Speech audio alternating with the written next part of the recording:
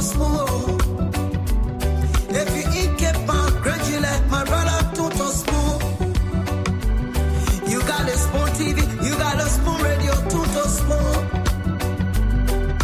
Yeah, tuto smooth. You wanna get a news update, tuto smooth. What? Yeah, Rastafari. Kilibamba, kilibamba, kilibamba. Kilibamba, kilibamba, kilibamba. What I want? Yes, what you got today? Yes, what you got today? Beseku. Bada. Skidibidi dabado.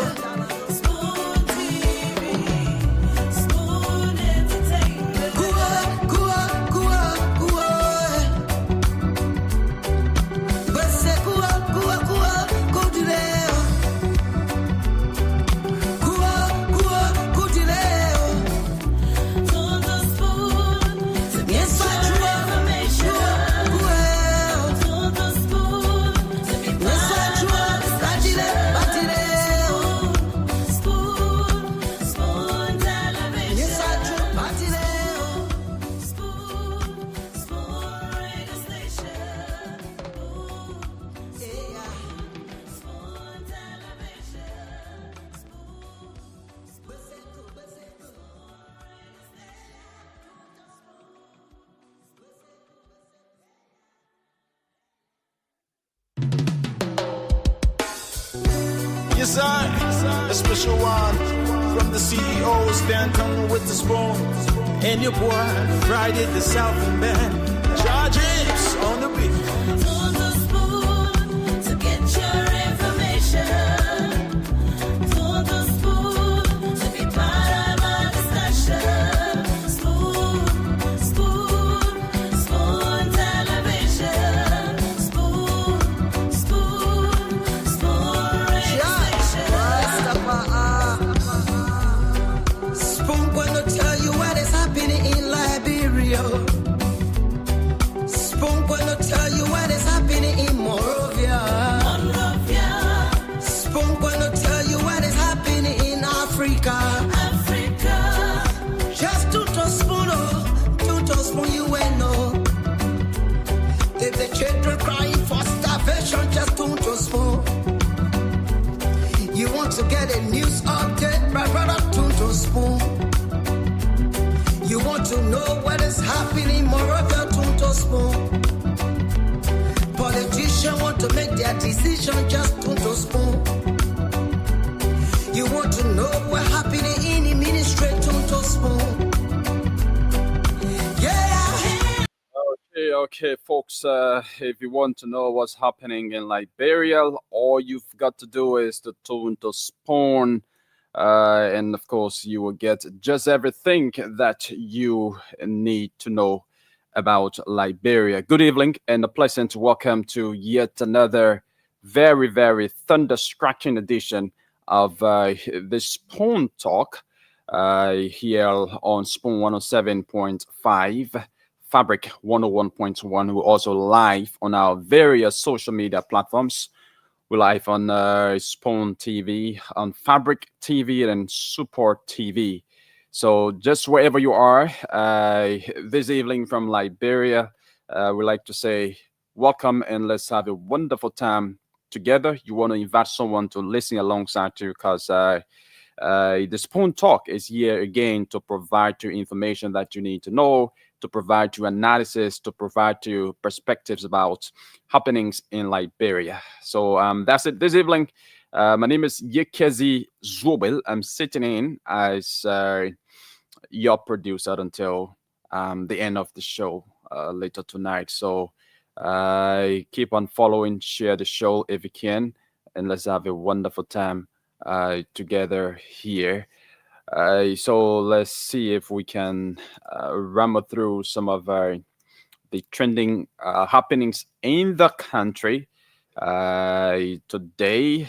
Our ears are yet at Capitol Hill. Everybody wants to know what's happening at Capitol Hill with the hullabaloo between the two blocks, the majority block and that of the minority block, which is called the Kofa block by others. Yeah, the saga is still going on. The saga has not yet come to an end. It's not yet been resolved. The lawmakers have not yet been able to, resolve the matter. The tension, the controversy, continue to increase and increase and increase, and nobody's stepping down. Nobody, wants to settle the dust between the two blocks. But just about an hour ago, the embattled speaker for Nanti Kofal, he did post on his Facebook page that, and I'm going to read this verbatim for you. He posted, and I read, I have officially been informed that all state security will be withdrawn tomorrow. These actions from the executive do not change the fact that I remain the Speaker of the House of Representatives. This only strengthens my resolve to fight for upholding the rule of law and the Liberian Constitution. So the embattled speaker for Nanti Kofa posted this on his Facebook page about an hour ago now. And according to him, he has been informed, apparently by the Ministry of Justice, that all state security will be withdrawn from him tomorrow. And according to him, the actions from the executive do not change the fact that he remains Speaker of the House of Representatives. And according to him, the action only strengthens his resolve to fight for upholding the rule of law and the Liberian Constitution. Okay. And also, still with Speaker Kofal, we got a report late this evening that the embattled speaker lawyer, his legal team has filed a bit of information before the Supreme Court of Liberia. And a bit of information is a legal document that can refer to a written accusation of a crime or a legal document containing information about a civil lawsuit. So the bit of information is questioning the constitutionality of certain actions taken by some members of the 55th House legislature, particularly the majority bloc. And the lawyer added that the informant, which is the majority bloc, the majority bloc Speaker Kun deliberately violated the court's December ruling and their refusal to obey. Also, the wrongful interpretation of the court's ruling by the Justice Minister. Such actions, according to Speaker Kofa, legal team contributed to the majority bloc action. So they have filed a bit of information from the Supreme Court to better, interpret their ruling. And also still at the capital, a lot happening up Capitol Hill of recent. So the majority bloc of the House of Representatives has taken action to suspend 4 lawmakers, including Representative Frank Safoko, Eugene Colley, Zina Noma, and Alex Sonibor Noah. According to the majority bloc, the lawmakers were suspended for alleged misconduct. Representative Yan Flomo filed the motion for their suspension, which includes the stripping of their benefits starting this month and continuing onward. And also, folks, the Press Union of Liberia seems to be up now. The Press Union has reacted to recent manhandling of 2 Liberian journalists. One of those journalists is from right here, Spoon FM. As you may know, Sylvester Trollplay, was recently manhandled by some supporters of Representative Dixon Sibo. And about a month ago, OKFM reporter who had gone to provide coverage at an executive meeting of the Unity Party was also attacked, by some individuals believed to be members of the Unity Party Youth League. Yeah, so the press union has reacted to that, and according to the press union of Liberia, is going to press charges against the suspects for the attack against those two journalists. And today, the National Food Assistance Program officially it was officially turned over a building, a new building. The National Food Assistance Program has been operating at a column at the Ministry of Public Works, but through the UNDP, they were able to get their own office space, a very, very decent, I would say, state-of-the-art structure in the Fiaman Matari area. Yeah. So the building was turned over to them today. The ribbon was cut today by the Minister of Agriculture, who is the chair on the board of that institution. And some office supplies were also, formally turned over to that institution. And, in Liberia, there are some government institutions that are operating that you don't know anything about, because it's either they are dormant, they're not really effective or proactive in their operations. One of those institutions used to be NAFA, the Fisheries Authority. But since Madam Glasgow took over, I think she's done a lot there in making the public to know more and more about that institution because of the kind of work that she's doing there. So same with the NFAA, the National Food Assistance Agency. Over the years, it's been dormant, very, very dormant. We've not heard anything about it. But it seems that the appointments made by the President Bouaka of Mr. Bouaka Salif is the Director General there. The Deputy Director for Administration is Bob Kato.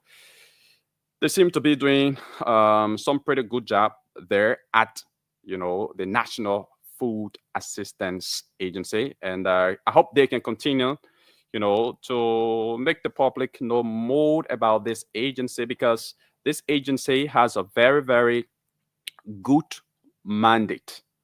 They have a statutory mandate to serve as coordinating unit between the government of Liberia and partners the various agencies of government in the development of proposals for submission to donors for food assistance, and to coordinate the activities of other national and international non-governmental organizations providing food assistances in Liberia. Yeah. So I think if this agency, Dr. Richardson, welcome. You can see. Hello, how you doing? I'm okay. How yourself? That's good. That's good. Well, we're here again today. Yesterday we had a little break. It was really interesting to see how much time we spent on Spoon for the sake of Liberia, because there were so many things that I had to do yesterday in that time frame that I'm here. But it's good to see everyone. I want to join you. You can see to just welcome everyone who's listening by way of radio, or if you're watching the show or on your digital device, welcome. And we also welcome your participation as well. So lots of things are happening in our country, but we'll still be here to talk. Spoon TV, Spoon Talk is not going anywhere. It will be here to speak. As it was explained on the social media page, we had some technical problems with just Facebook and StreamYard, and so today we are back to have a spirited conversation about the happiness in our country. There's so many things I learned today. Can't wait for the CEO to join us. We spoke earlier, and he said, "Oh my goodness, he was working on all of the happiness in the country to make sure that he presents a wonderful show to everyone today." So yes, it's going to be very colorful. I want you to call your neighbors, call your friends, share the show. It's going to be a lot that we're going to have to digest today. And also welcome your feedback, no matter what it is. If you say Dr. Richardson is whatever, it doesn't bother me. Honestly, if it did, I won't be here. Um, I appreciate diverse views. Um, you know, doesn't impact me. I know how to prioritize things that are impactful to me and things that are not. So welcome your views, your thoughts, however way you feel, whether you agree, disagree. It would be appreciated if you could do it respectfully, but we know some people don't know how to do that, so they don't stay with the issue. They rather go to the personality, but that's okay. It's a learning process. So they will happen. So you can see, I had a question about that food assistance agency. Yeah. Um, do you know, do they provide food to the people in Liberia? Is that what happens? I heard you say that they coordinate, seeking funding and getting opportunities for Liberia, but I just wanted to know if they do provide actual food to Liberians. Or yeah. So like I said, I mean that institution has been virtually dormant over the Oh, years. mhm, Yeah, it's been virtually dormant, but it has a mandate to assist Liberians, with food, in collaboration with the disaster management when there's a mhm. disaster in the country. Oh, I You see. yes, they should go there to help with food. Oh, okay, that's good. Yeah, but over the I was years, it has Yeah, been that's great. I was just asking because I know in my past life I worked for a food bank, okay. and many of the nonprofit and for-profit agencies in this part of the world have banks where they can also support people who are in need of food. Believe it or not, college students are one of the most food insecure population in this country because a lot of them, are paying the college fee. They're working, and a lot of times they don't have enough money, sufficient money to buy food. So most universities, especially my university, we have a food bank where students can just go. It's like a store with everything in it, like what they need. The only thing I only see in it was fresh fruit, and rightfully so, because it's not. We don't have uh, the refrigerator there to store the food. So but they can get any kind of canned product, toilet tissue paper, toilet roll, paper products, whatever they need, they can get it. And so people donate to it, like like this time of the year, it's a lot of people donating. So I was just wondering if that's what the food bank would have different spots in different countries to offer food to people that are in need. And of course there's a whole evaluation process that they would have to go through to determine if you need food or not, or are you just there uh, just to just for the sake of getting food. But yeah, that's what I was asking. Yeah. So I mean, their mission, Hmm. is to eradicate hunger, and and to provide food for the underprivileged in the country, and also to respond to, like I said, disaster, to provide food in terms of disaster and all of that. Hmm. Yeah. But I mean, they've not been effective. But it seems that the appointment made by the president, Hmm. uh, after his takeover, it seems that the guys appointed are trying to reawaken that government institution. Oh, that's wonderful. That's wonderful. I know you didn't take phone calls yet, so I want to get that out of the way because I know, I know that Stanton would bring in the pepper and salt today when he comes in. I was, you know, attending to the chat room conversation. Was very active, and also, like I said, I spoke to him this morning as well. He's doing well. His family's doing well. Everyone's doing well. I'm doing well. But we had a major lots of discussion since yesterday going on in the chat room. So why don't I give the opportunity for you to take in calls so that by the time he gets here, we can have all of that taken care of, and then we can just get into the show. So Liberians, please feel free to call and speak your mind.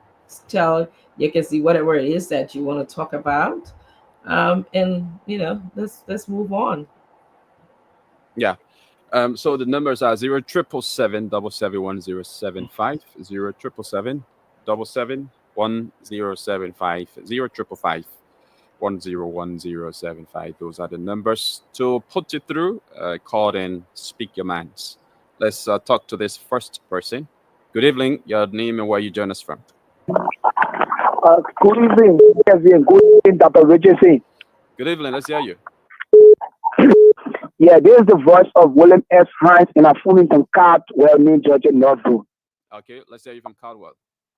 And I respond from the Massive Rescue Mission Information Hub tonight. What's our mind tonight is a very big thank you to His Excellency President Joseph Yuma Bwaka for commencing the digital program, most especially the 11,000 plus youth that benefited the short-term program was finally closed on today at the EJS. We want to say, Mr. President, we know that you are doing the right thing for the Liberian people, most especially your focus has been tuned to the youth in terms of empowerment. Just recently, the presidential state scholarship was launched. We saw 400 persons participating in a big kudos to the safety minister of state in person of Colina Square. We know that this government will succeed, and nothing will make the people of Liberia to go against President Joseph Zima Bwaka. Thank you. Let's talk to another person. Good evening. Your name and where you join us from. Hello. Good evening. Good evening. Let's hear you. Thank you. Good evening, Dr. Segu Fafana is my name in Baji tonight. Yeah, let's yeah, guys, I just want the people at the CDC, thank you for that decision, what they took. Suspend Tomo Fala. And the moment we meet Tomo Fala, all the 12 lawmakers, they suspend all. I think we, the United Body, will need the people. Because they Tomo Fala, now he said the second for what Tomo Fala have done for CDC, now even George we have said do it. Tomo Fala, the record of Tomo Fala in local county. Why he did that during the campaign, he divided the whole country because of CDC. Then that today they see them. If they suspend some of our who are pay now, if they permanent people in the CDC, but they want to finish the CDC before turning to the now. Because before turning to the now, nobody will be called CDC.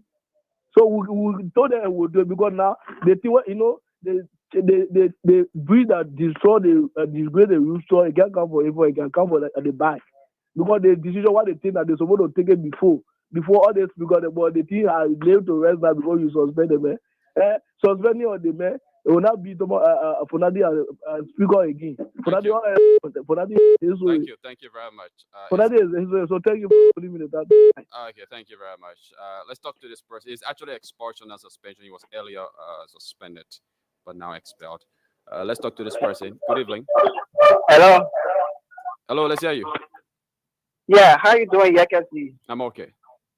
Let's hear you. This is Alfonso Tisle, and I phone in from District 6 resident. Okay, go ahead. And I have a burning issue today because I'm not a politician anyway, but I'm talking for the Liberian people. Do you know that Orange GSM Company and Lone Star GSM Company, they are stealing for the Liberian people massively? How?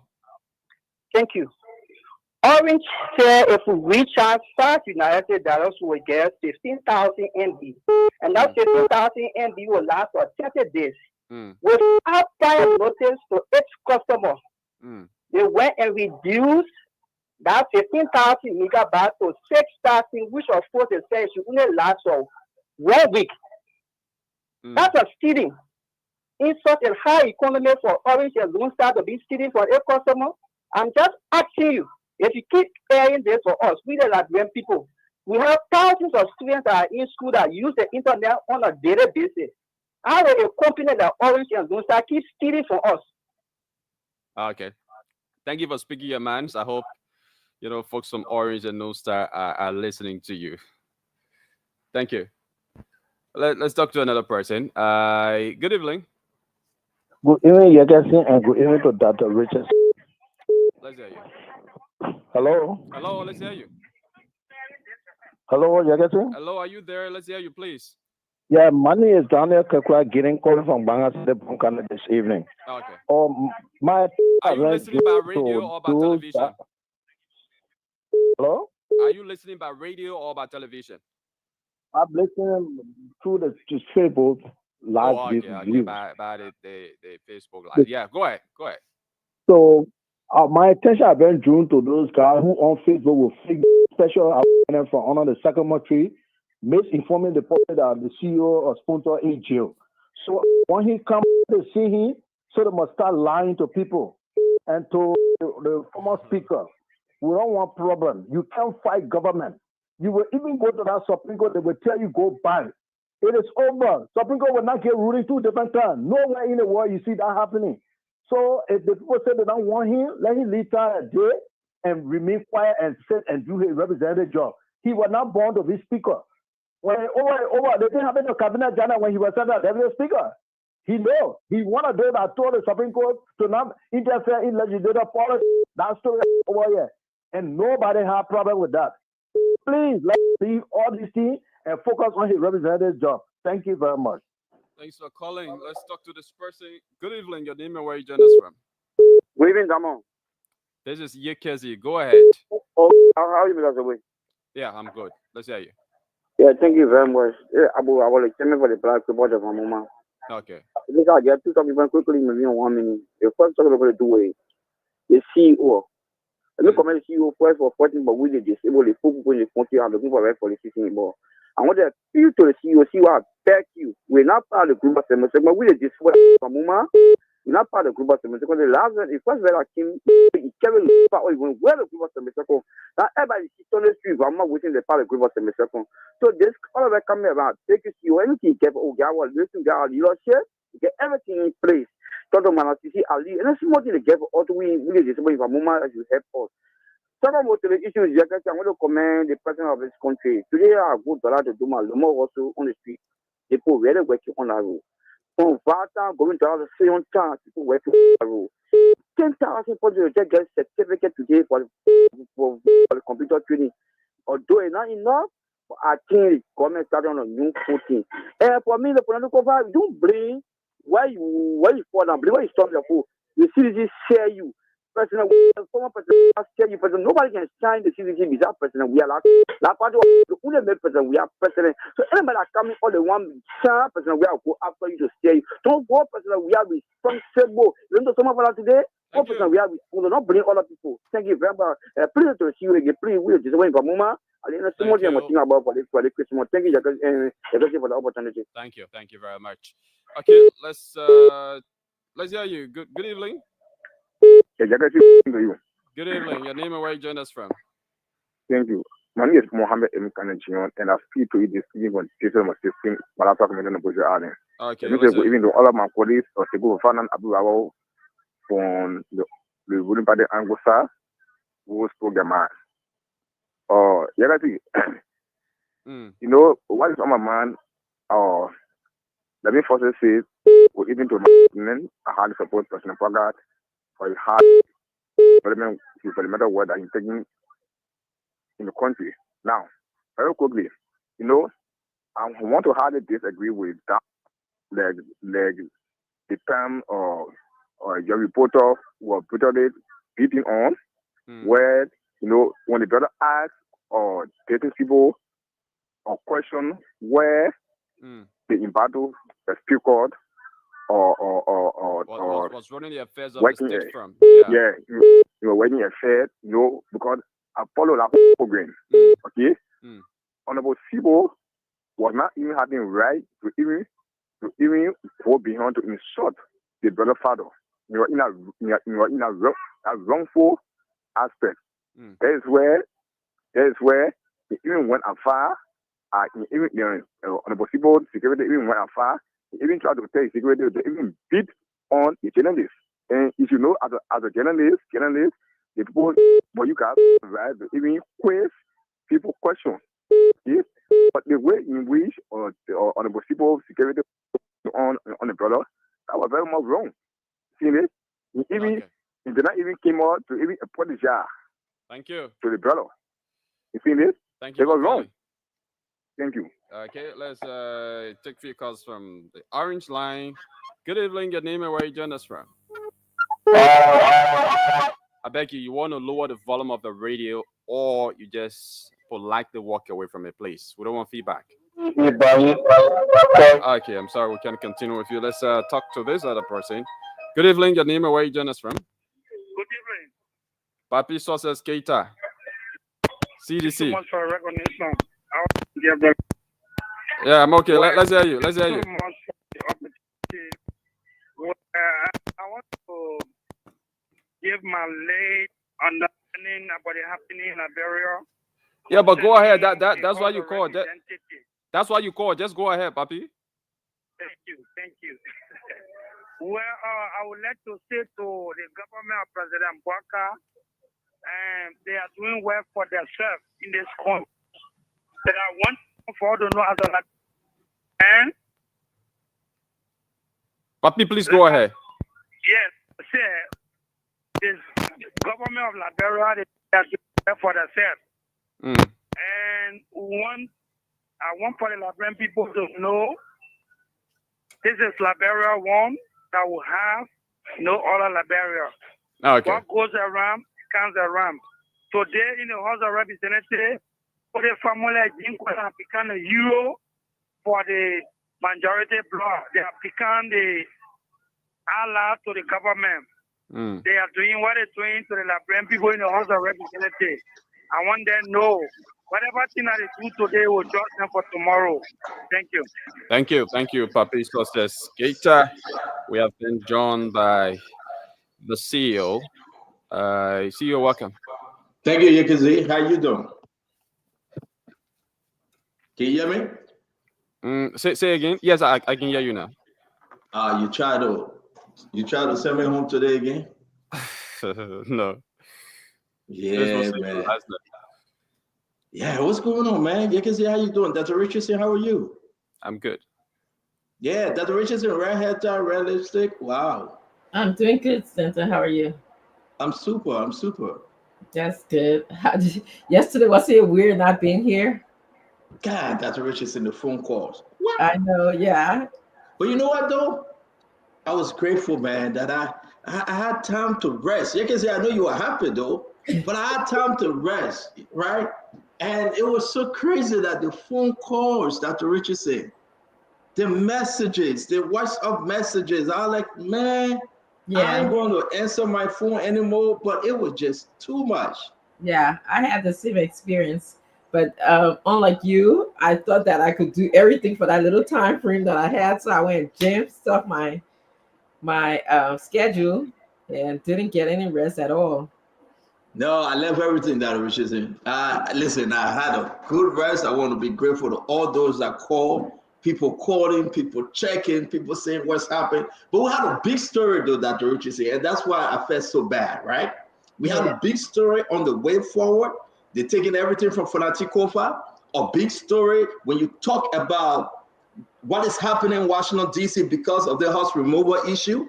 The suspension today, we should have broke that story, right? But we couldn't because we wasn't on. And today's Safoko, all of them gone. 7 CDC members.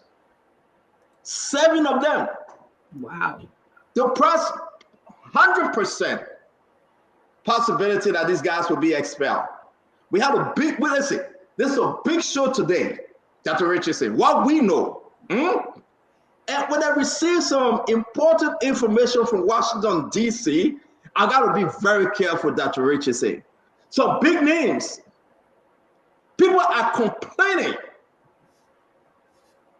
Folks are complaining against people that put this. I don't want to be listen. I just want to tell you, share our show. Government, that guy government there coming on time. Government. It gotta be a serious show for me to be. No, it's going to be a very, very unique show. I got a lot of stuff. And one of the important things, the GAC, they are here in America, in Washington, D.C. They are engaging. The American government have engaged them. And it seems to be that they are so happy with the work these guys are doing. I was able to get a little video shot and some information I want to be sharing concerning GSC. It's something special they're doing over there. Maybe, I don't know, right? I don't even know the director name. You can see, can you find me the guy name? The GSC, is that commissioner or director or somebody? I want to know. I want to know his name. But we're going to go back, Dr. Richardson. And all our many, listen, guys, just share the show. Tell somebody that we back on today, we're going to give you nothing but the best. Dr. Richardson, listen, my problem here, right? Whether to my blame, my Oma, how you doing? My problem here, Dr. Richardson. Yeah? That's my problem. You have taken over the speakership. Must you go as far as you're going as if to say we got another Warren fashion coming up? Dr. Richardson, no, I don't want to get, yes, man. Let me see. All right, go ahead, Dr. Richardson. You go ahead 1 minute. Come on in. I was just going to tell you that I really appreciate your participation in the chat room. Is full of emotions to stick with the issues, which I really enjoy. So I just wanted to share that with you. Well, I know yesterday we weren't here, but we got a little bit of working in the chat room. Yes, so yes. How you doing? I'm good. I mean, we were off here, but man, it was still going on in the chat room, and from people too. Like, I mean, I've just been on the show, not for a long time, and even me and people was, in my inbox and asking questions and receiving calls. So it says that instead of going, I was going to tell him about Gaswag. Gaswag is a dear friend who's the guy who I know Gaswag. Yeah, I know Gaswag's in childhood. I'm very proud of what he's doing. At GSC. Is he still the chair of the GSC? Because I think Stanton. Gaswag is the head of GSC. Yeah. So they're the one who here in Washington, right? Yeah, from what he's saying, yeah, they're the ones in Washington. You got a picture together so we can see who that person is, and when Stanton comes back, we can have it. So I know you're working on that right now. Yeah, you're right. I mean, so many people were calling after a while. Like I told Stanton, I never get that free time, and so I just kind of thought I could just jam pack my schedule and do everything that I don't usually have to do. The time to do. So Stanton, go ahead, take over. No, the direction you say right. Yeah, somebody say speak gospel something. Jackson. Gaswag Jackson. Listen, it's something about this guy. And to tell you the truth, know something about party. He was worrying about judgment, and we are. But this guy got no party affiliation in him, like we are saying. He go for the good, he go for the bad, and he go for the ugly. That's what actually I would term it. So I want to know more about him. We will be discussing the mission here in the United States, the engagement, and some of the things we are hearing, man, is the shaking house. It's like shaking house. When Americans see you and they get involved with you, something happening. Now, we're going to leave the P. Gaswag Jackson, I'll call him. Is he a director or commissioner? What's his title? Come on, you said I have a friend. Y'all went to school together, right? Yeah, I think I did a year or so. He was in RC Davis, but it's way back. I did a year or two at RC Davis, and Gaswag was there. Actually, his mother taught me in RC Davis as well. So yeah. Yeah, but the man Washington DC. Yeah. So the man order you. Is Auditor General. He's the Auditor General for Liberia. That's the official title. You see, listen, you see, and that's why I let my picking in that Auditor General. Now, you see, I don't even know the guy, but information I'm gathering that he's doing a very, very fantastic job, how you will call that, a great one. And then his connection in Washington, D.C. right now, right? Dr. Richardson, this is what's happening. Let's start the show and I will explain. I don't want to get ahead of myself. because I want us to start this show. I want to hear from you, Andrew Tucker, Freeman, Daniel Ginnings. I hope you're not related to Brother Ginnings or Daniel, because I got to start my friend. There you go. Don't pay no mind. I beg you, Mr. Whoever said. Don't pay no mind. Daniel Kekula Ginnings. I hope you were related to Brother Ginnings. If Ginnings watching this show right now, he's sucking your teeth. I'm worried about Brother Ginnings, man. Anybody get this seriously? But again, I want to say, listen, guys, just share this show, right? We want to know where you're joining us from. Yegazi have taken a lot of calls. Thank you, Yegazi. Jeremy Thompson, BT Johnson, Isaac, Mike Obari, Nick Poe, Melvin Blake J, Jenny Chukwusaka, Andrew Tucker, again, Siata Teme. Siata, it's good to see you. This thing is going crazy fast. Let's make sure that we run through them very quick. Andrew Colette, Benjamin Silly, Hassan Noah, Freeman, Clarence Benson, Amara B. Conan, Paul Sungwe, Sylvester Fumba. We want to welcome in Tipples, PK Dempster, Yvonne Iyo, what's up? And we're going to bring in Joseph Saka, Henry Kaidi, and Jay Jutuma, Naman, Mini, Mami, Wio, Fede, Blaje, Senior, Hawa, Sony, and all the good people of Nuan Panton, the good people of Bian NTA, Zinkiam, Chicken Soup Factory, and all the good people of Clareton, Sagon, West Point. And I was happy today. I talked to my man, Solomon George. I told my man, Solomon George, today.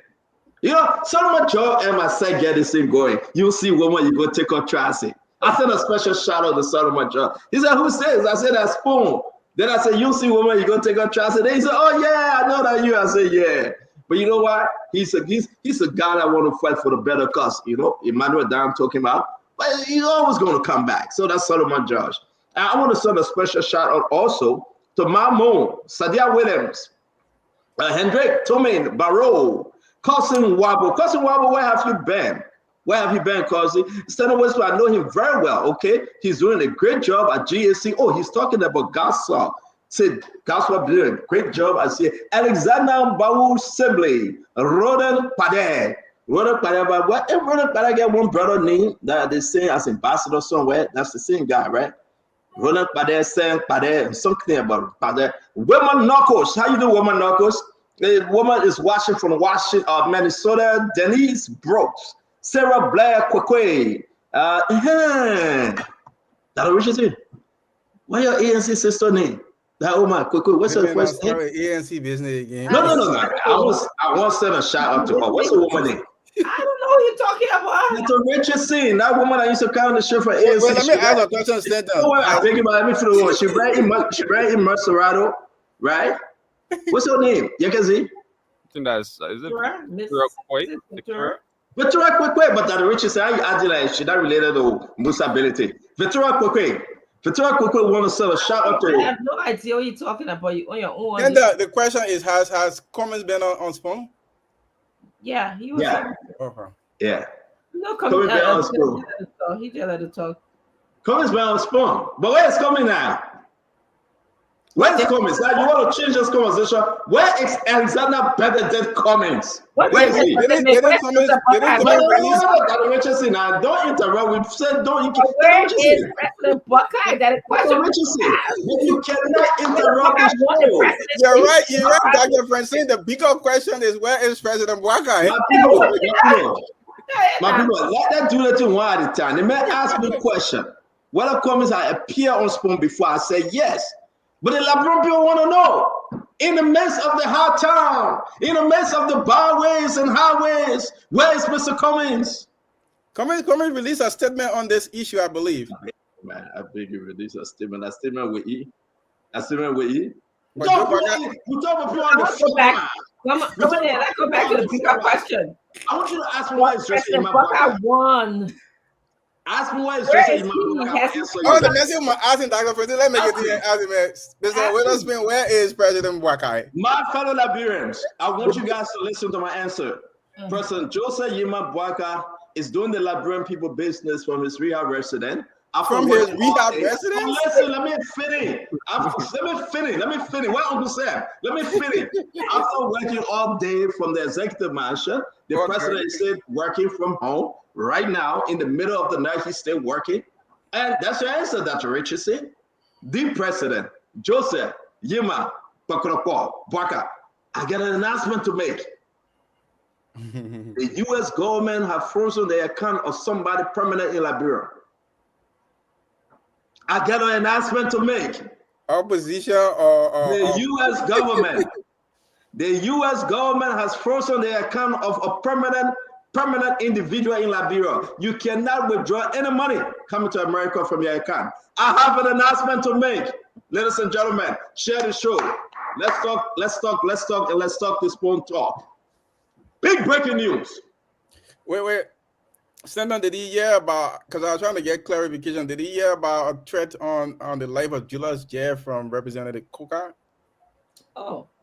No, did you hear about it? Yagazi, you got that clip? No. They're not fake news. We didn't hear it.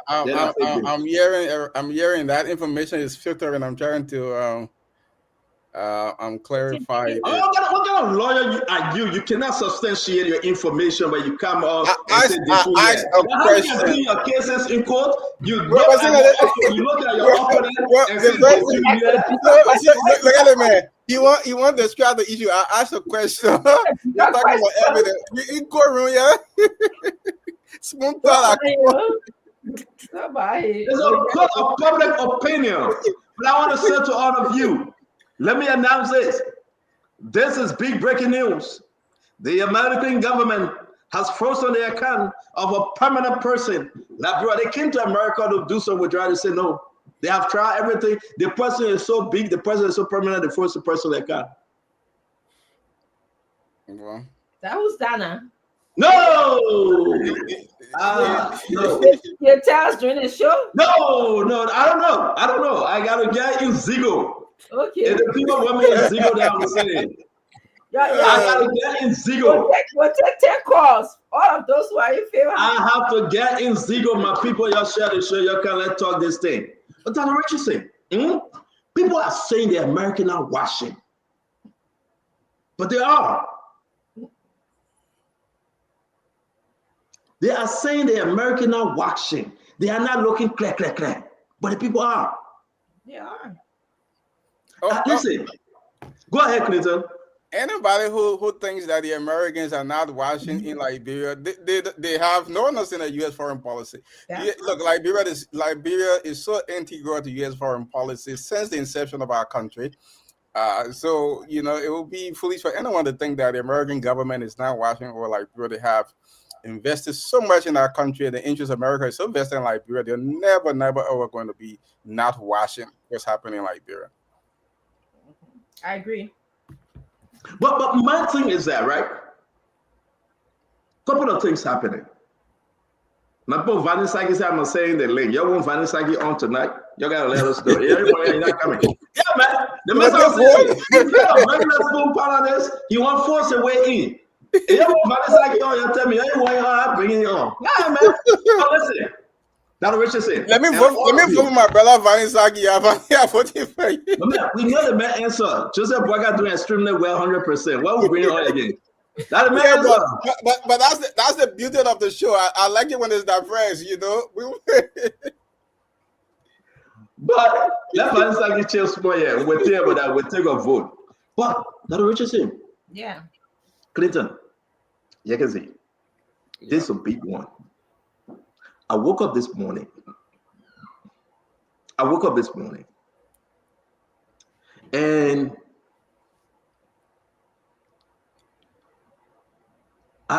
up this morning and I began to think within myself, what's going on with our country?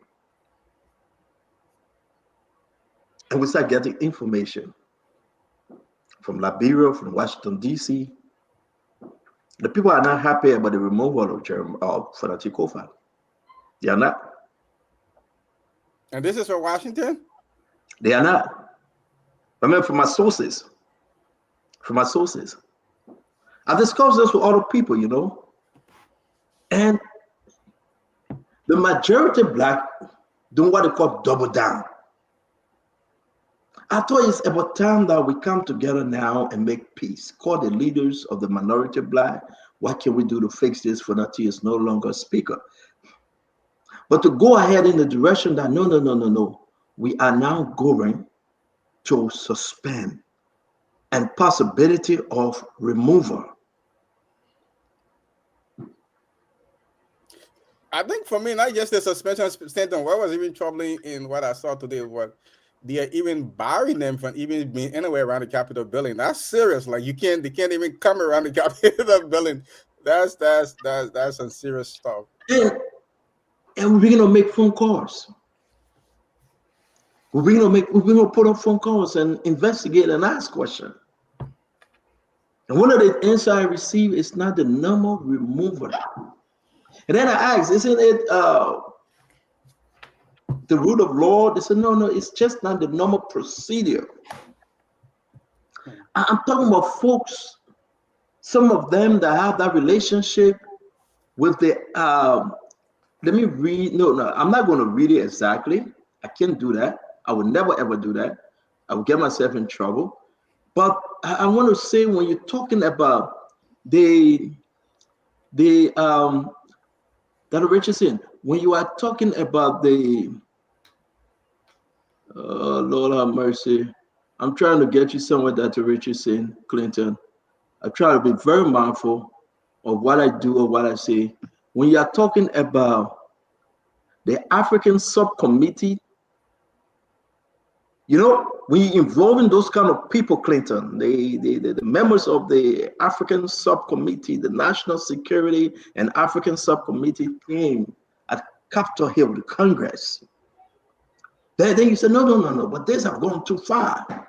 Why do people watching, paying attention to Liberia in such a unique way?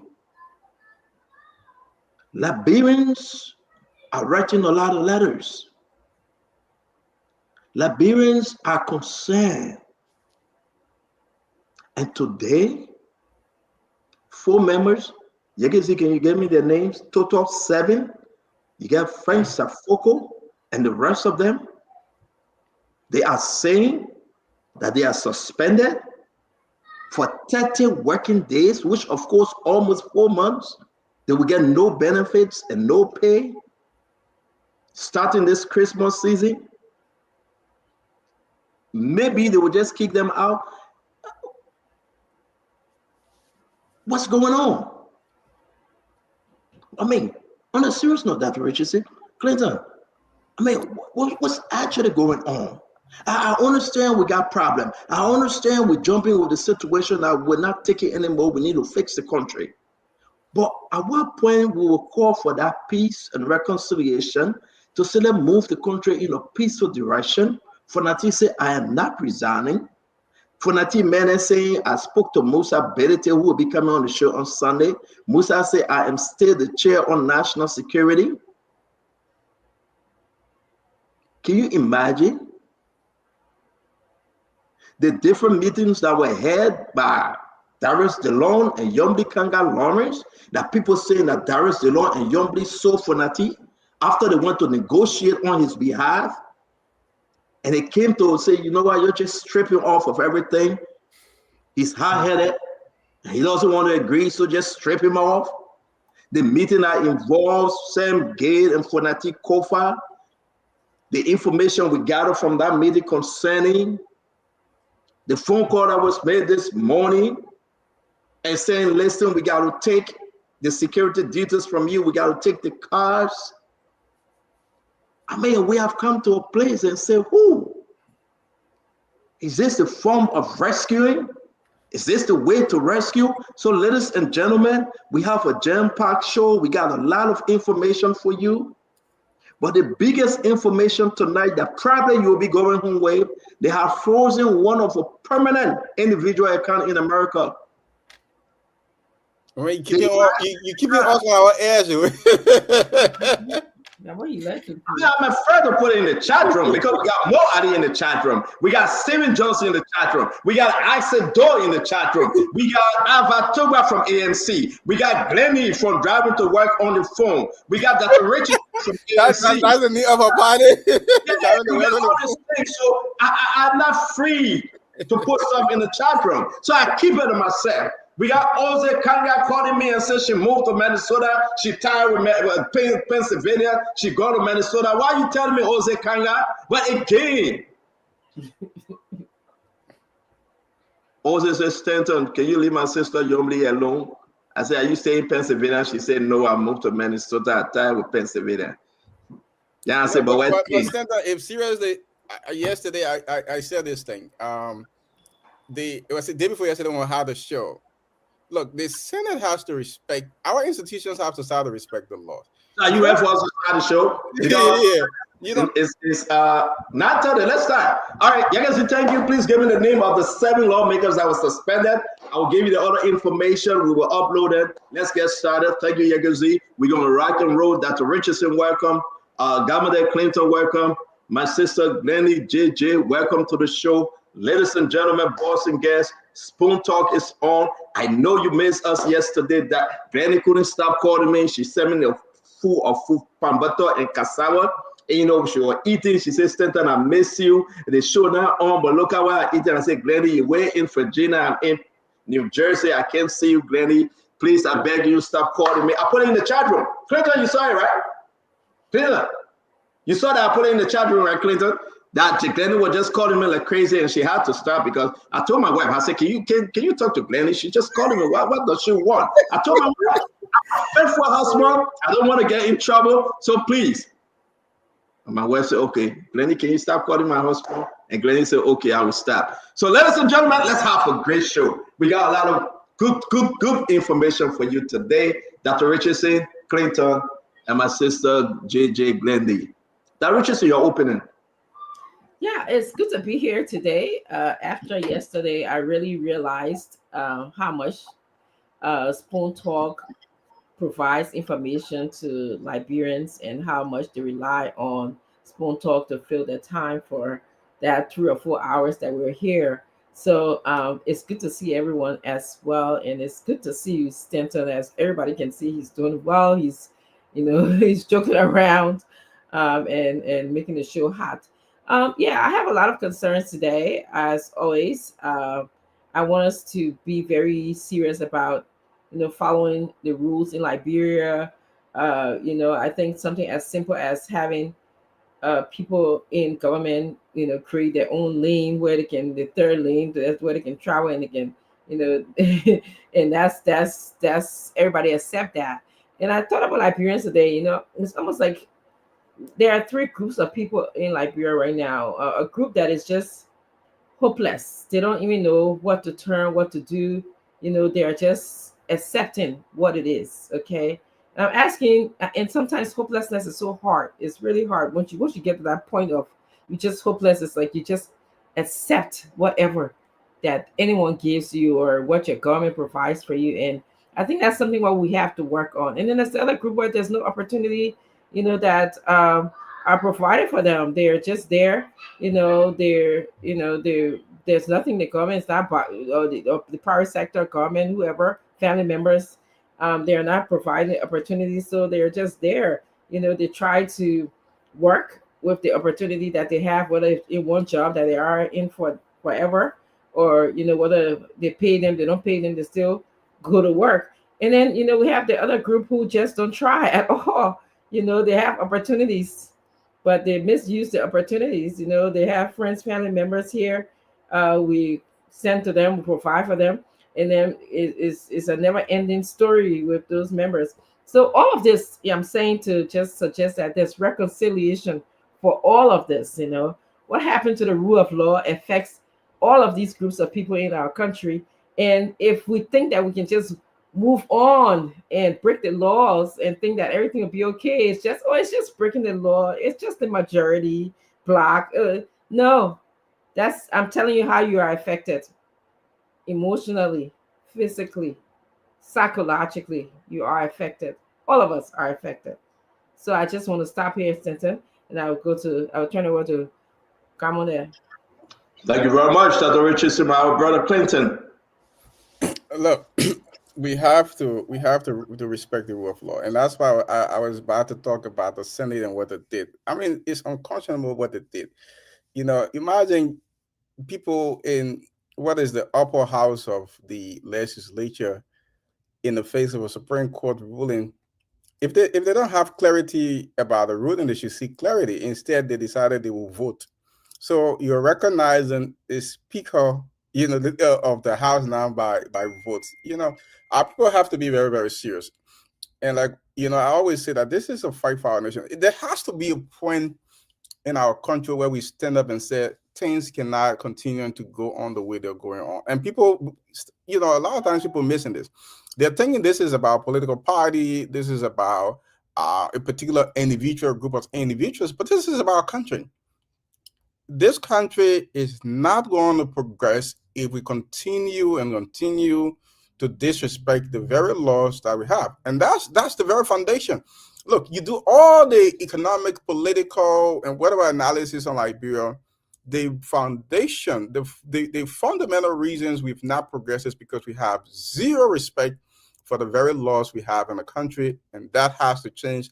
And some of us are taking the position that beginning with this issue, we have to be clear. And that's why I said the Supreme Court now with this bit of information, they have an opportunity to further clarify this ruling so that we can be relying on what the Minister of Justice says. So I'm really following this bit of information thing, and I'm hoping that the Supreme Court, go ahead and really clarify this ruling. But our people, our government, especially the government officials, who look, nobody, the ordinary Liberian people don't pass around taking oath. These people take oath to uphold and protect the Constitution, and they have to abide by that sacred responsibility. The masses, we the people are going to ensure that they do that. Well, thank you very much. Let's welcome Glennie. It's good to see you again. Glennie, how are you? Hello, everybody. It's good to be here. I think Clinton said a little bit of what I wanted to say. I'm disappointed. I'm disappointed when I heard today that President Boyka, I want to say President Boyka because he's the leader of the country. If you're sanctioning and authorizing that all security details be removed from Fonati Kofa, it comes directly from you. And I think when you hear someone, Fonati Kofa has said that his life is threatened, and you hear that they're removing security details, you want to wonder. I'm happy that Kofa is convinced that what is being done to him is wrong. And so he's seeking the last letter of the law, whatever works, whatever law that's available for him, he's going after it. I think that's what people should do. If you feel that you're being treated unfairly, you should not just accept the treatment. You should be able to go after it. So looking forward to the show today. I just think the way the country is moving forward and different leaders exemplifying themselves is a bit concerning for me. So it's good to be here today. Thank you, Glennie. I'll bring in from that Patrick. Thank you, CEO. It's good to be back. I am deeply gratified that a second alternative is being sought for the direct interpretation of the Supreme Court's ruling. The filing of the Bill of Information is a step in the right direction so people don't live in confusion because the executive is interpreting the Constitution, not the Constitution, but the ruling differently. And majority bloc, they have their own interpretation. Minority bloc, they have their own interpretation. And I like the provisions under the law where someone, if you are not too sure of the Supreme Court's ruling, you can ask them to explain in detail what they meant. So this Supreme Court will tell us who is right, who is wrong. I think this is the best thing to do. But what I can say is, I think it was too early to have these kinds of political wranglings. If I was the president, I've used my powers because members of the House of Representatives who are from the Unity Party, I could speak through my chairman and say, relax this thing. And we came from an electoral process where the country is heavily divided. I think these 4 years were being used to unite the country. For nothing can still be removed, even 2026, 2025. I gave you an example. When Ellen won, she knew that certain things were not right, but she did not rush for that with Snow. Snow was removed 2009. Snow was elected Speaker 2006. So she took her time when the government took seat and all instruments were put into place before she moved on to execute her plan.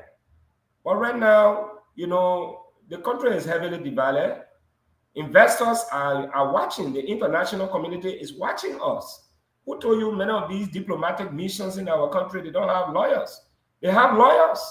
They are reading our constitution. What do you want to tell the United States about your constitution? When your constitution was written by a professor of Harvard University, Professor John Simon Greenleaf, they know your constitution like ABC. So your interpretation, I don't know, sometimes they just look at it and lie. What this guy want to tell us? Our constitution was modeled to that of the United States Constitution. So again, CEO, we pray that this country will be in the right direction. I don't think that this political wrangling, it will have started so soon. Because right now, whether you like it or not, Unity Party is losing. It's affecting the economy. Investors are not coming. Whether you like it or not, there's no win here. Nobody is winning. The only person that is losing is the president. The North is on him. International community is looking at him differently. And everything is just head scatter. And in my mind, it should not have happened in the first place. But again, I pray that this your information will end.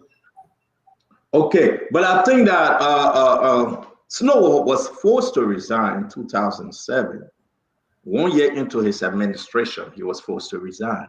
When Ma Ellen took the shot and everybody felt that she was the sitting president and she made up her mind, so she never wanted Snow. At some point in that back and forth, he was forced to resign.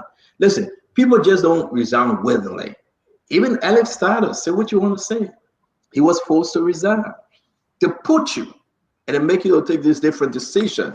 But it's good to have you. Quick announcement from the Fulani Association. Let me put this up. One Nation Conference for the members of the Fula Progressive Union, FPU, Liberia, empowering Fulas in Liberia for equality, justice, and inclusion. This December 22nd, 2024, at the Ellen Johnson Salif Ministerial Complex. That will be on Sunday, the 22nd, One Nation Conference for members of the Fula Progressive Union. Again, as you can see, Progressive Union of the Fula Nation, empowering Fula in Liberia for equality, justice, and inclusion. Again, we will run with this. They are paying for the commercials, for the advertisement. If you do have your own program you want to run, we will be able to announce for you. Dr. Richardson, sorry, Spoon Talk is not taking your business from you. It's Spoon business, but listen, we got to hustle too now, Dr. Richardson. Everything can go to y'all. I want to, yeah, man, she gave me bad eye. We got to hustle. Everything can go to them. But guys, let's get to this thing. First of all, maybe we can lay this House of Representatives to rest. I doubt whether we will be able to do so. But let's go back, Dr. Richardson. 4 additional members today were suspended. Total members 7. Possibility they will kick them out. And now you ask yourself the question, which political group or political party are they member of or have some affiliation? That's CDC. If I'm making a mistake, correct me though. All 7 of them. We're about to put the pictures up. I'm missing 1, but maybe I will get it when I put a 6th picture up. Let me hear you, Dr. Richardson. Must the majority black now that have the speakership, do you think it's okay for them to carry on their plan of suspension, removal, holding back of benefits? Talk to me. So still from the onset of this, issue in our country, I strongly never believed that it was about the country. It was about Liberia or it was about the rule of law. I've had this deep intuition that it was about, personal issues, dislike for people. And for you now to say, that didn't cross my mind that, members of the parties that have been suspended are CDC attached. So I don't, not being an insider in CDC, I don't know what to make of it, but because I have not really explored that. But what I would say is that this is not good for Liberia. I expect at this point in our development that we'll be talking about, like equity and inclusion. At this place, how can anti-rule of law group of people suspend people because they broke the law? It's not making sense to me. Again, let me repeat this so it can make sense. How can an anti-rule of people come in and suspend people because they broke the law? It's not making sense to me. And maybe somebody can help me understand it, and I will stop here. So while you stop there, we'll move to our brother Clinton. Clinton, the same question, my brother. Let's just make this interesting because we want to be as straight up as we can be. We will talk about the Jose Yimambwaka. We will talk about the Fonatini, stripping him of everything. Even to his underwear, they're going to strip it off. Once that underwear get government on it, they will take it from him. They are not leaving anything with him. And I mean it, seriously. Conversation back and forth today is scary. Clinton, all 7 of them gone. It's left to be seen how they are going, because first thing is there's this question of legitimacy for you to obey any kind of law from any kind of authority. You have to first believe that authority is legitimate. I think the people who they are suspending don't feel that they have any legitimacy. So whether they are going to even obey that suspension is a problem. And that's why I say these people keep setting the countries up for chaos. What happens when they're saying that Representative Safoko and the rest of the folks that suspended cannot go around the Capitol building. So what happens when they go to the office? Are they going to forcefully remove them? Are they going to seek the help of the state security to remove them by force? What are we doing? So again, I'm really hoping that the Supreme Court is going to pass on this bit of information so we are clear, so the government is clear, and everyone is clear on like who's the really is the victor in this thing, who's wrong. Everyone is claiming victory. Who's wrong? I have my opinions, and but and the reason at this point I don't want to talk about opinion anymore is because these people are ascribing a lot of different interpretations to it. So we are going to go back to the Supreme Court and rely on them to further clarify this. Okay, so I know we'll get something from you tonight. Let me bring in Glenny. Glenny, 7 members just from the opposition. 7 members saying that probably they are going for the jugular vein. They are going to just remove them because these guys they are not complying. And take 4 months of benefit from them this Christmas time, this season time. The people depend on them. The district depend on them. Shut them off of everything, and went as far as say we don't want to see you on the Capitol ground. Talk to me. So it's even surprising, like Doc was saying, it's like the people who are anti-rule of law are the one now want people to be law-abiding. If you acquire a position illegally, how is it now that you want people to legally recognize you? And it takes time. It's like, this is when Kun now, who is now the speaker or the Chinese speaker, whatever he is, should be the one to initiate contact to be able to bring about peace. How is he not trying now to initiate? And every day we're hearing that people are being suspended. How are they planning on running this House of Representatives? If the people on the other side of the aisle, they are not trying to reach out to them to see how they can harmonize the situation. I think it's concerning to hear that they're all seditions. Are they just being picked at? What is the reason for that? And again, and it will be interesting to see whether the executive now is going to enforce, because they're saying with all if the Ministry of Finance now is going to all of a sudden, start to follow the decision, when in fact we'll come to that. Let's get to Vanilla Patrick, and we'll talk about the pay and talk about, listen, this is bigger, folks. I want to say share this show. I have two important news I'm holding back yet, because one, a permanent individual in Liberia came to America, tried to work through his account, they lock it, they froze it. It's frozen for life. Again, when the people start operating like this, you got to be very careful.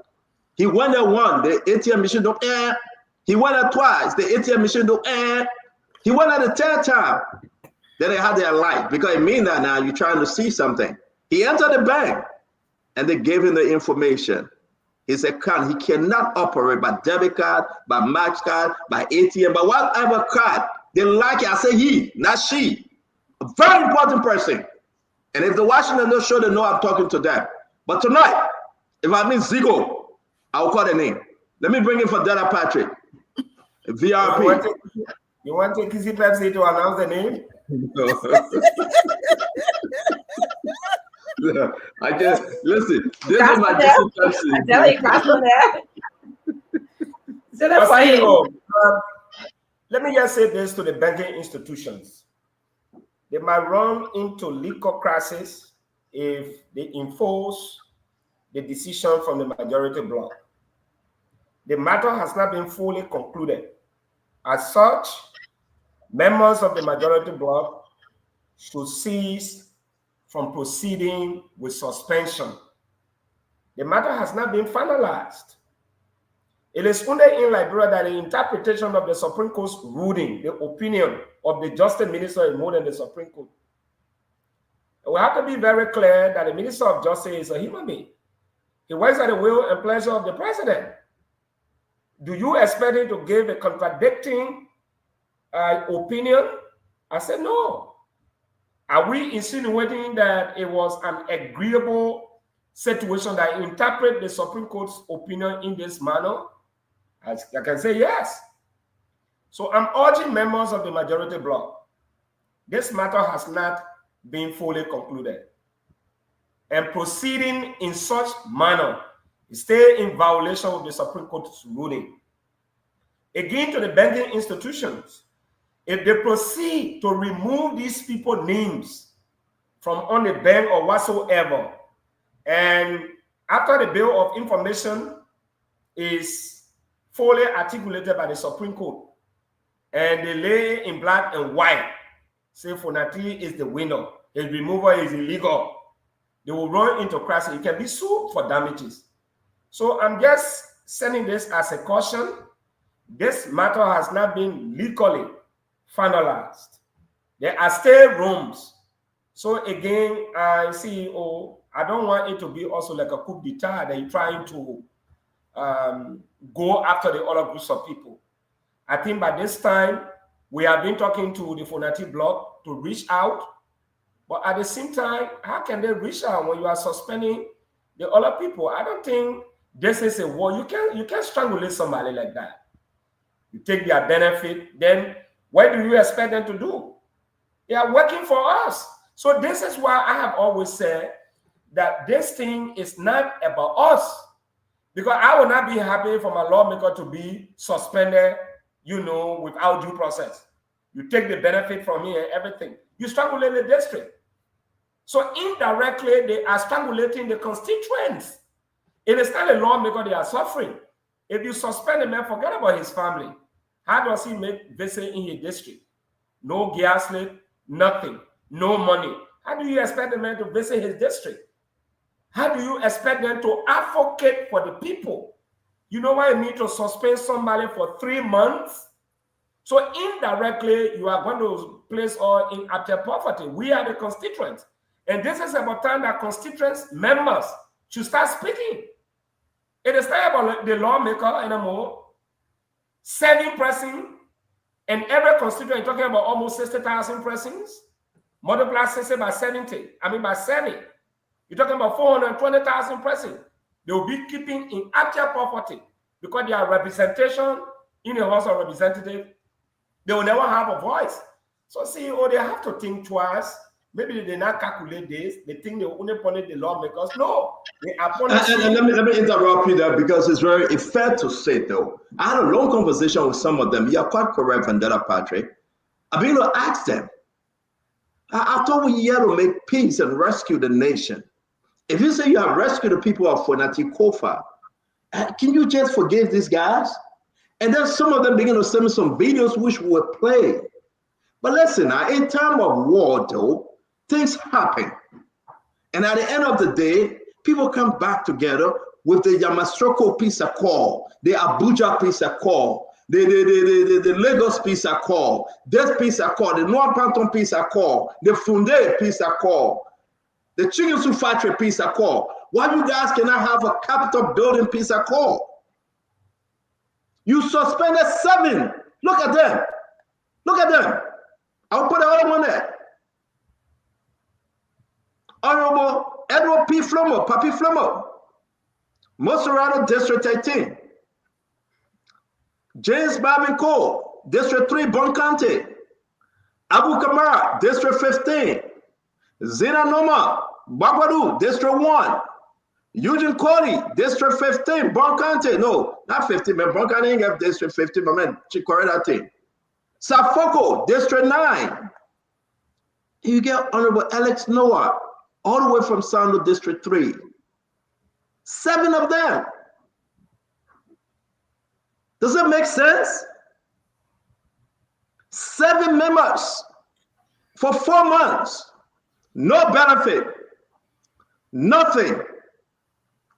Somebody was depending on them for the medical bills. Somebody was depending on them for the children to have something to eat this Christmas. Somebody was depending on them at least through the hustle. And then we'll come to it. I just want us, I want Liberians to think. I'm not saying you should bring Fonati back. That's not what I'm saying. But in the process of time, Gipsy Pepsi.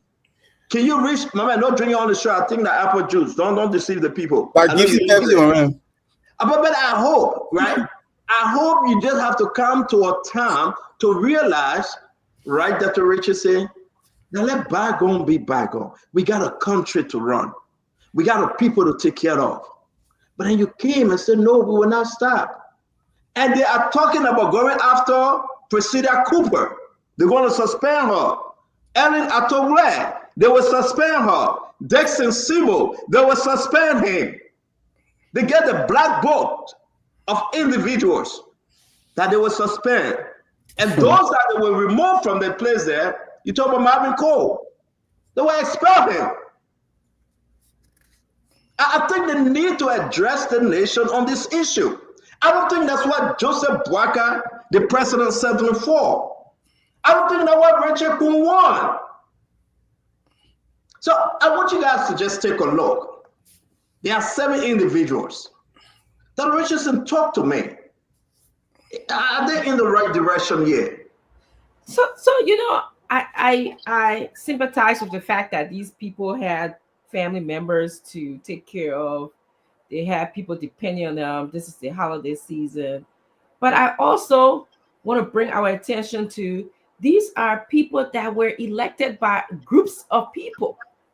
We are disenfranchising an entire Bon County district, a district in Sano, a district in Sarah districts in Bomi, and also in Sano. So who's going to speak? Because these representatives were elected to make laws that will impact Liberia at large, but specifically the people in the district. These lawmakers were elected to oversee, to make sure that people in the executive branch are making good policies that hopefully will affect them. Okay? So who's going to do all of that if we expel these guys for 3 months, or if we suspend them for 3 months, or expel them, I'm sorry, from the House of Representatives? So this is a big issue that we're running into. You know, my dad, before he passed away, used to say, talk, bring talk. Okay, Talk Bring Talk. So we are in the Talk Bring Talk series, episode number 1. I don't know what mommy will say that. What episode? What series is this? Yeah, I mean, let me bring it. Thank you, Dr. Richardson. On this one, I'll bring in Governor Clinton. These are folks from your party, the CDC. You know, I'm not a member of CDC. Hell no, I am not. But let me frank, it's not about party now. Yeah, it's not about party. It's just about the fact that, I mean, after you took the speakership, can you now call for peace? But Stanton, I think I think everybody has been ill-advised. Either ill-advised or people are just doing what they want to do. They don't care about anything, right? Because everyone knows in a process like this, there's still one more legal step. And I think the president should have been advised by his legal people that this is not over yet, right? Because there's still one more step in the legal process. Until you fully exhaust the legal process, then the president who have made the decision to remove security and everything else from Fanati Kofa, that is not done yet. You still have the bill of information that is pending. So for the president to take this action it doesn't, it doesn't speak well of the president. He's been ill advised by his legal people. You don't take such an action until you fully exhaust. It's like you went to court, there's an appeal process. Like the case is not over yet. There's an appeal. Before you impose punishment, you have to exhaust the appeal process. That has not been done. So, and the same thing with the majority bloc. They know that there's a bill of information file. How are they proceeding to now start suspending people when this entire thing is not over? The second thing is you need you have 28 members, I believe, on the other side. By the Constitution, to expel anyone, you need to have a two-thirds. What are they going to do? They're going to again circumvent the Constitution. How are you going to expel people? You just don't have that number. I think in the last 2 or 3 sections we've seen, they've now reached 49 people. So what are they going? I don't know how they're going to expel those people. They're going to expel all 28 people? What power they have to do that? They don't have a two-thirds majority. So we'll see what happens. But again, these people are ill-informed. They still have a legal a process that is on. They need to wait until that process is exhausted before they met any kind of punishment. And this goes for President Bouaka too. I don't know what his legal advisors are thinking. This Minister of Justice, should have advised the president that this thing is still on and he needed to wait until it's fully exhausted. Thank you very much. It's so interesting that we can have a beautiful show on a beautiful day. Share the show again. Our brother Governor Clinton going for more information from CDC. Let me bring in Glennie. Glennie, talk to us. So I think Governor brilliantly summarized it. Because this is the thing. If the current government or President Bouaka, if they're acting based on the ruling from the Supreme Court, if we now have an injunction in between that ruling saying he has filed a bill for information, how are they continuing to proceed with that first ruling? Which means that everything should be halted. They should not be continuing this until they've heard from the Supreme Court, because now this bill of information can go from the beginning. Like from the first time they said no, the justice said, I'm not saying anything, to even now. So I don't understand how they're proceeding. I don't understand how they're thinking that this is right. If someone goes to court and the case have not been publicly adjudicated, you're now going and saying, oh, we're taking everything away from you. So what happens if something happens to Fanati Kofa right now? He should be able to sue the government. He should do that because of his security. They can't just go and circumvent stuff and do things and not wait for things to play out and find out what the end result is, and they're doing this. This is wrong. And all of these people, it's like every day we wake up, they're suspending somebody. So who's gonna be left in the house? Just the 43 men? What's happening to these counties? What happened to the representatives from these areas? Why do they think that I don't know what's giving them the right and how it is that they're able to do this. I don't understand. It's like Liberia is just a different country, and we see things differently, we interpret things differently, we take the law into our own hands and do what we think is right. when we should be. I hope the Supreme Court now will do justice to this situation and interpret the circumstances as they should have done initially, and not cause more chaos in the country. Thank you very much. I'll bring in my brother Vendetta Patrick. CEO, it's unfortunate that the majority bloc will prosecute some of their colleagues for expressions or opinion expressed. I want us to read Article 42. It's a violation. Article 42 of the Liberian Constitution states clearly that no member of the Senate or House of Representatives shall be arrested, detained, prosecuted, or tried as a result of opinion expressed or votes cast in the exercise of the function of their offices. The last part states clearly, all official acts done or performed and all statements made in chambers of the legislature shall be privileged, and no legislator shall be held accountable or punished thereafter. Minority bloc, many of them made statements in chamber, the chamber of the lower minority. They argue that the decisions of their colleagues were illegal, and as such, they will not honor it.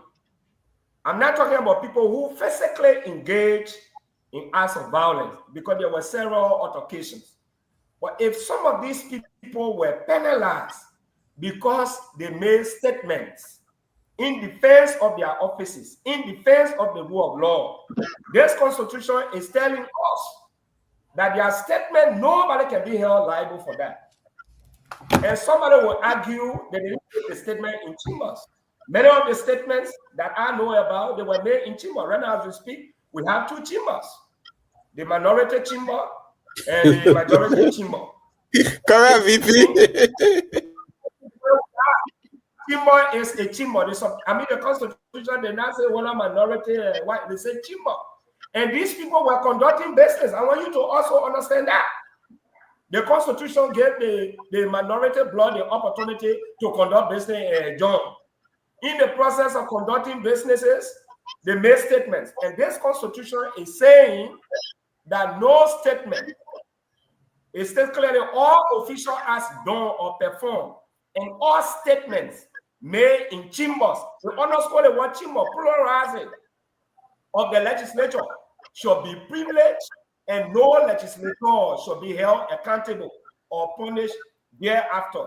So again, I am not a lawyer, but there are chambers, according to this constitution. And many of these statements were made in chambers.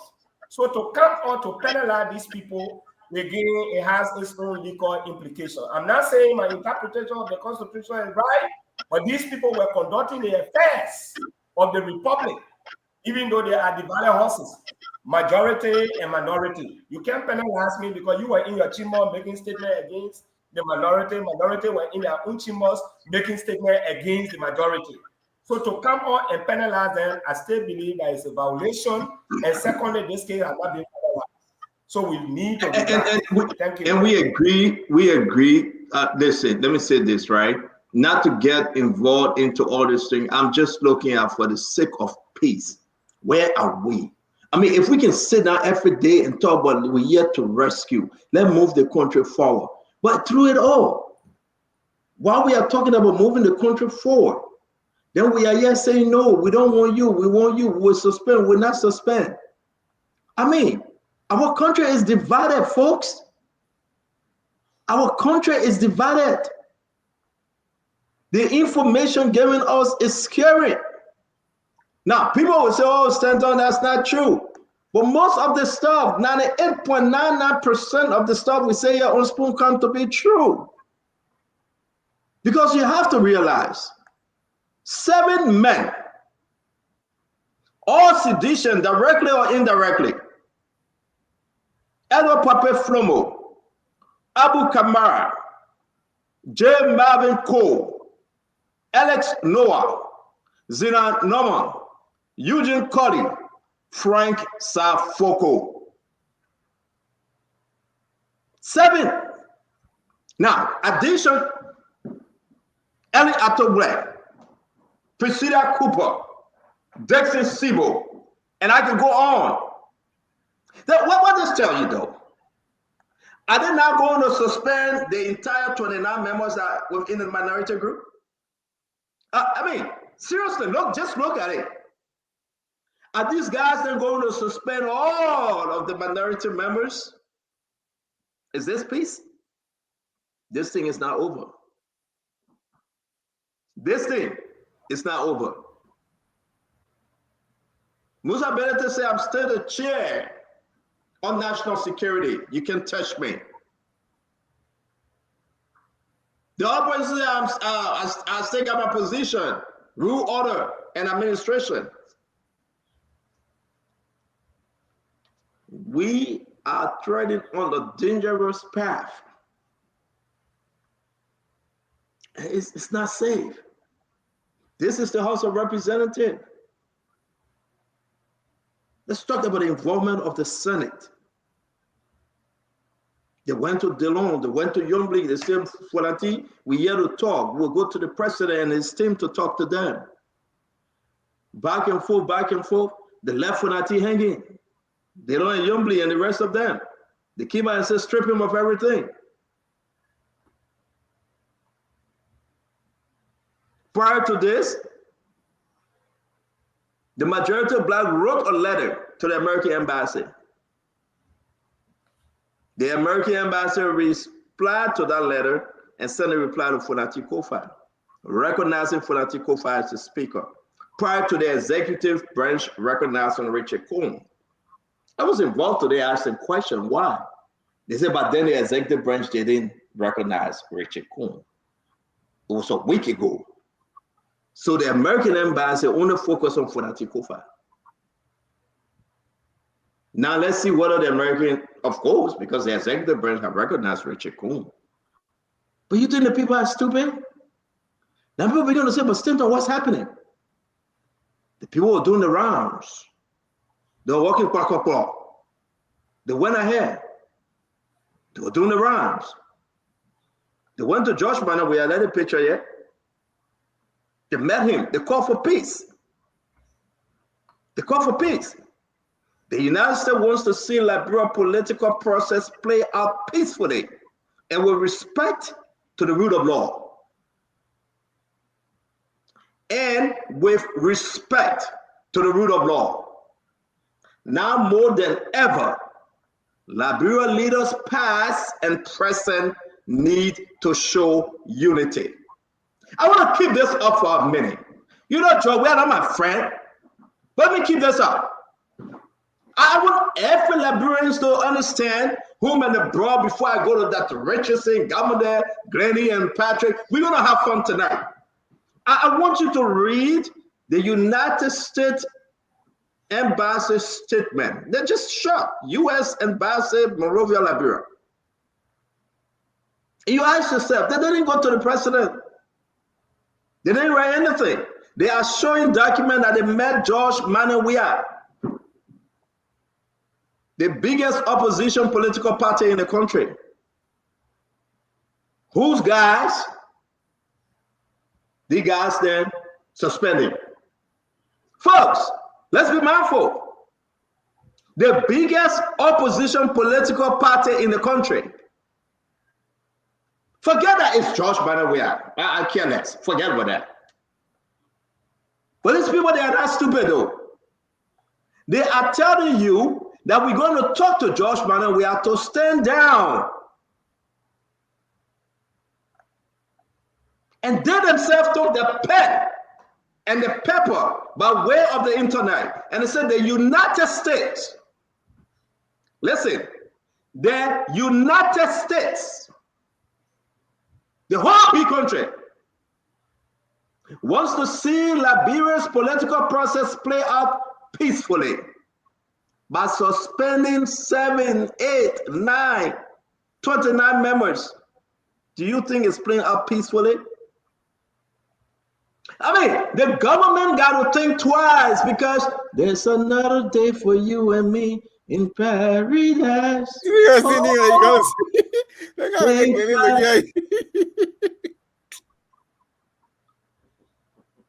Political process play out peacefully and with respect to the rule of law now more than ever. Liberian leaders past, George Manawia, past, Ellen Johnson Sirleaf, and present, Joseph Yman Boaka need to show unity.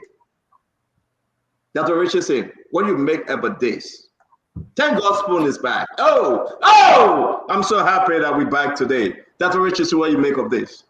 Well, this is typical of the United States and the way that they initially react to, politics outside of the country in which they have strong interest in. Of course, as Kamana said earlier, the United States has a strong integral relationship with us. But there's a couple of things that we need to note, that they said they wanted a peaceful process to happen. Suspending these members, that's not a sign of peaceful behavior. That's not peace at all. It's either, that's aggression to me. All right. And they wanted for the leaders to show unity. Now, I'm not in the different parties. Okay. I'm not privy to no information about different parties. But what I can say is, we know that the President Buckeye has played, he showed his hand. He actually has, allowed some of his executive members, he has the power to say, don't go to the majority block. He allowed them to go to the majority block. He has the power to say, we are not going to strip Fonati Kofa from the services he received from the EPS, or the security that he received. He has the power to say that until this is at its finality. He never did that. He didn't say that. He has not said anything he has not even spoken to the Republic of Liberia yet. So this is not peaceful, okay? And this is not showing unity from all leaders in the country.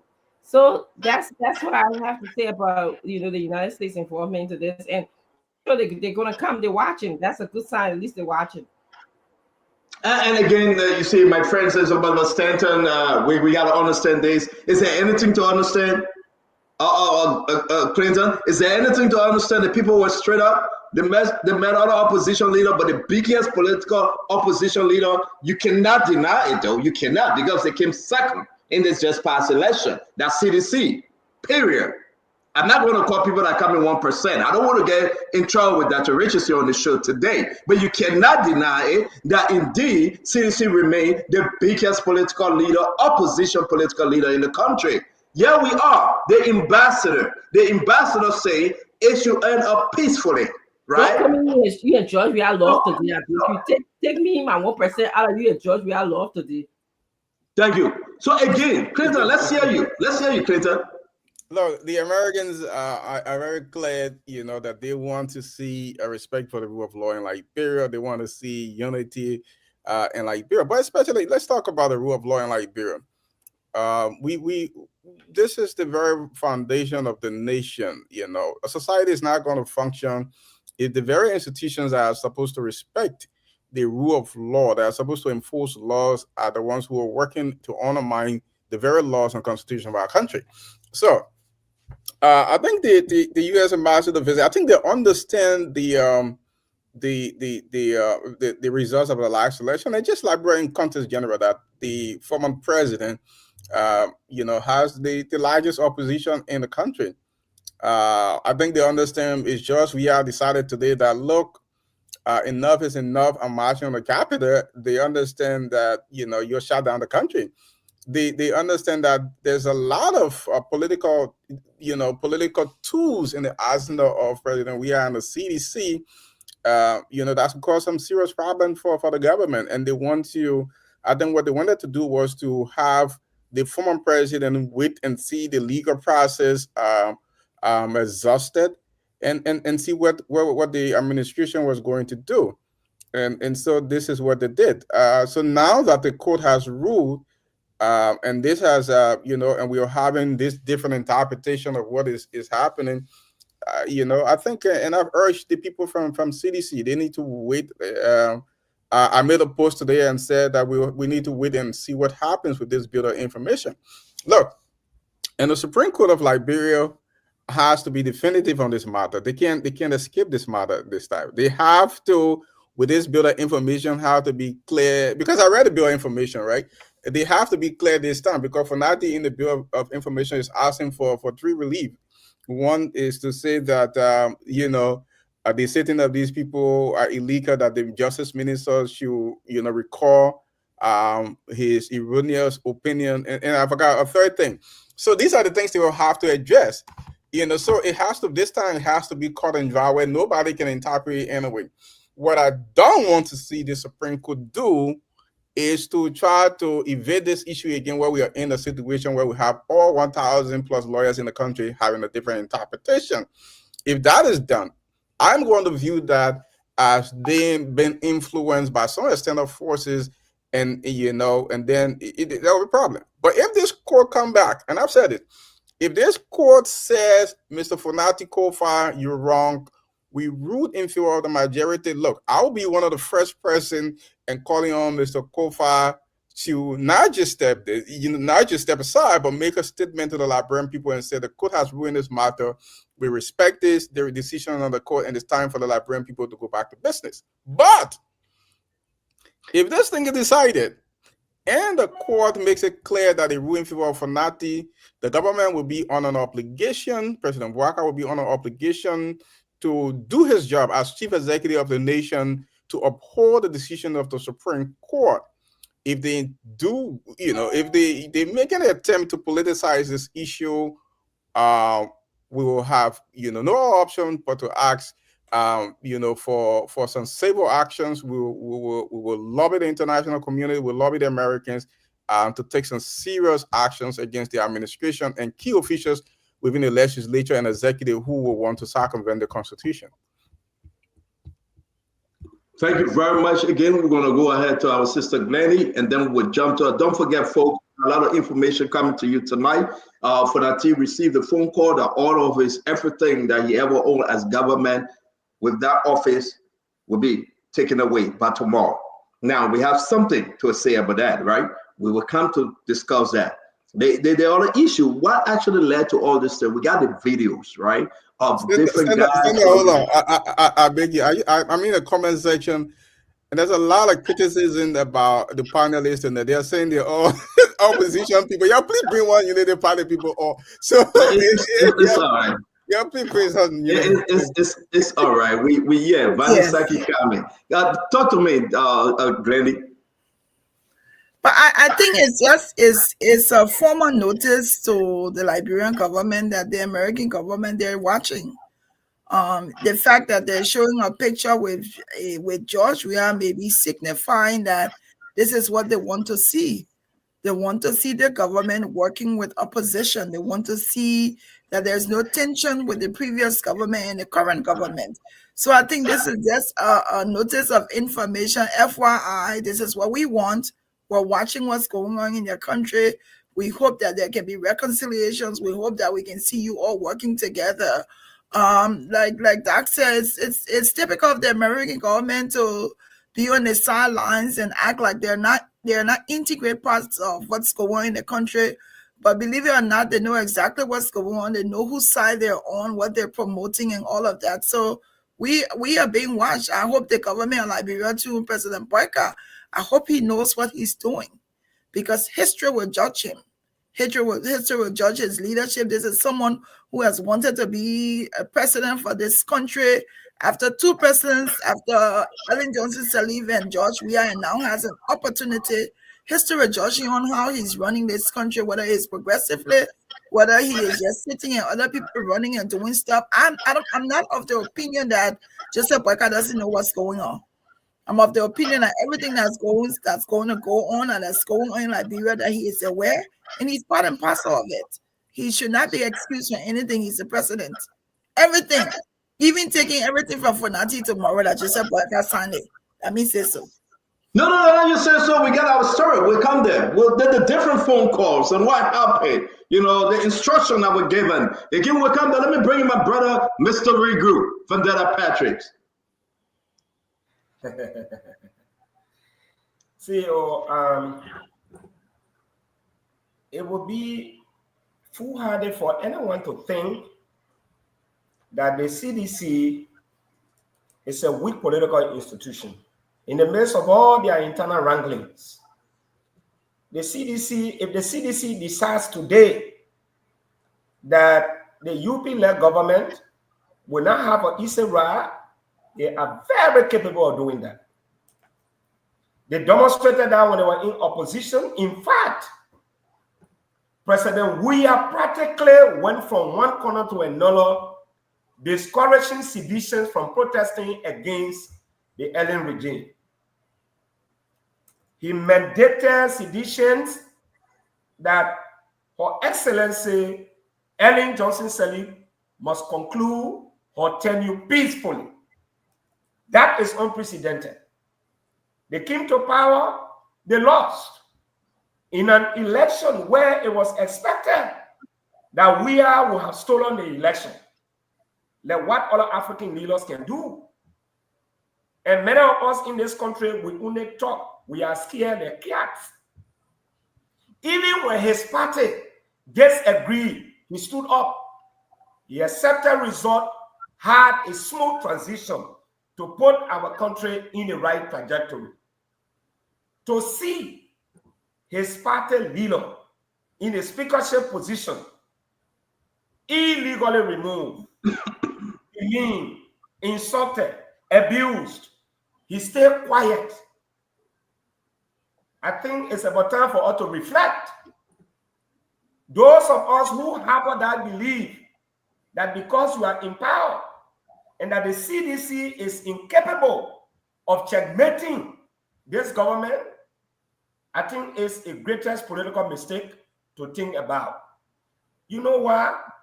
Many public officials are corrupt. Like what happened in the past.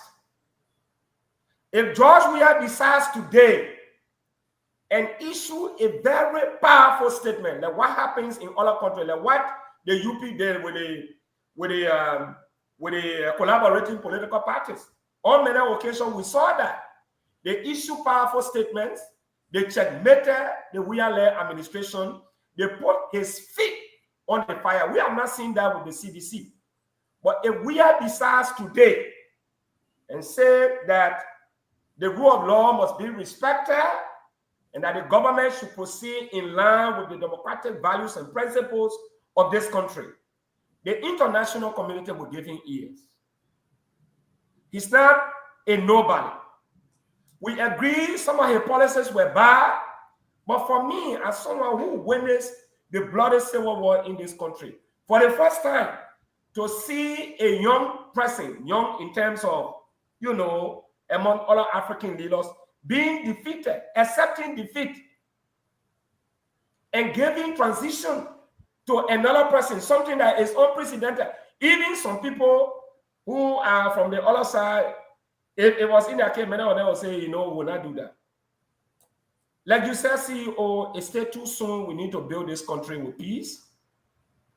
We need to ensure that we put our broken pieces together. The country is divided. I would have expected, in conclusion, I would have expected that this 4 year, the president unites the country, encourage our investors to come, create more jobs. But right now, as it stands, there's no winner. The only loser is the poor people. We are the poor people. Yeah. We are the ones.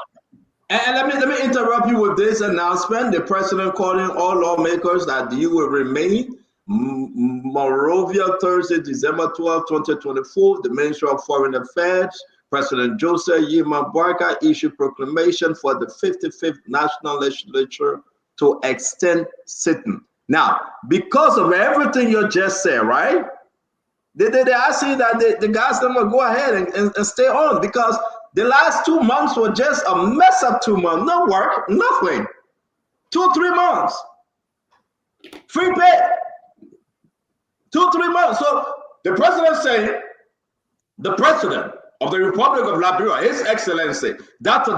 Ambassador Joseph Yima Boyka Sr. has issued a proclamation to extend the first regular session of the 55th National Legislature for the period of 15 working days. Now, the guys are going to receive extra pay. They're going to get paid. Once the president pronounced and send this proclamation out, it means that they will get paid. It means that the lawmakers going to get extra pay from the paycheck. And that's what these guys don't like. They'll be making an extra $15,000. Extra money coming to them for doing nothing. For doing nothing. 15 working days commencing Friday, December 13, which is tomorrow, and any Monday, January 6, 2025, to discuss and act upon critical national issues, amongst which is the national budget of the Republic of Liberia. It's the national budget of the Republic of Liberia. Here we are. They say, y'all stay. Y'all mess up the last 3 months. Y'all stay again. Y'all will get paid because the president say they should stay.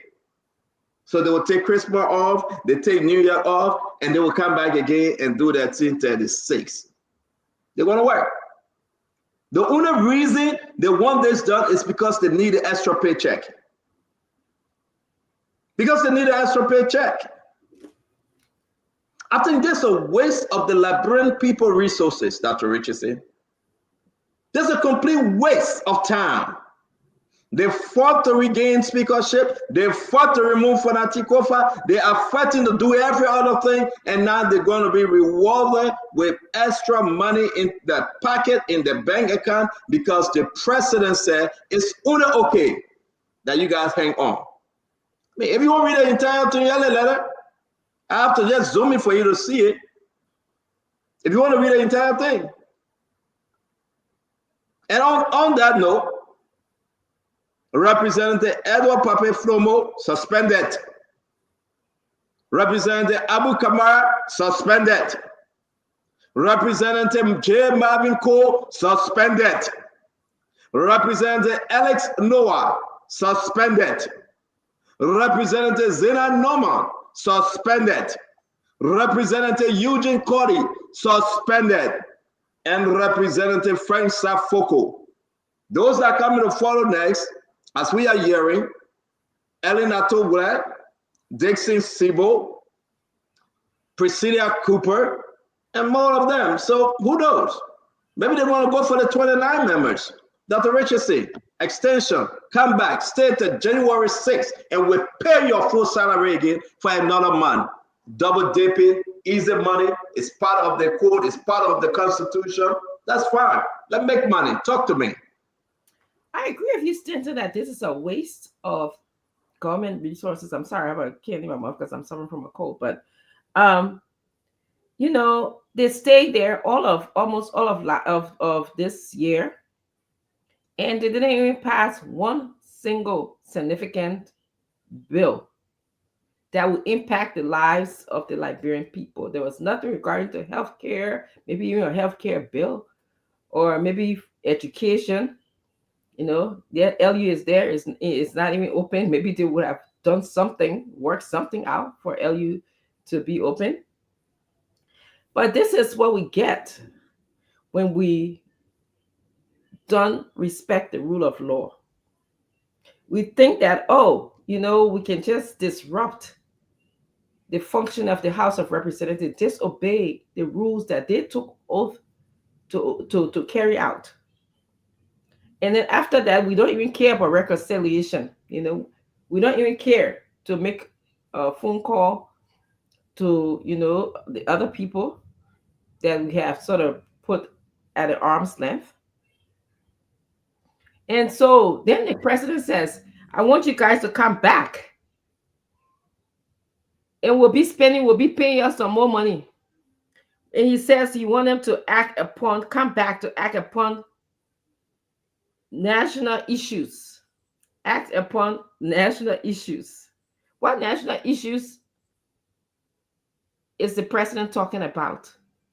What national issues did these anti-rule of law or this House of Representatives that we have worked on in the past year? He mentioned his budget, but I want to ask everyone who's listening, how does it help the president's budget when we have the anti-rule of law individuals leading the House of Representatives? Maybe somebody can answer this. Why he's bringing them back to get paid? How does it help the budget passing or not passing? How does it help it? The people who are in charge of the budget Now, do they have experts? Are they experts in these different areas in the LEC electricity business? Do they have experts into security?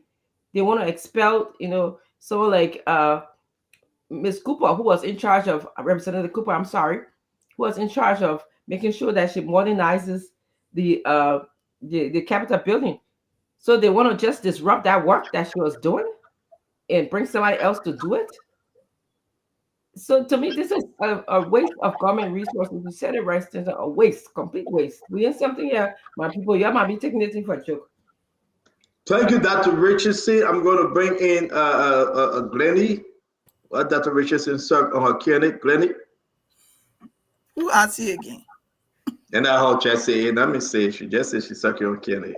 Go ahead, Glennie. Mind your business. Well, it's almost like, I mean, is it a pay for what they've done, doing nothing, and then they say, okay, stay a few more days, we give you guys bonuses for Christmas, when there may be civil servants who have not gotten paid, there may be people struggling, and then you say, okay, the whole 3 months you've done nothing, you still at RLJ, you did nothing for the country, you argue back and forth, nothing promising, no bills passed, no nothing interpreted. They've really done nothing. And you say, okay, please come back and stay 15 more days and we give you free money. That's why it's almost like, thank you for all the chaos you've caused. But Glennie, because let me interrupt you, Glennie. This is exactly what Joel used to do. Every budget, everything, they got to make sure to get the $2-3 million off the back. With delay, will cause problem. And again, so is rescue coming in different form? I don't know. Different shit. I mean, last year they did the same thing, but they put it on President. They put it on President Ware though, because it was 2023, right? Just after the election. This year they are still doing the thing again and again and again. Where's the damn rescue? I don't know. 2-3 million can go to the University of Liberia and get them going. I mean, what's going on? But anyway, say your own. Woo! I mean, that's what I'm saying is like, what is the need? Why do they need 15 days for what?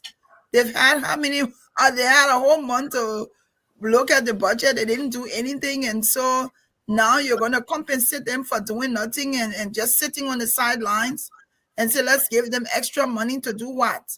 It's, I don't even know. Liberia story, sometimes we come here every time to talk about it, but sometimes it's difficult.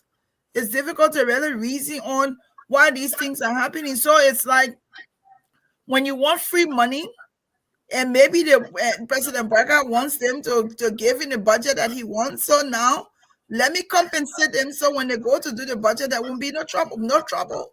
I don't understand why they're asking them to stay 15 additional days when they've done nothing. They've paid them for free to be at RLJ.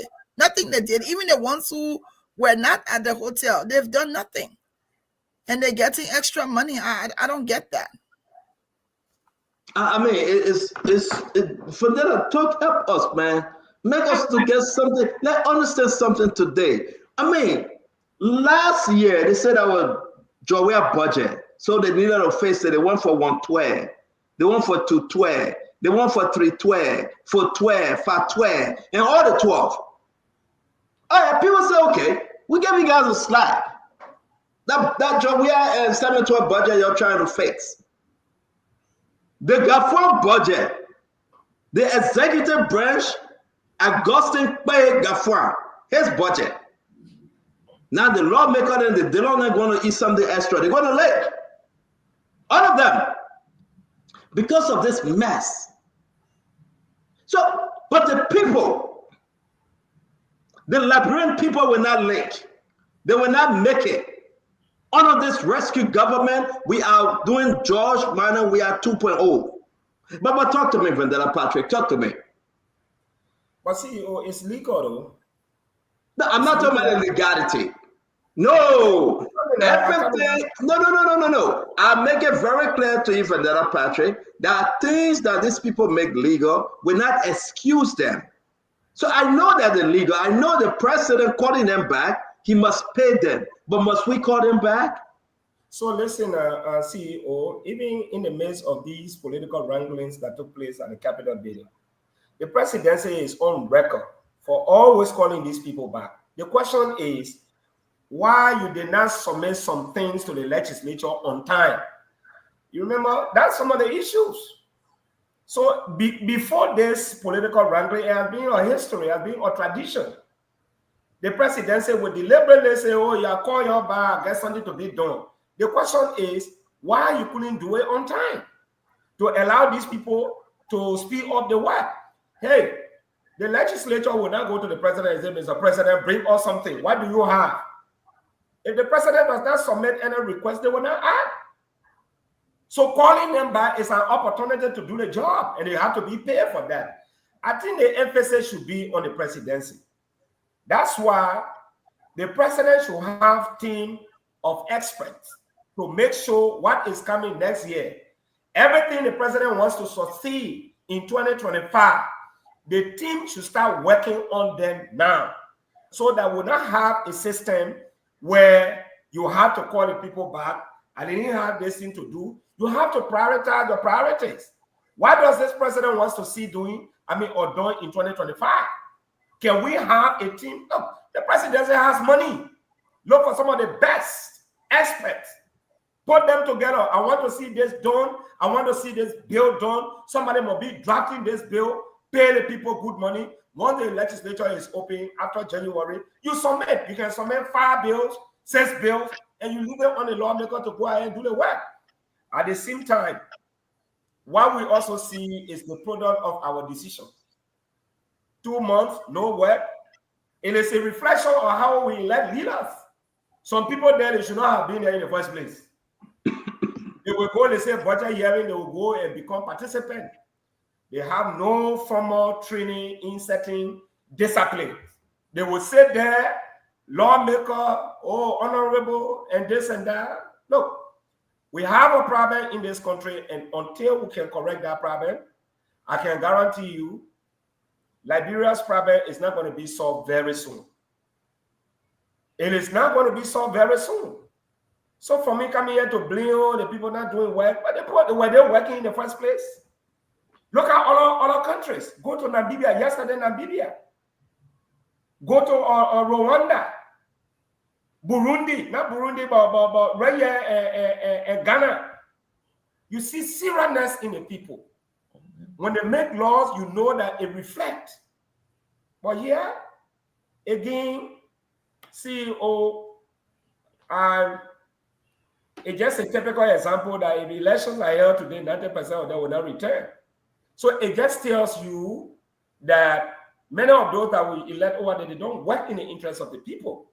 You go to election today, believe me, many of them will not go back. So again, until we begin to think how we make laws and make people to work. Yeah, go ahead. And I know my question is unconventional, and sometimes when I speak, a lot of people don't get it because I may be speaking from a different level here. But why is it okay that our lawmakers can go to work and don't pass any kind of laws, which to me is productivity, is what we call it over here, and we'll pay them for that? But then it's not okay for them to just go and work if we're calling them back to do the work that it's supposed to do.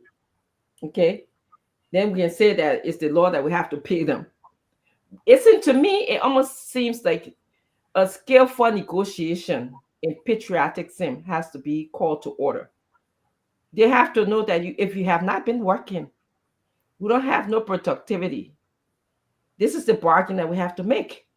The bargain is you did not work, you didn't produce, so you come back to work. Our country wants to spend our resources in other ways, so you're going to work, and we don't have to pay you. Thank you for your patriotism. Yeah, Dr. Francine, Article 90A, I think 90A or B, it states clearly that no one that works in government should be paid twice for services performed. Okay. It's constitutional. Okay. The fact that they are lawmakers, if the president called them back, the president should not pay them because they are already taking salary. It's in our constitution. Read Article 90. It's constitutional. But again, it is a tradition And I don't think they demand money. That money we're talking about, they will get free pay. You and I, we don't have no fast to that. But the president do give them something. It's constitutional. You cannot be paid twice as a legislator. You go to work Tuesday and Thursday. For some reason, the president call you back. Oh, I think certain work you needed to do in the best interest of the people because you took off to work in the interest of the people. Then you demand pay. You can't be that way. It's unconstitutional. So, Valerie, so let's go ahead. Let me put this up real quick. This is what Fonati sent. I have officially been informed that all state security will be withdrawn tomorrow. These actions from the executive do not change the fact that I remain the Speaker of the House of Representatives. This only further strengthens my resolve to fight for upholding the rule of law and the Liberian Constitution. Fonati posted this afternoon. He said he's been officially informed. Now, sources informing us, the deputy EPS director and the deputy police director went over and informed Fonati Kofa. They informed Fonati Kofa, said, listen, by tomorrow, all the guys leaving you. Everybody leaving. But here's the thing, Fonati got maybe 6 to 7 or 8 EPS security. You all know how you call them, right? And all of those amount, 3 of them decided to resign from the EPS to stay with Fonati. 3 of them. They said, we are not leaving you. We're going to stay with you, and we're going to resign from EPS. 3 EPS officers. Listen, I'm giving you information from our sources who are so credible. We got the names. We got the photos. They said they will remain with Fonati. They disagree with what this government is doing, and they will remain with Fonati. Now, I want you to talk to me here. The vehicle in question, like one of these, this police vehicle, and James said it right because I sent him the information this morning. This is Fonati's personal car. He gave it over to the Liberian National Police because the Liberian National Police was shot on vehicle and the poor police marked the detail for as a pilot vehicle to the speaker. So now Fonati, they're going to take everything off it. They will take the police side of it, the siren, everything, and they're going to go and Fonati will take his car back. This is Fonati car. All the vehicle in Fonati, that's what people are saying that Richard Kuhn, they're buying new vehicles for him. And the one as a pilot vehicle, the Richard Kuhn today, was brand new. Guys, our country needs to be informed. It's all messed up. All of the vehicle in Fonati detail was bought by Fonati. Now, you can argue that it was bought by the office or by Fonati personal money. Well, that's your own argument. But Dr. Richardson, the year that even the securities, they're saying we're going to take off. We do not want to be with EPS. We'll protect you personally to be your personal security. 3 of them said they are not going. The deputy EPS director went to Fonati, they met him. The deputy police IG went there, police director, they went to met him, and they said, listen, man, we have been instructed by Sam Gay and by the executive mansion that tomorrow we're going to strip you of everything. And as a matter of fact, you should leave this office. Dr. Richardson, let's hear you. I got more information. I'm so mad what was on yesterday. Because I got more information coming to you, and the individual that couldn't access his bank account, I am told that I'm allowed to call that individual name. Go ahead, Dr. Richardson, talk to me. Well, this is the whole sad thing about this tobacco that is happening in our country. This is just how sad it is. As we said earlier on, this is not the end. Okay, going to strip Fonati of his security details is just adding fuel to the fire again. We did say that he filed a bill of information in the Supreme Court to then organize and answer the question of did your ruling favor or went against Fonati? So this is where we are. So if they should come down tomorrow and rule that they were for Fonati, What are they going to do with their cars now? They are going to give it back to him now. They'll give him back his security duty. I mean, his security people that are protecting him. What what it will do now? And so this is just, to me, it's just, I mean, it's just messy. It's very messy. The only thing I can say that people be asking, oh, Fonati is corrupt, Fonati is this, he's that. But yes, can somebody tell me which one of them have not engaged in corruption before?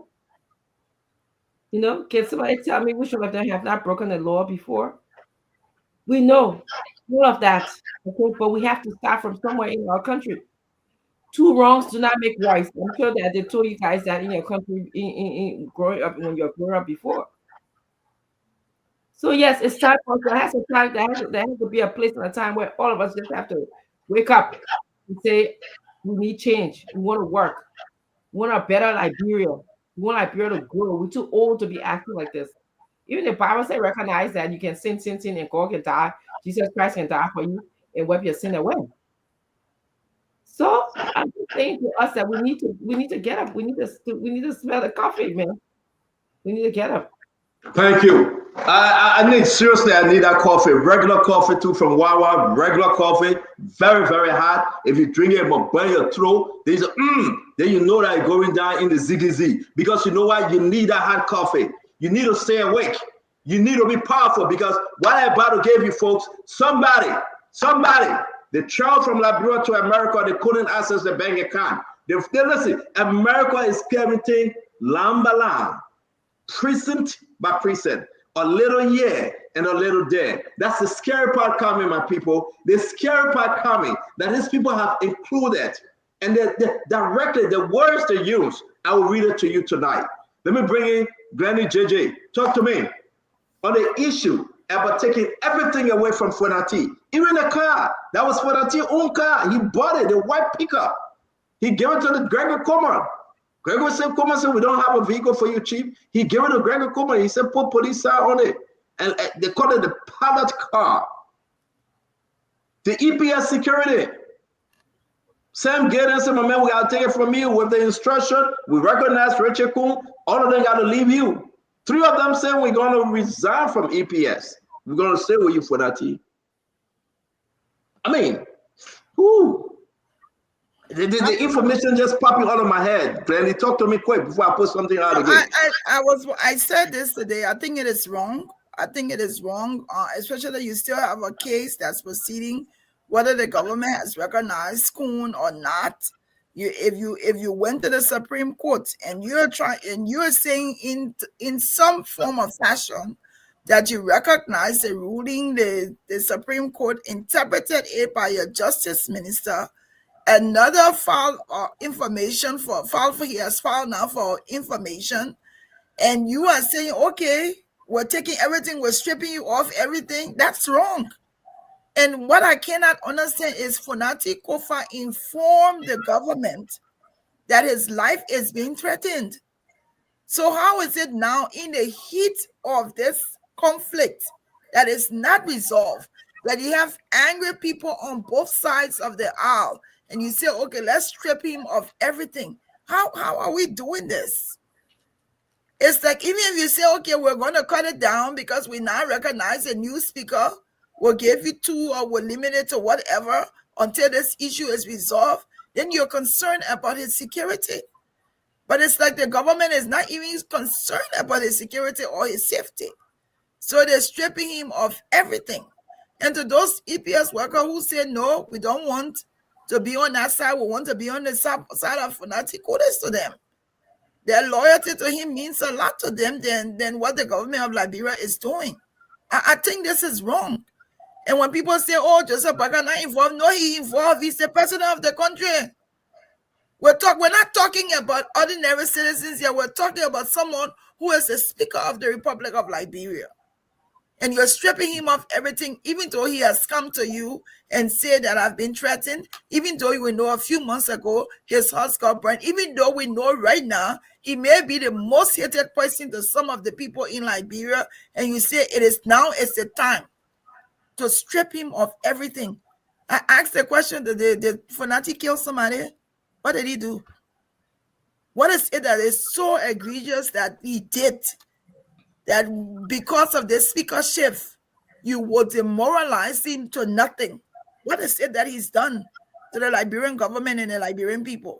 I don't understand. I think this is wrong. I think this is really wrong. So as I want to be very straight up.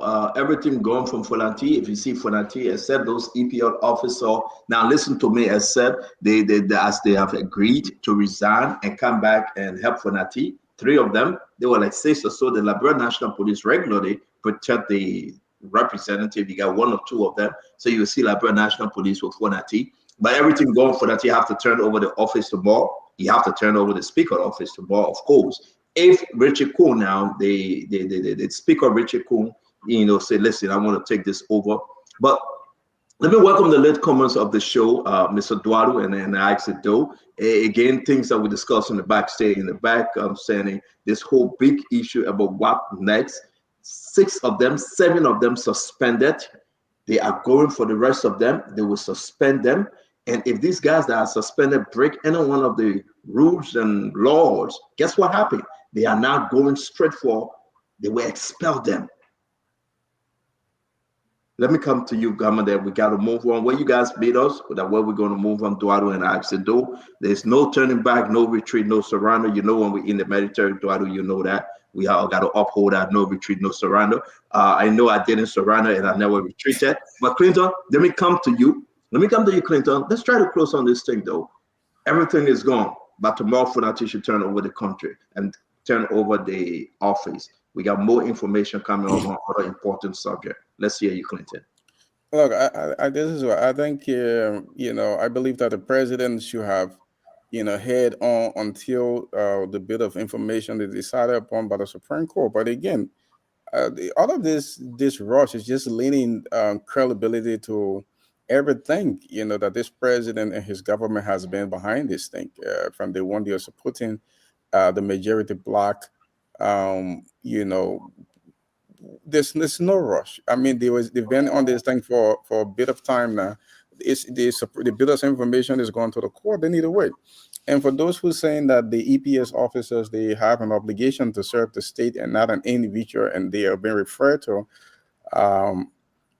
as rebels or renegades. Look, let me tell you, no one has to obey an unlawful or lawful order. If the EPS officer believe that the order that has been issued is unlawful, they don't have to obey it.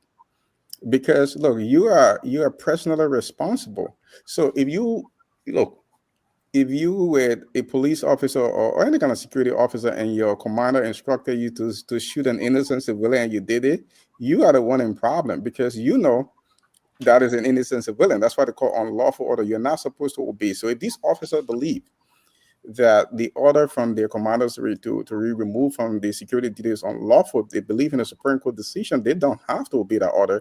And I would think that they would challenge the authority. I would think they would challenge the leadership of the EPS in the court of law. So that's my position on that. So let's give Duaru 30 seconds, and I said 30 seconds because we'll be going to the next conversation. Duaru? Excellent, man. To the audience, the panelists, guys, here, thank you so much. Just happy to be back on here. I want to say this, Stanton. I'll be very, very frank with this. My advocacy for private sector development in Liberia is sometimes to avoid some of these things.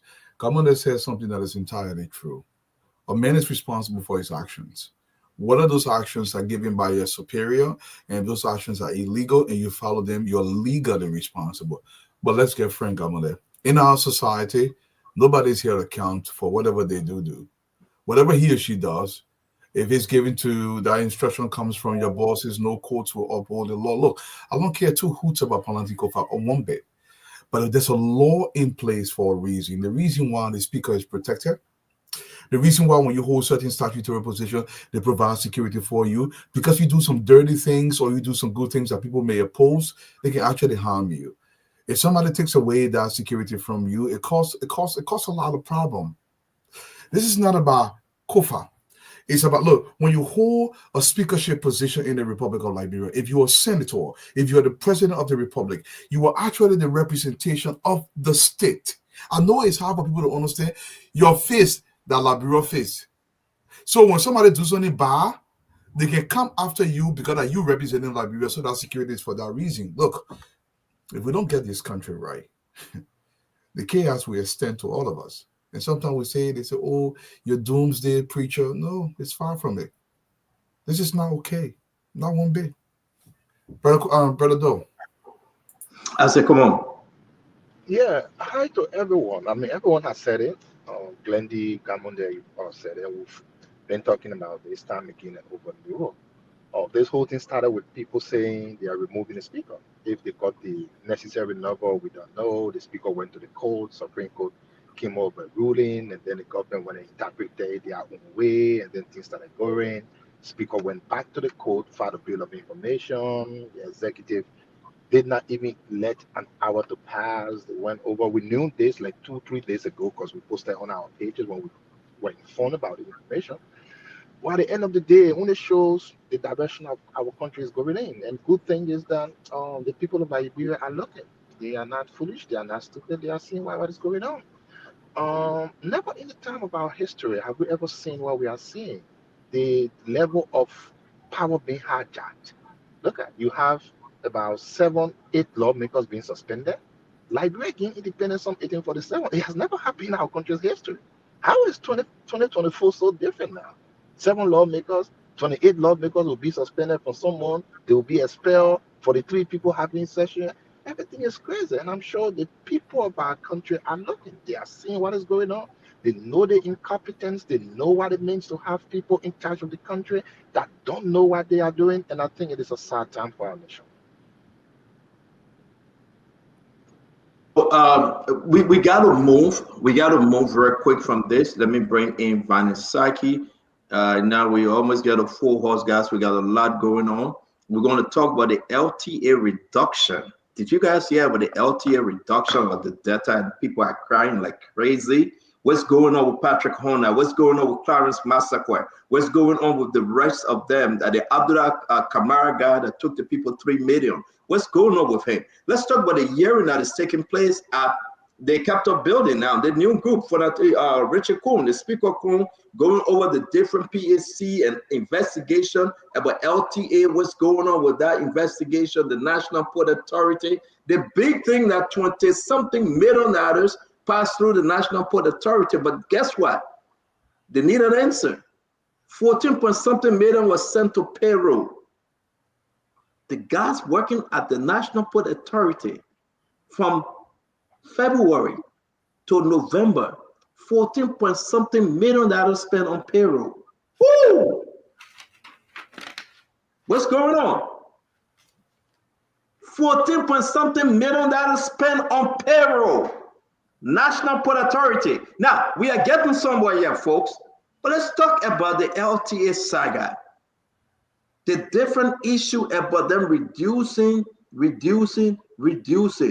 But guess what? They're still going on with $15,000 though. Guess what? They're still getting the free core card, the free gas, the generator still making almost $3,000 a month. Is that 3 or 9,000 a month? The generator sucking. But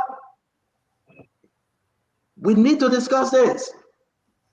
And the engagement about the GSC and the entire team that were invited here by the United States government. The different thing we're about to show you some video and give you some information. I'm proud of that group. You know, for me, I'm independent. But for the United States to invite you and give you a special welcome and send you to the Treasury Department and send you to the National Security Group, the different we're talking about it. Let me just put this thing in the chat room for you guys to see, and then we'll talk about it. But again, let's talk about this reduction in data. We want to go first on this thing. We got our brother for data, Patrick, in Liberia. He fitted the pitch. Donald, I tried to say you are in Liberia. No, I heard that you were in Liberia. Don't do this, Dualu. Don't try to fake us here. You were in Liberia just recently. Did you just return from Liberia, Dualu? Because something that we heard that you were in Liberia, man. Yeah, we're not. And I'm off here, my American. You travel with that flair. There's somebody we know that everywhere you go, you used to carry the crack behind him. No, Tony, you know that you were in Liberia, but we'll come to that. That's what you say. Yeah. Go ahead, Isaac. No, I wanted to just go first, then I can drive a little bit to get home right before other people come around. Go ahead, go first. Right. Well, yeah, thank you. I'll be short in this. You know, when it comes to bad governance, Unity Party is a semblance of that one. We all know. Don't believe me, go back 12 years, you will know what Unity Party did. Then, you know, the best thing Unity Party can do now is to ensure we keep talking about this whole speaker thing for the next 5 years. They should just pray that we keep talking about speaker, because as long as we leave the speaker and we come back to the economy, we come back to the to corruption going on in Liberia, all of the things around. I mean, Unity Party would be a no party. It is sad. I know, you know, when people were hearing around that NPA, for instance, is spending all that much money on payroll, 14 million for just 8 months, 7 months. That's people are actually getting rich. And when you go to LTA, you know, Patrick Honda got a $3,000 he needs to put in his generator. How do you expect him to get $3,000 for a generator? Absolutely. He has to make sure that Lone Star pays him, Orange pays him, and Orange and Lone Star then will go ahead and cut down. I was speaking to my daughter yesterday, and she told us that is crazy, you know. When we put $1 in our phone before, we used to get, I think she said, I know 12,000 gig. Now is 1,000 gig. That's about 11,000 left. Because Lone Star Orange got to pay LTA for LTA to pay Patrick Honda, for Patrick Honda to pay his generator. So of course, you know what is going on. Of course, the people's interests don't matter. Like we've said over and over, the country has been rescued. The generator is getting 3,000. You cannot ask for any more rescue. But that's the library we have today. So as a drive home, and we're taking from home, let me bring in Dr. Richardson. It is all over on the news. We're getting the information. It is true. They did the data reduction, and the other people they're making a lot of money. But then the people, the poor people, buy your Lone Star, buy your Orange, buy your Adara Lone Star. It is a problem that the poor people suffer. Dr. Richardson talked to me on this one, and I called them. I said, you guys need to come and clarify this issue about this data reduction. It got nothing to do with people making money. It got nothing to do with the generator working with 3,000. It got nothing to do with the 15,000 the commissioners are making. It's all about the poor people suffering. Talk to me, Dr. Richardson. This is an example of what happens if you have a disunited House of Representatives or lawmakers who are not working for the interests of the people. This, of course, has been going on for time immemorial in Liberia, where people are not passing laws that will impact the lives of the Liberian people. But at this time, you know, when we were under the impression that something different was going to happen, okay, the same old business as usual was not going to happen in the country. But what we're saying now is exactly business as usual. I don't know if you can recall when Edwina Zappa was here, okay, the tenure director of the LTA, and I asked her, is it fair for you guys to be making all of this money, you know, allowance for generator, allowance for housing, this huge salary, and yet and still we are reducing the minutes that the people need to contact their family members or to even do business for some of them? So who's benefiting here? You know, do they care about the ordinary people as you spoke about? Do they care? So this is why when we have a strong House of Representatives, a strong legislature, a strong executive branch, a strong judicial branch, these are the things that they will be looking out for. This is what we expect. And this is why we come here and speak every day. While I bring people are only thinking we are here to talk about winners and losers. We are being bought for fanatical far. We are here to talk about just, you know, the House of Representatives, the rule of law, when we are in disguise. It's not about that. Every single one of us on this panel, we sleep very soundly at night. Okay? We have families that are in Liberia. We want a better country. We know what we Liberians can do when we put our mind to it. And that's why we come here and speak. And so that's how I'm going to leave it at. Yeah, thank you very much, Dr. Richardson. I will bring in Clinton, then we'll go to Vendetta Patrick, Mr. Dwadu, and that of Vanusaki. that Glenny can return and the rest of the team. Clinton, the data reduction, Clinton, talk to me.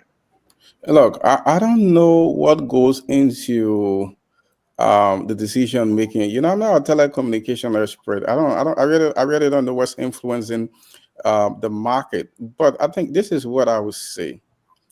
The people at the LTA, their job is to ensure that, you know, whatever dealings they are having with the communications company benefit the Liberian people.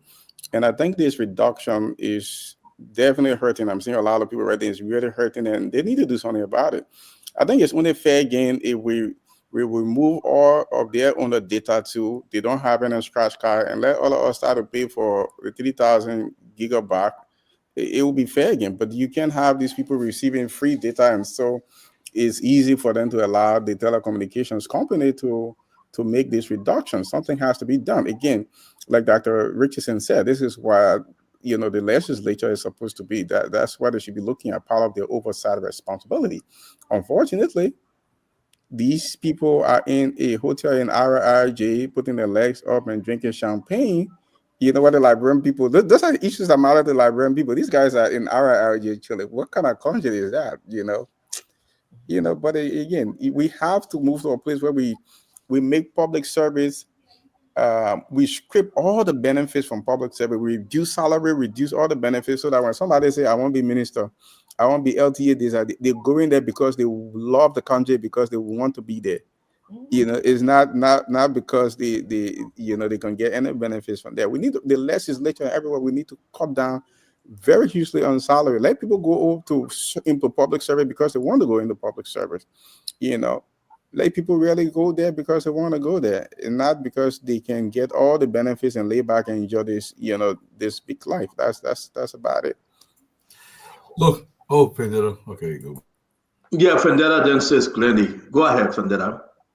CEO, I am a victim. I used to recharge $5. I get like 15 megabyte. So you are reduced now to six or seven. And it runs very fast. So I don't know what the LTE is doing, but it's important that they invite the GSM companies to better explain to them why there is this, maximum reduction in the data package. It never used to be like this. So I don't know what is the problem, what challenges those GSM companies are faced with. It's also important to find out from them why is it that they have to reduce the $5 package from 15 megabyte straight to 6.5 or 7. I mean, that is half. It's too much. It's too much. So it's important that we hear from them. If possible, I don't know who is the legislators, who are those legislators that have the oversight responsibility on telecommunications. They need to invite the GSM companies along with the LTA to tell us clearly. We saw when we was president, just 3 days, they took it from there. The whole country was upside down. And I think what they are doing, they are exploiting us. For me, this matter is not just about LTE anymore. We want the lawmakers to get involved. This is the time to work for your people. Some of us, without the internet, we will not conduct business. Having Zoom meetings, you have to go online, filling information, especially when we work from home. So again, for me today, I'm a victim. I'm a serious victim in this process. I used to buy my $5, 15 megabyte, and right now it just sits. So every day I come on the show, I use more than that because it breaks. So people have to be very careful. The lawmakers need to really sit down. If the LTA can help us, that's why we have our representative at the national legislature. They can call them, they can mandate them that this thing is not realistic. What makes you think that you have to reduce the megabyte from 15 to 6, especially for people who are buying $5. So if you are buying $3 or $1, you may not have the same. So it's important that we have a conversation on this to get a clearer picture on why they are acting like this. But my recommendation is, I think the government needs to go beyond. I think other countries, they are using satellite stuff. They don't depend on these GSM companies to give us data. In fact, the speed of the data here is very, very low compared to other countries. So, but you know what? You said something I want us to get to it after this round about why causing this thing.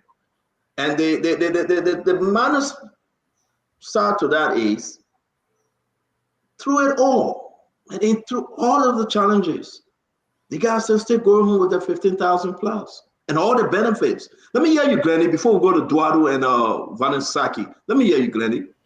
So I think the stories, I mean, this is a trending story on Facebook.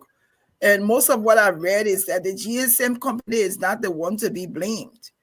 It is the management of LTA that is responsible for this.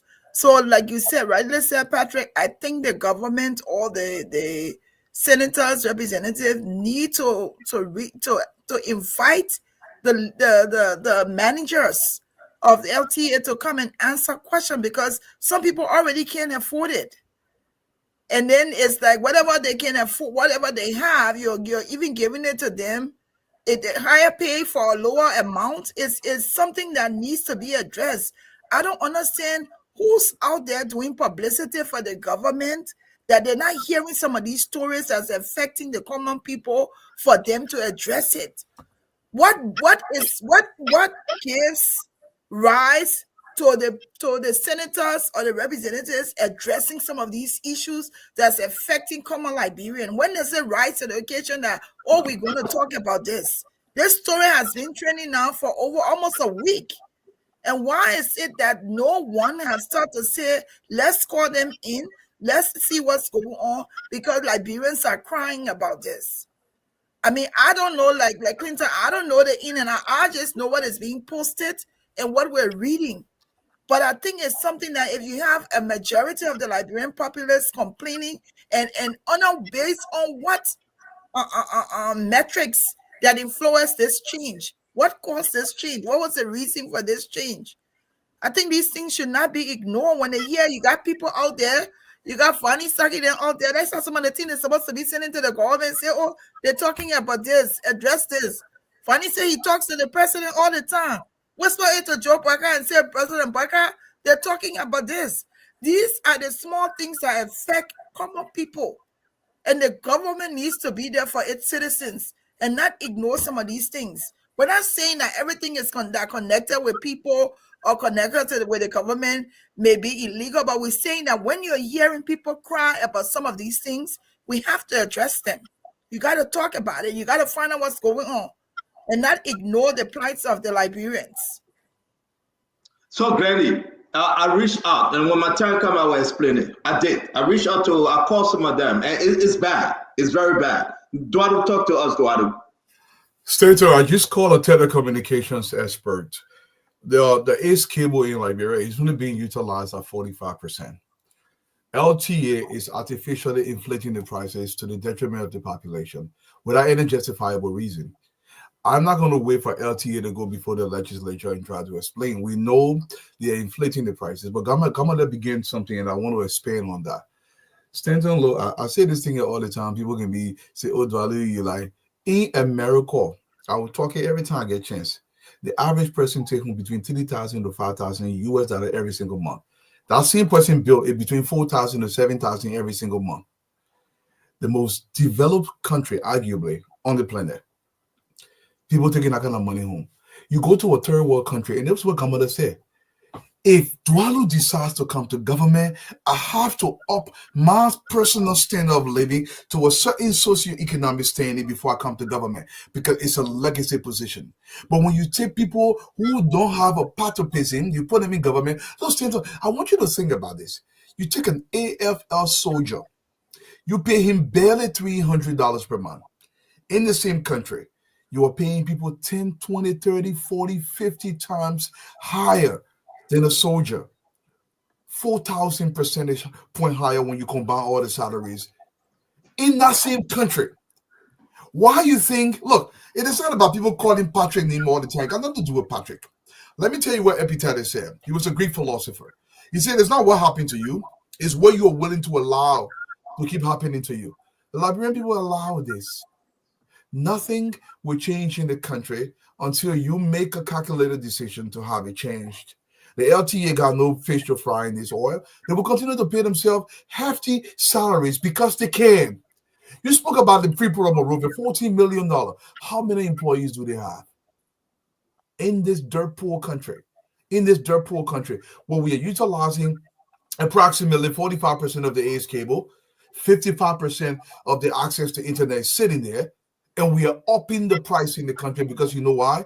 Nothing you can do about it. Anyway, you tell me you got about it, that. When you want to bring competition in the country, if you don't have in with the people that are be, you can't bring any competition to the country. Even if you decide to do it, you're going to get strangulated. And guess what? Our people will pay double and triple. And this is what we got. They continue to put our hands between our legs. And listen, one of the guys, Albert Jones from the Minority Black, he's the man that was on that committee. He's the District Number 2 lawmaker from McGibby. He was the chair on Post and Telecommunication at the House of Representatives. Now you got to understand, Albert Jones is from the other side. Let's hear what they will say. I'm probably going to call him to hear him out. But let me talk to my brother that the people 50. Actually, we asked people to give us reason why we should bring Vanisaki back. Guess what? 51.2% agreed that we should bring him back on the show today. Yeah, he is. Vanisaki, welcome. Talk to us. Thank you, Stan. Thank you so much. Let me just say to the lady listening audience, sorry that Stanton intentionally delayed the result of the election. I won over 50% of the vote. Thank you for Clinton vote, Mandela vote, my sister Benny vote, and come in, not for 1% money. He said 25%, 1% in making whole speech. They're not delayed the vote, but no problem, and not the result either way. But let me say this. Finally, how much AFL making? I'm sorry, maybe I got the number wrong. How much AFL making? Okay, so let me say this to the panelists. Let me say hi to you guys.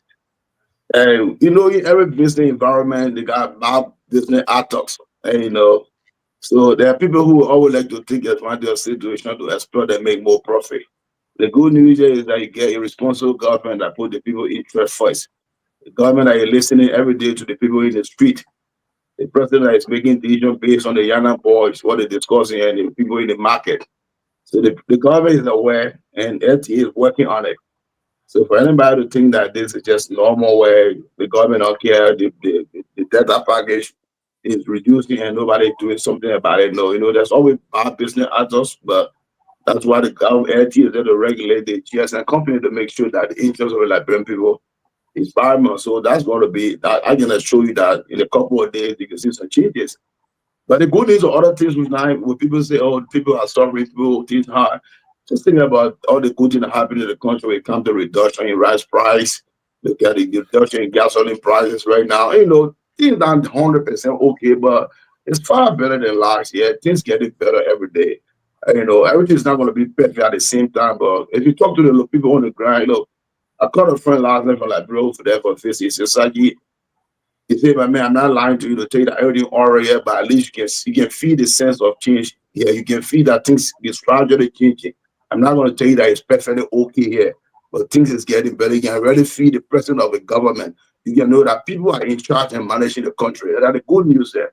So, we know we get one or two things here where people try for the previous government to use my dear brother Patrick Honda as the man who created their own salary, their own benefit. It's so funny that the same generator guys they're talking about was the same generator that they received under the CDC government for 6 years. We're not saying that it's going to continue. That's what the president set up a committee to look at state-owned enterprise and see their salary and benefit. And in the coming weeks or months, you see some changes. The thing that's happening right now is that everybody get expect Joseph Human Park. I was joking to say that into the president. You don't think because of your name Joseph, people think you're in it from the Bible, so you're supposed to perform a miracle and settle all the prayer in less than 1 year. You don't think we need to change it, Joseph, need to something so that people can't think you to be someone miracle man. Because everybody but Vonnie, there was 12 years before the year.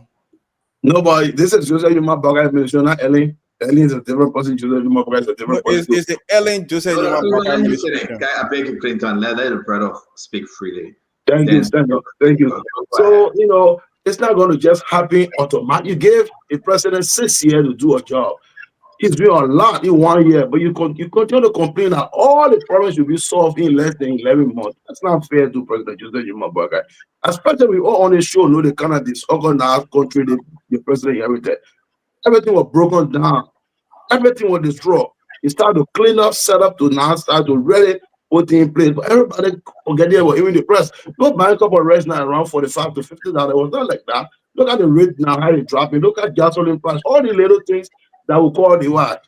The bread and butter issue. We are solving them. So I think with small thing happened to the LTA areas, I mean to the GSM company, we address it. You know, they got bad actors. So I just want to say, we not promise you in heaven, but at the end of the day, I can assure you that thing will never be the same. Liberians will be proud of the government elected. That I can assure Liberians. Thank you, Stand Up. Thank you very much. Again, we want to say thank you, folks. This is a troubled time for LTA. Let me say this. You just heard what our brother Panisaki said. They have some bad actors. But on whose watch? Why are we still around whining and dining with the bad actors? Why? Why should we just sit there and say, yeah, the president put a proclamation that somebody going to reduce the SOE salaries up from 15,000, from 16,000, from 20,000 down to, like Balu said, 3,000 a month. You know how long that have been? Since June. We've been hearing this. July, August, September, October, November, December, 6 months. How freaking long time, Dwadu? Don't give me my military friends here today that you're going to take just to tell these people that you're making too much money and benefits. Your people are driving in a luxurious cars over $96,000. Oh, now we should roll it into 2025. Since the president set up the committee, though, these guys are still making 15,000 plus. Now, they are now saying for us to make more money, we should go down and reduce the people. Phone calls and data rate. Now, this is my own dear friend, Brother Clarence Massaquet, former representative from Lofa County. Fresh like money, like new money, like they would say. Fresh like new money. You got business? Yeah. You get private business?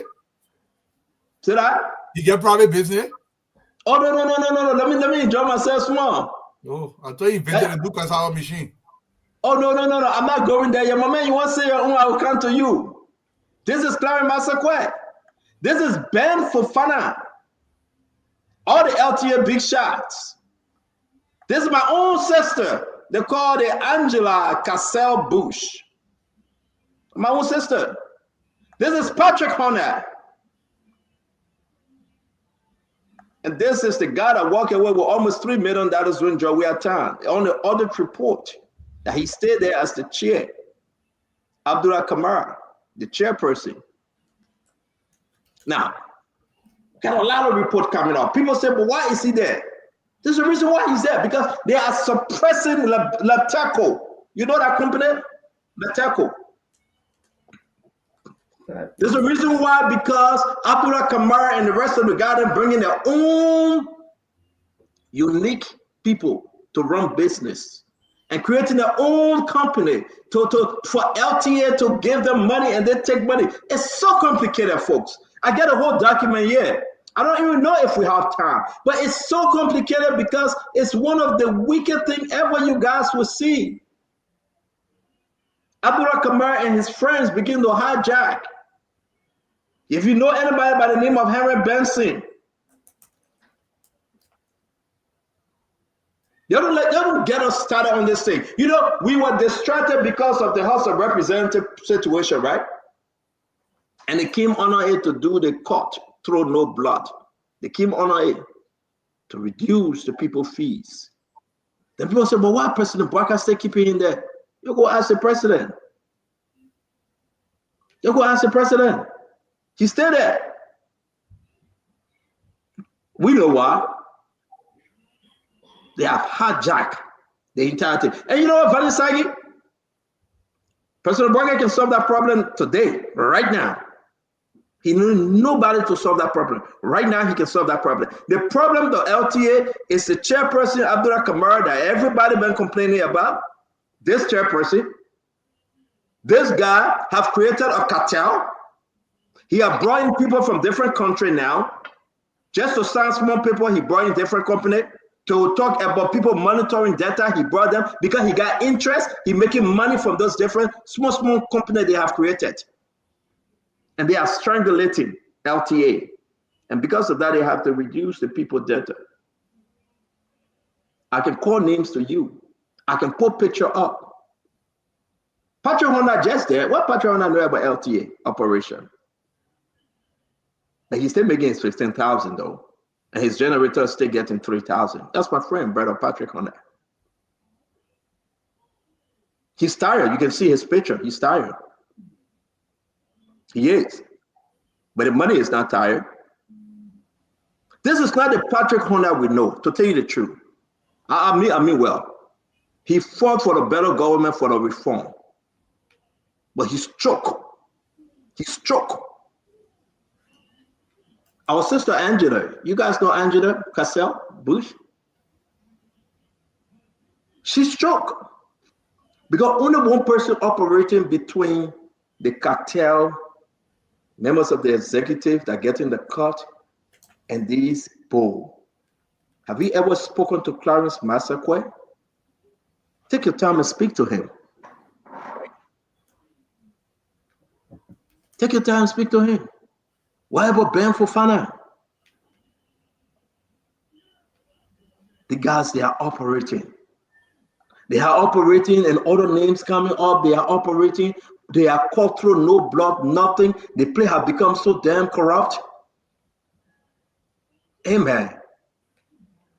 They are in agreement with different cell phone companies and people that control this thing. Duadu, you were speaking. Let me come back to you real quick before Dr. Richardson close on this. This, like Glenn said, is developing, but the people are crying. Duadu, I can tell you up to so many millions of dollars running through LTA right now. They don't know the head. They don't know the tail. Because people from the executive supporting the ideas and the mismanagement of Abdullah Kamara, the different company that they own personally, that they own, and they are reaping the benefit from LTA. We'll talk about this. The whole House of Representatives issue going down. We're about to be on fire again. A massive corruption. And I know our brother Vanny Saki will run. It's okay for you to run, Vanny. But let's go to my brother Duadu. It's painful, Duadu. Stanton, there are certain pains a society must feel for that society to develop. Though sometimes even in that one more, everybody in Liberia say, you know wrong, we're not using no phone for one more. I know the hardship associated with that. But to get results, you got to pay a certain price. Stanton, I want to say this to my Liberian people. If you're making $3,000 in Liberia, you're a wealthy man. You're extremely wealthy. You can get horseball, horse gear, driver. You can buy a car inside. You can build a horse inside. $3,000. You can do plenty of things. If you got 15 girlfriends at your business. If you come from America, you got to pay your mortgage at your business. If you leave America, you decide to go to Liberia to work. The Liberian government is not as responsible for your American bills. This is a decision you've taken to go to a country that you know is backward. A country that is a third world country where the average person barely lives on between $600 to $800 per year. In this same country, you're willing to justify to me that somebody should make about $5,000. What are you providing to the country? Why should anybody, inclusive of every single benefit? If you want to be working in government, you got your two-wheeler market on the side of your business. But the government cannot use the bulk of the resources to pay salaries and benefits to individuals who are literally contributing nothing in the country. What's the matrix that we've developed in the country for Stanton to produce our LTA? There should be a matrix. Every job that I've worked, I have a matrix that I have to deliver on that matrix before I can get a bonus. If I don't deliver on this matrix, I lose my bonus.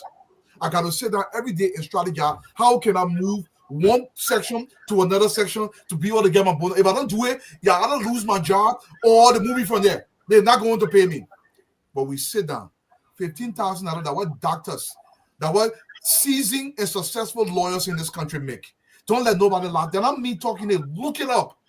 Your man at work and say you're $10, $20, or $100 in the mill. They don't make more than $3,000 to $5,000 every single month. Anybody tell you say they can take the more than that money when they're lying to you. They're lying to you. For somebody to justify that kind of money in a dirt poor country where Sesto High School is leaking, where right now you go into Robert Sports, the high school is disgraceful. If you went into Sonic Quarter right now, the high school is disgraceful. And our justification is this. The odds wallu, because I come from America, I got TD children, I get mortgage here. So my justification, you're gonna give me $15,000. Let Wallu go say pangana or that the president know my pangana or be enough here. Let me tell you, if you import pepper, okay. Give us some pangana or if you get it, man. I really want to eat some. Real quickly, OK FN is telling me, Dwalu, you are lying. Liberia imports on average, minimally, I'm being very conservative, $20 million worth of USD or worth of pepper every single year. People say, how you do it? Calculate, do a basic calculation. A pile of pepper, I thought it was $10, but it's almost $50 for one pile of pepper now in Liberia. $50 for you to put pepper in your house. So get 5 people, you will spend almost $100 LD to buy pepper to put in that food. We got close to 300,000 households in Monrovia, 1.5 million people. Do the math. That's almost $84,000 every single day. That just must rather come. But Duado, before you get there, $20 million plenty. My man, we do that argument, Duado. Before you get there, my man. Why our country is so bad? Why we are so bad to ourselves before we go to that riches? Because we hate us. Look at there's no hospital in that place you call Sester. Somebody just said to me, they said there's no clinic. Relatives These guys are going with $15,000. They have to reduce the people just to make that money. I mean, a lot of bad stuff happening. And when they appear before Joseph Yemabwaka, they tell him, Chief, all is well. We are making money. We are producing. But that's a bloody lie. That's a bloody lie. You asked the question, why do we hate us so much? Vanisaki got her kids. I got my kids. I want to take all the money. Then my kids need be looking fine. When I come outside, Vanisaki in the training can't eat. How can I live with myself if I'm using? Look, if Vanisaki start a candy business and he taking all the rubber plastic from around Moria and making plastic bag, Vanisaki will have a helicopter. I will celebrate this, brother. I will go to Vanisaki to teach me. This is what we should be celebrating. Now Dwalu making $15,000 in government. I don't have the intellect to make $15,000 in government. Let my intellect come to the private sector. Let's fight in the private sector. Let Vanessa become a good haircutter. Where I come, I have almost 1.5 weeks now. Vanessa become a best barber. We improve the barbing system in the country. Better hair product. This is how we develop. But when we talk it, the major hair Liberia because Dwalu will not eat today. He get job. I not eat today. I want to Vanessa go, but I'll give me some crow. Also, smooth that way, my brother. That Richardson, you want to close on this, and then we'll move to our like the last. Oh man, the time I've gone too fast. I didn't even get there yet to the person. Oh my God, that Richardson, close on this. We just getting started, folks. Again, you have to just let us know how you're enjoying this program. We are getting away from the House of Representatives, small. We are not talking about the executive branch. Listen, let me tell you something, folks. Something serious is about to happen in the next few weeks, or maybe they'll wait after Christmas. What we have received from our sources, the whole LTA thing, is a big vlog. Not only LTA, it's a big mess. LTA, we will address it properly. Give us a few days. We will. With documented evidence that you will see by yourself. Because, and as if I will not be here because he's doing consultancy with LTA. So we're not bringing on the show when we're ready to discuss LTA. We cannot. Dr. Richardson, talk to me. Go tell your brother your cousin, Glenn, that your business. All of the panelists, have said how we need to move our country forward. We need to kind of do double work because our country is too far behind. I mean, I always like a country that we compare Liberia to is Rwanda. Rwanda experienced war just like we did. And many can say and see, and some of our students are in Rwanda, that this country have developed, far exceeded, how our country development is occurring mentally, socially, environmentally, psychologically, So the question is, what is wrong with us? And I think Dwalu and many others probably said this, you hit it on the nail. We are so greedy, We only want to see us succeeding. People come into the government. They don't come to work for the country. They come to work for themselves. Why is it someone from LTA would be making this exorbitant, this huge amount of money? They were paying allowance, we're paying house. Then somebody might tell me, and Vanisaki can sit down here, my own brother can tell me, say, oh, the government doing things better. They're doing something, and Silla said it right. I vividly remember it was during the summertime. I was traveling when the story first broke out on Spoon. And when Sakwa was here, and she told us exactly how much the LTA commissioners are making. Since then, what happened? What did your government do, Fanny? What has the government done? What laws have they fired any of the commissioners? Have they taken the pay away from them? That's the drasticness that we're talking that we will see uh, when that happening, that our country will develop.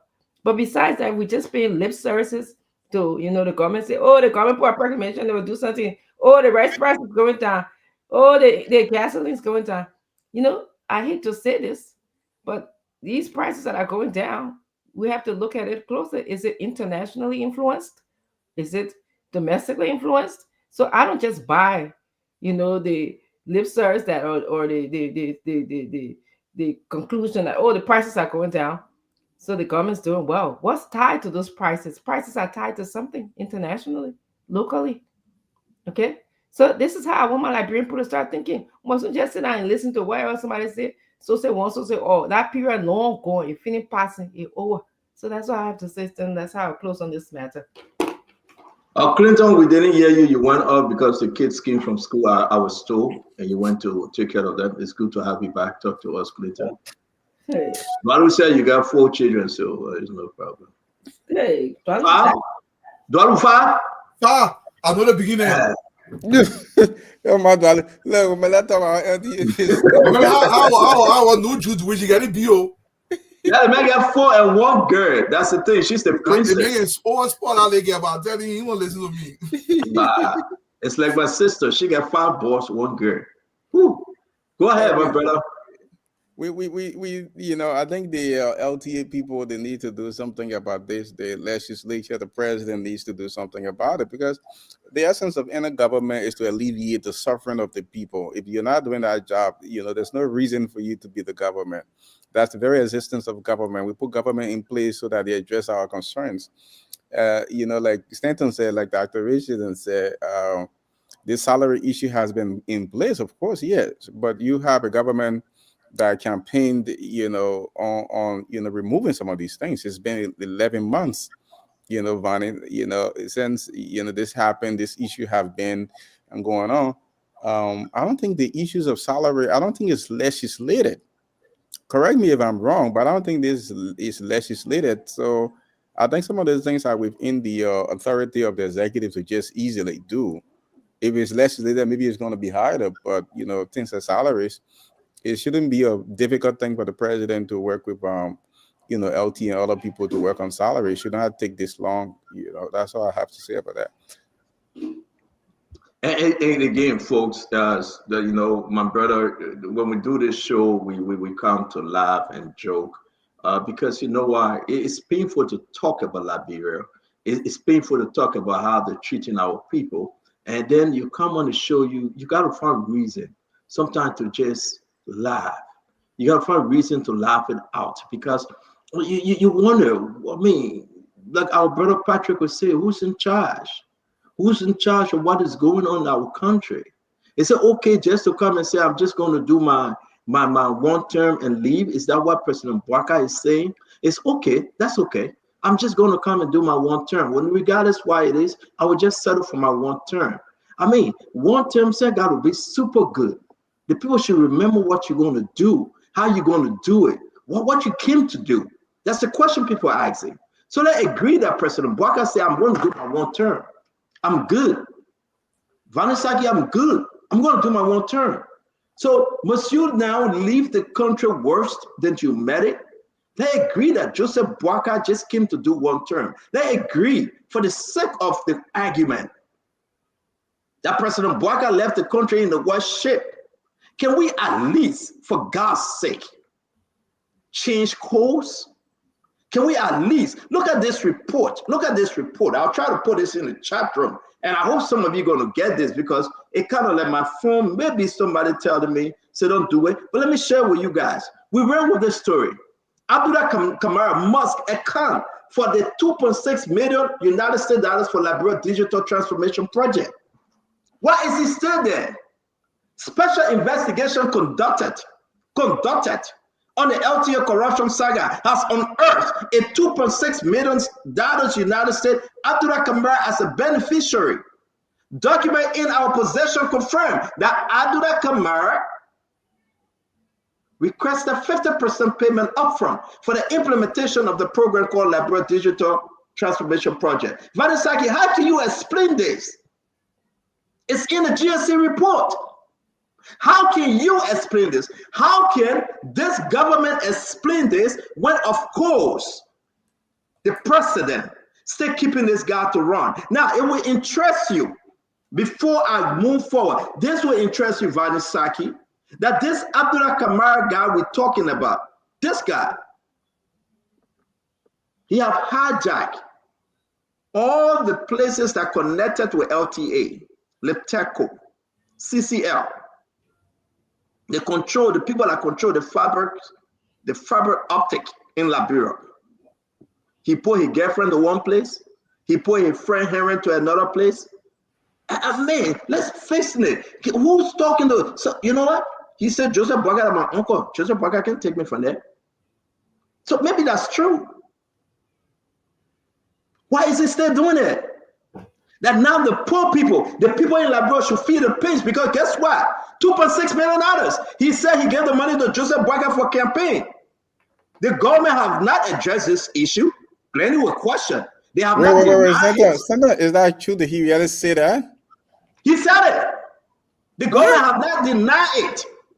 That he supported the Unity Party campaign out of the $2.6 million. But as evidenced by, he still remained the chairperson for LTA. How can you denounce it? How can this man still be there? Because the president is keeping him there. But I don't want to put you on the spot, Vanny. Remember, man, we got to do a better job than that. So I'm going to just rest on this and move on to GSC. I think GSC is doing something better. Let's try to talk about something. Senator, we'll continue with this conversation. But it's embarrassing. Yeah, go ahead. Let me give you 30 seconds. Go ahead, Vanny. Yeah, one thing I can show the Liberian people stand on. President Joseph Boaga will never allow anyone who is not in good standing with accountability and transparency to be in this government. Not possible. Especially when the evidence is clear that that person has some relationship with corruption. I don't think you can have a day in this government. Now the President Joseph Boaga why. So sometimes these allegations and things, you got to look at it carefully and not just run into big. Which evidence are you looking for? Yeah, I saw the other report that what we do as a government is now. Which evidence? You trusted the guys that did the audit, though. You asked them to go do audit, and based on the report, you remove a winner Zagba and all of her folks based on the report. Not correct. No. So based on the report, based on the findings, you remove a winner Zagba, you remove Israel Akasaya, you remove all of them. And based on the same finding, they're telling you $2.6 million, as you can see, that your guy that you have there right now, Abdullah Kamara, he must account for $2.6 million. Then you call for what kind of investigation again? And even, let me help you. Maybe you are not informed. Investigation were done. It's on Joseph Boaga debts that this man is guilty as reported from the audit report. Vanisaki, I'm in too deep, my brother. Don't do this. You are supposed to talk. So what's the problem that you're trying to form another investigation, huh? No, as I said, the report is on the president desk. And I saw the president desk on many occasions, a lot of fire on that desk. So it takes time. Nobody will tell me the president will go through all the report. Let me help you. You know when last the president had a meeting on LTA, I can tell you, maybe you're not informed. But you will not come here and say something bad. I will check you. The president, they discuss LTA.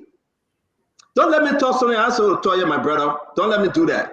So let everyone go and wait for another. And the president will ask, the president will Yes, but he didn't get to it. What are you talking about yet?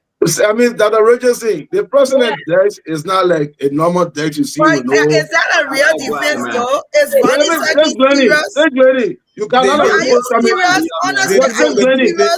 Clinton, To use President Dex as an excuse? Are you really thank serious? lady. My brother Eduardo will agree with me. The president desk is not ordinary desk where Let me answer. a lot of things come to the president. A lot of things come to the president.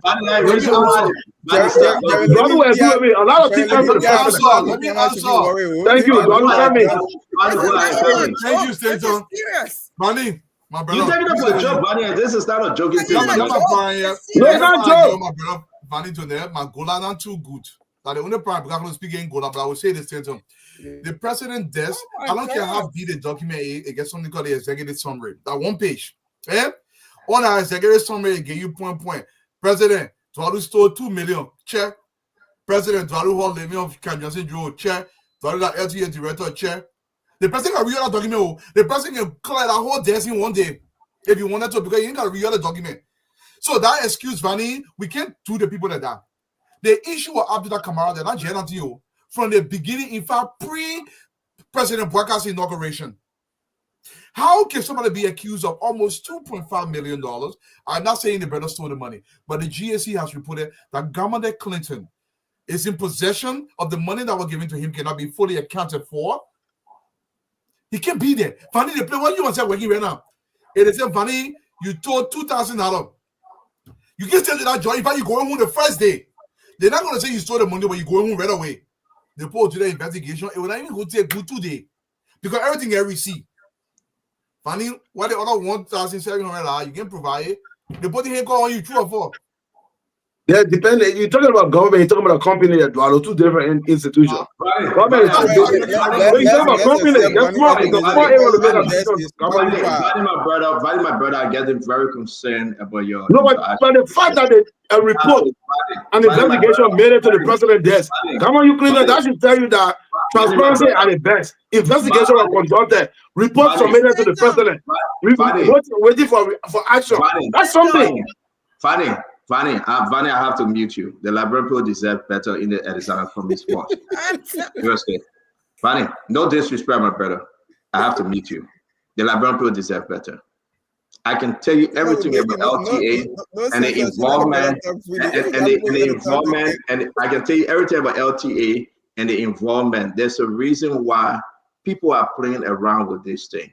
It's now killing our country because Abdullah Kamara, what he's saying, that Joseph Bouakar can never fire him because the money he's getting, he's sharing it. He did before the 2.6 million to support the Unity Party campaign. He said it. What we're talking about is not a joke. It's not a joke. Those guys, they went. They told the president. They said Abdullah Kamara is damaging LTA. The president said the day I'm ready, I will take him from there. Funny, I know. Funny, look at Letaco. The people have not gotten paid for November. The TEPCO, how you call that other company. The arrangement of new companies coming on that was brought in by Abdullah Kamara. If you guys cannot address this, we are doomed. Whoever will come to represent Unity Party, they are doomed. So, Vanny, you need to stop, my brother. I beg you for the sake of God. Not everybody you can protect in government. We had somebody on the show before. They called Kev Hassan. Anything Joe, anybody do, he will say, yeah, that's true. Vanny, let's look in our government face and tell them you are wrong. This brother is wrong. He shouldn't be in the government. The man is boasting. The man is celebrating. This brother is wrong. And I just came to tell you, man, as a friend, let's just say as lovely, brother, come on the show every day, but we cannot allow this. Glenn, you talk to me for us to move on. I want to talk about GSP. What is interesting is that, and I love Vanny Saki, but to sit here publicly and formulate answers is unacceptable. You sat here, the first thing you said was, if the president knew about anybody in his government who is aligned with corruption, they wouldn't be there. Then by the time Stanton goes to the fact that there is an audit report and you say, oh, the report is on the desk, but the desk is too big, there's so many papers, you can't do that. There are people who believe in you. There are people who there may be people who don't care about who you are, but there are people who trust your integrity. You can't do that. You can't come and do that to us and make it seem like it's insignificant and formulate answers just based on how you hear the story. And Winner Sakba was on this show. She spoke a lot about Kamara. She talked about that. She talked about checks that were issued where he was the only signatory to it. She came on this platform and how they were closed. And at one point in time, there was an account that it was just the two of them that were signatory to that account. She talked about it here. You can't come tell us what we ain't here, brother. Don't do that. Say, Glenny, integrity is all that you have. Say, Glenny, I understand that you want to. I understand you support Joseph Boyka, but don't make it look like we're not people of integrity and we can't read between the lines. Don't do that. I will never think. I will never say that, Sis Glenny. But what I want to be careful with Sis Glenny. Let me tell you. One second, Clayton. One thing I want to be careful with Sis Glenny. Be careful with people who maybe are kick out of government or people who, for some reason, are asked to leave government, make a statement about what happened. Be careful with that kind of statement. When people are angry, they can create all kind of stuff. Be very careful with angry employee that got fired. Be angry. Sakwa was angry. She was not. I'm just saying. Sakwa was not angry. She opened up. She talked about herself. She talked about the things that she was involved in. She was very transparent. She was not angry when she came. Oh yeah, there's an audit report out there. So let's just go ahead. Blame it on that. So let me bring Clayton real quick. Dr. Richardson, you would be last. I think Patrick is talking to Clayton. You go ahead, my brother, and then we can bring in Dr. Richardson. Yeah, I beg you. Let Clayton go ahead. We'll bring you on, Patrick, please. Look, Vonnie, look, I was laughing because some of the response is just not the fact that you said that the president's deck is so packed that he's not able to address. They said, look, there are priority issues. This issue has been going on for a long time. And look, it's one thing to support the government, right? There's no such thing as neutrality when it comes to government politics. We live in a multi-party democracy, which means everyone has to belong to some political institution. If you feel that they share your values, they share your aspirations, you have to belong to them. And for somebody like me, and I have decided that, I'm going to be a CDC president until at such time, when I believe the city is not representing, what I stand for. But even as a member of the CDC, and I can challenge, I always challenge my friend Stephen Johnson. I said, go and find anywhere that I supported anything that the CDC I didn't believe in. I always challenge anybody. You will never find it. If I don't believe that the party is taking a position, that the government is taking a position, that President we are taking a position that I don't believe it. I don't believe it's right for like brown people. I'm calling it out. We can be in this thing where we're just saying, or how they call it, all defense brigade. If we defend anything, unity party, anything, the country's not going to grow. The country is not going to grow. Guys. It's just not. Thank you. Let me bring in Fandera Patrick and Dr. Richardson. We got to go to GSC. A very good news coming from GSC. At least we're going to talk about good news in this government. Fandera Patrick. Yeah, I just want to emphasize again. I mean, for me, we cannot allow the LTA to exclusively run like this. We need the first branch of government to intervene. I think the legislature is under constitutional authority to ensure that all the reports that are presented to the president, the legislature has the right, they have that ability to enforce it. Maybe call these people for hearing.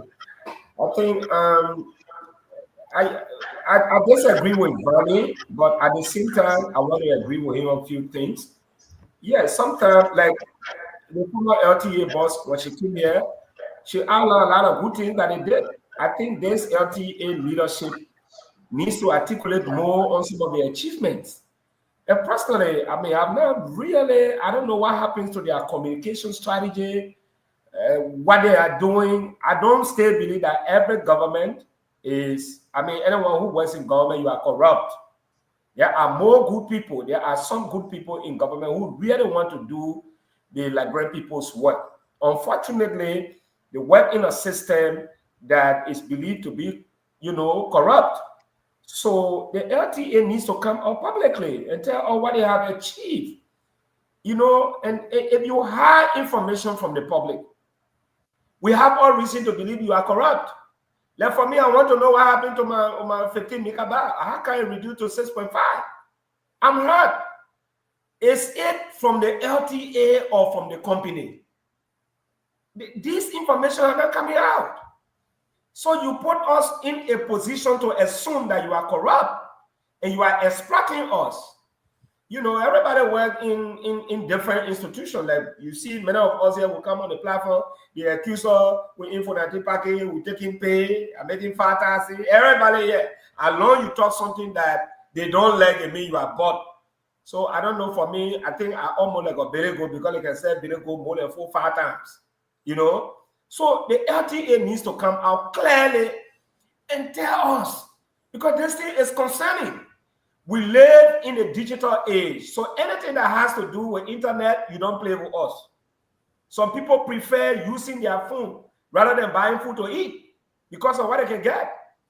For me, had it not been for internet, I'm not too sure I will have acquired the kind of education I have, or have traveled, or maybe improve myself. Internet is very powerful.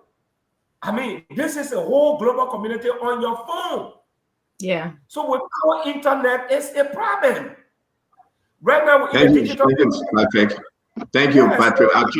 I'm trying to save time for us to go to GSC, and then we'll wrap it up. Seriously, we'll talk more about LTA. Dr. Richardson, 30 seconds, please. Yeah. I was just going to say, you asked a great question. The same GSM company that is in Liberia is in some West African countries, South Africa, and stuff like that. So if the problem is the GSM company, I'm just reasoning out things now. Why are those other countries not asking for reduction in data services? So you asked a good question, Patrick. What is wrong? Well, for me, when I hear $40 million being paid for salary at the National Port Authority, and then when I hear about all the fringe benefits that commissioners of the LTA is getting, it just sickens me, because Liberia, if you listening, or like you Liberians, and wherever you are as Liberia is one of the poorest country in the world. We don't have good healthcare system.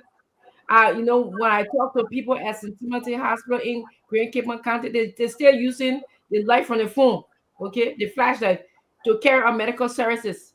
Not too long ago on Spoon, we were talking about how schools, children were not getting fitting education. We show pictures of the schools that they were attending. Our roads are bad. So $40 million can do a lot in all of those benefits that they are giving to these LTA commissioners, and then using people can do a lot for our country, and that's what I wanted to close on that. Thank you, Dr. Richardson. Guys, I think we get some good news. I'm calling this a good news because I'm shy, right? Let's close on this. Seriously, I think at some point we should invite the director of GSC, or the auditor general. That's his title. And I asked, this is about GSC, what General Auditing Commission. All right, they were invited here to the United States on different programs and everything. We have some pictures. I tried to sneak in a video that I'm trying to make sure that it's the right video, but it have no sound. They came to America for different programs and meetings. I think I put this in the chat room. There's a big breaking news. Somebody's sending me this information. The Auditor General of Liberia, P. Gaswa Jackson Sr. Yeah, that's his name. P. Gaswa Jackson Sr. I think this is he. Yes, there you go. If you know him, never met him, I hope that we can invite him on the show. P. Gaswa Jackson, the Auditor General Jackson. They invited he and his team to the United States on a big program. As you can see in this photo, there you go. He's meeting, and we will read the entire program to you. The signing MOU for what we'll let you know. Those are members of his team. There you have it. Maybe some of you guys know them. I really don't know them. Really don't know them. If you know them, you can speak when it's your turn. That's the team from Liberia. What you said, Glennie? No woman. Yeah, because the women decide not to come, so it's okay. There you have it. You can go join and Glenny. But again, it's very important for us to talk about some of the achievement here. Let me read what I received. The Auditor General of Liberia, P. Gasper Jackson Sr. and his team were invited to Washington, D.C. and with today, oh yes, 12/12, look at the magic date, 12/12/24, signed a 5-year MOU with the United States Government Accountability Office, GAO. 5 years. What is part of this thing? As part of the MOU, the GAC will benefit from various capacity building initiatives from the USGAO Center of Audit Excellence through online and in-person trainings. And at least one auditor from the GAC will benefit from a 3-month secondment program through the prestigious International Auditor Fellowship Program. This is good. This is good. So let's go down with this thing. The signing of the MOU with this United States Government Accountability Office represents a significant milestone for GAC, given the numbers of sanctions leveled against former Liberian government officials about a year ago or so. It is also a testament that those officials and entities of government that distinguished themselves and conducted their activities with competence, credibility, and integrity still get the recognition from the very best and Liberia's biggest ally, the United States. The Auditor General and his team will hold several other high-profile meetings with the foreign institution. Now, there you go. MCC, the Global Anti-Corruption Office, U.S. Department of State, Office of Foreign Access Control, OFAC. These are the people that are putting people on sanction. You remember. The Treasury Department, the Office of the Chief Financial Officer, OCFO, United States Agency for International Development, USAID. The intent and agenda of these arrangement meetings are yet to be announced, but there you go, U.S. official recognition and credibility. I want to hear you, those of you that found part of this, and let me start with Duadu. Duadu, maybe you here and there, you have taken part in some of these things, though you are not an auditor, but talk to me the importance of this meeting. It's a long meeting too, a very, very unique meeting, and the MOU that was signed. Talk to me, Duadu. We look for this kind of things in the Bakale administration. This is not just something, you don't get invited to these occasions if you're not doing something right. So this is not just for celebration. This is the kind of legacy we pray for President Boakai in our country. This is where we're talking about elevating the country. We are talking about developing professional men and women. Yes, Tanto, I'm not an auditor, but I'm a financial expert. So I understand this very intently. This is the kind of things we're talking about. Look, the issue of auditing is huge, and I agree with Glendy. We should see some female faces here. And people say, oh, that will not matter. It matters. Trust me. It does matter, because I want my daughter to aspire to something. Not say, oh, but our auditor, no. When our children see certain things, there's certain message that sends, and we got to constantly send that message. But look, to the Bakale administration, these kind of promotions of our auditing agency will elevate the country. Accountability is huge for the country, and I want to say big shout out to Gaswa and his team, and to the National Auditing Commission of Liberia. They continue to elevate the country in their own small ways, but the auditing had to be followed through by the executive and by the judiciary.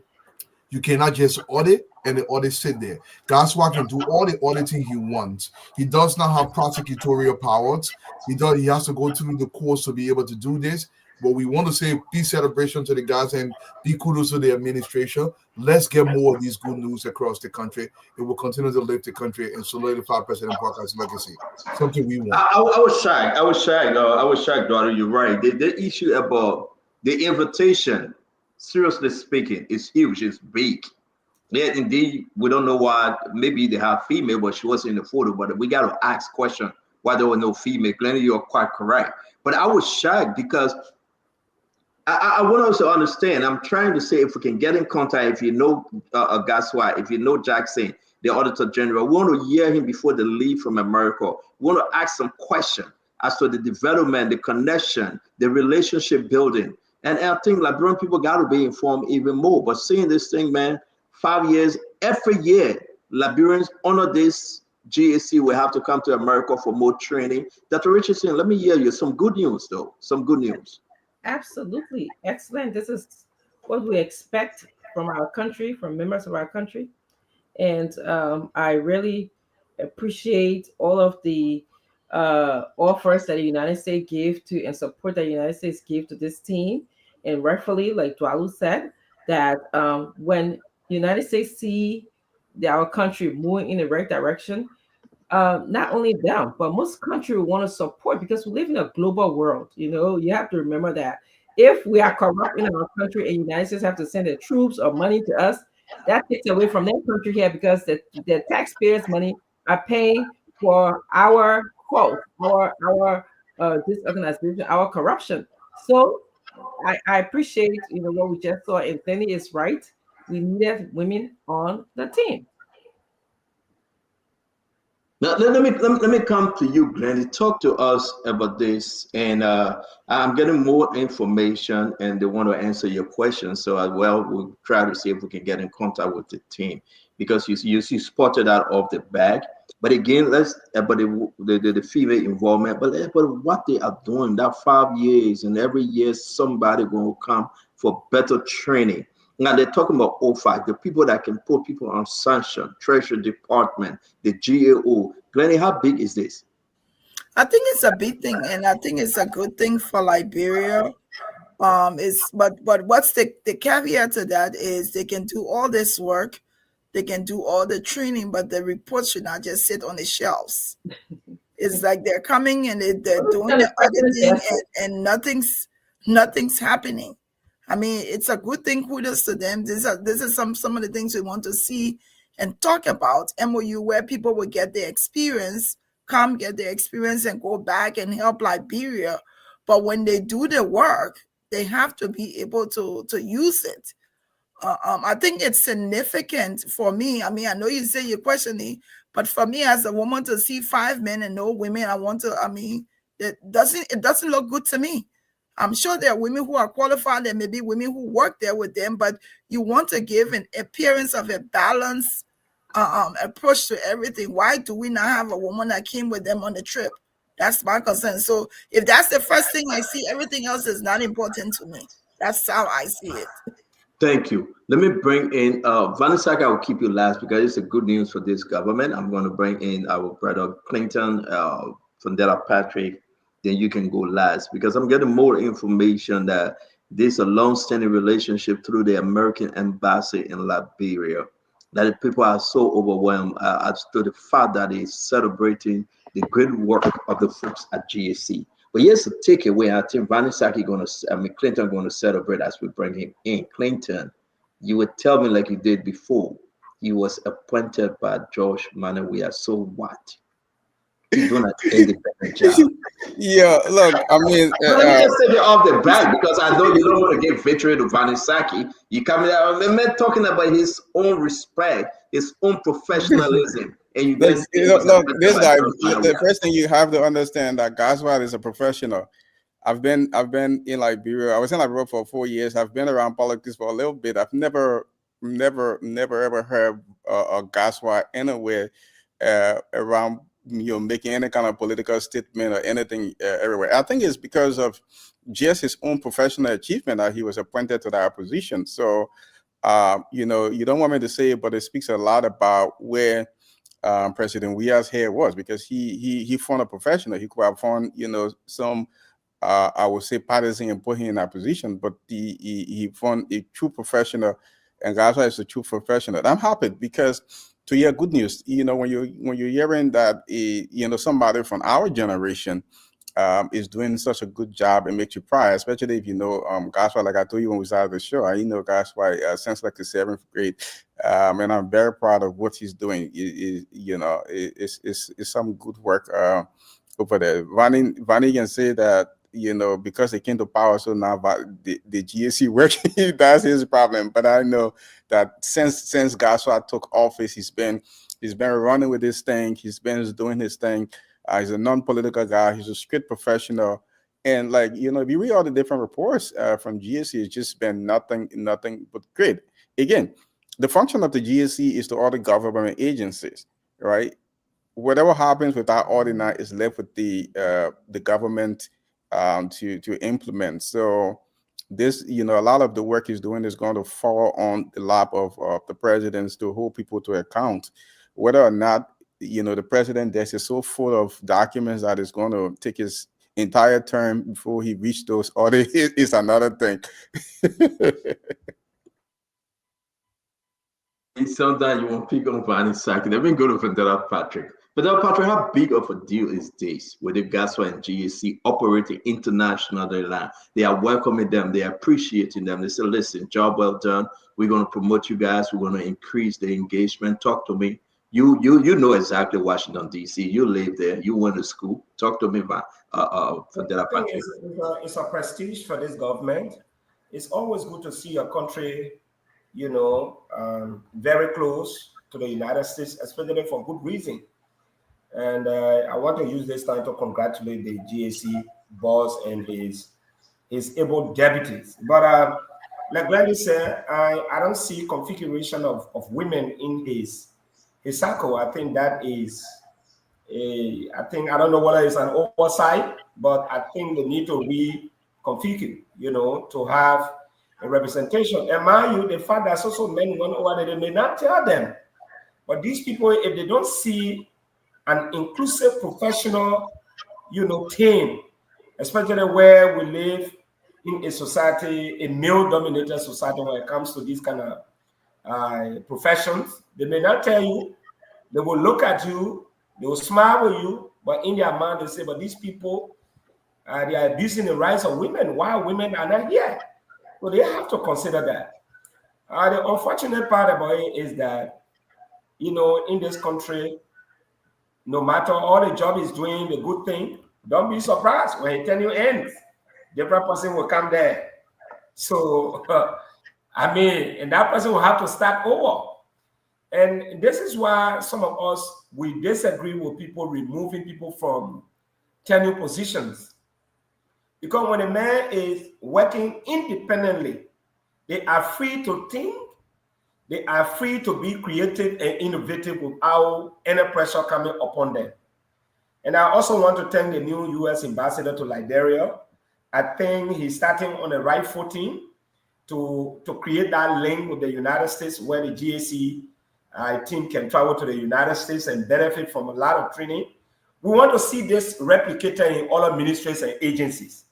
I'm sure many of them are listening, but this attitude of people shining, you see, in some ministry and agency of government, you will see some progressive people, but the moment they try to show that, they can do the thing, other people get jealous about them. And sometimes there is a professional term I want to use, misplacement. You misplace people, this person can do this job, this is where they belong, but you don't want them to shine in that particular area because it will expose, your underperformance as a leader, so you have to sway them. And sometimes you see some heads of agencies, they are afraid of their deputies. I don't know why, but I'm very happy that this GAC team is doing a very great job. Like you said, it's a pride for Liberia. I hope that the government can give them all the support. But again, let them make sure that women are respected and they are included. At least 2 women in our professional team will be a very good team, trust me. Thank you. Thank you very much. Let me bring you Vanisaki. Thank you, Senator. Let me use the opportunity to say congratulations to President Joseph Yuma Boagai for creating the space for professionals to freely operate and do their best. Years back, I had a few cousins who were auditors, and they were afraid to even be called auditors because they were afraid. So, but today we got a country where auditors are now enjoying their work. They're doing their work professionally or fair. Strengthening integrity institution is one of the most important components of good governance. So any president who strengthens integrity institution, you are ready for business. Let me say this to the Liberian people. I stated on numerous occasions. The wait-and-see period will soon be over. International partners were waiting to see how President Joseph Human Parker was going to start. They're situated to move. Now that they can see he settled on the foundation of transparency and accountability, they are taking a series of tough actions. All the reports coming on your decks, people found guilty, some got fired, and you all can attest to that. It's not going to happen the same time, but the president is always making the right decision. So I just want to keep saying that we got more good news to come. Moving forward, everything you're going to be here moving forward is just going to be a lot of good news because the international panel now has seen that the president is ready for business. He has cleaned up, he has set up on the foundation. So I just want to say to Joshua and your team, great job. And, you are blessed to be operating in a government where you are free to just go for the truth. And the truth, you don't have to be afraid because you always be proud to be called an auditor, even in the night. You don't have to be afraid, like it was typical to do in the past 6 years. So I just want to say thank you to President Joseph Human Parker. We cannot establish the entire institution and make it fearful for our people to come in. Liberia has a lot of professionals, but the reason we're not getting the best from our professionals because when the president gave them, your president appointed them, gave them job, they want to control them. So it's difficult, but thank God today is the opposite, and we are getting the best. And we'll always get the best. It's nothing going to happen in the next 5 years, but good things for the country. A lot of good things coming up. Thank you, Vanisaki. Duadu, I know you far off, man. I really need that parking lot oil. You see, people tell me it's very nice with drivers. I really do. Anybody get parking lot oil around the corner, please? Oh, you from I got parking lot oil. I know parking lot oil, right? But since I came here, I've never tasted it. I need the pack. And they said the next thing is a sesame oil. Somebody said sesame. You will get all the oil, don't worry. Yeah. They say you. I was saying so. What's the name coming from with parking lot oil and sesame oil? No. Every day on the restaurant. They say if you want to enjoy the restaurant, you want to enjoy the restaurant either with the palm butter oil, the Red Cross. Then I use the banana oil on a small more red. You call it Ricasse. You know that small more red? Yeah. I was saying, so how many butter you want? Country red. Yeah, if you get it around here, please, my address at 9110012. Please send it to me. All right, so let's go ahead real quick. I want to appreciate this. This is great news for the government. You're right. The folks are saying their explanation as to this picture that you're not saying female. We'll talk about it. But the bigger news here is that on a very serious note, the engagement, the Auditor General P. Gosford Jackson Sr. and his team, they were invited here, right? Today, they're having the 5 years, they signed the 5-year MOU. That's a big news. Now, CDC want to grab this, but we know the history about the auditor. All right, so I'm not going to go there with the auditor and Clinton and the rest of sedition. Again, this is a new day for all the auditors in our country. They will have time. Stand down. But you're going to interrupt me again? I don't want to interrupt you, but I just want to say, I don't care how you spend it. At the end of the day, right? The only bright spot in the Baka government, the only person that's shining right now in the Baka government is a Joria appointee. So just leave it as that. No. You know what? I don't know what I can give you that, but that's fine. Winston Nanga was appointed during the Ellen Johnson Salif. Yeah, but Steven Johnson doing good. He traveled too. We are about to put his picture up. I don't know whether he want us to put a picture. Yeah, I'm not saying. Oh, that's Steven Johnson. Steven Johnson. Right. Steven Johnson. When they painted a building outside the. Amos Toy is not doing better. I cannot put his picture up. Amos Toy get problem, and we raise that issue after the House of Representatives something. It must be a big problem with LPRC, and I hope you can be on the show that day that we can talk about it. Let me go, but it's a good thing for Mr. Jackson. Like we all say, he and his team, they are doing extremely well. As you can see there in the photo, proud sons of Liberia, giants, in the auditing department, they are not sleeping. 1 or 2 of them will travel to America every year for more training. Let's just give it to them. And I think if we can celebrate our own, while we're talking about the bad work at LTA, let's talk about the good work at GSC. We want to say thanks to them, a unique team. Again, we move. This is what we are talking about. And I think the president, when hearing his time is over, he got to leave. It's up to them. I really don't care. But right now, they are doing a beautiful job. We also talked about the You Fulani. know, man, like all the Shani. See what they did to John Molu. As not time finish. Okay. So again, we're going to talk about the people. We're going to talk about the food up union. The program is coming up on the 22nd. Again, this is a promo for them. December 22nd, the program is coming up. We want to say One Nation Conference for the members of the Food Up Progressive Union, FPU Liberia, empowering Fullers in Liberia for equality, justice, and inclusion. This is the one I really can't see it better, but this is the entire program: legal support, policy engagement, education and advocacy, promoting awareness, addressing discrimination, all the highlights and goals. We want to say a big program coming, and Spoon will cover it. This program is assigned to Damas Slanger. He will be there from start to finish up this program. Again, we want to say we're happy to have you today. Additional lawmakers were suspended. Like you can see, the total right now 7. I heard from the majority black, they are saying they are going for the Jackalope vein. Those on the list will be Eden Atobler, Dixon Silo. Again, they will be suspending people like Crazy Priscilla Cooper. People then that went against the motto, they will go after them. It's a scary time in the country. I thought we're talking about peace and unity. And I hope the new speaker, the deputy speaker, Thomas Fala, they should take a break. They should take a break because the American ambassador, the ambassador accredited to Liberia, this ambassador is saying, no. We should talk about peace. We should talk about unity. We should talk about the way forward. There will be no way we can come. Listen to him when he met the former president, George Manawea. The United States wants to see Liberia political process play out peacefully and with respect to the rule of law. So while we end this show today, I promise to give you a name of that person, a big person in Liberia that the first I can't hear. But because of the political situation and because of what is unfolding, a lot of phone calls came in and text messages. Please don't do it. I will create a big problem if I do. I will. So I'm going to hold on to it, but I want to say to you what is happening at the House of Representatives. Let me tell you this. I want to read this because it's only important for me to read it. And they got some names on this that I'm not going to call.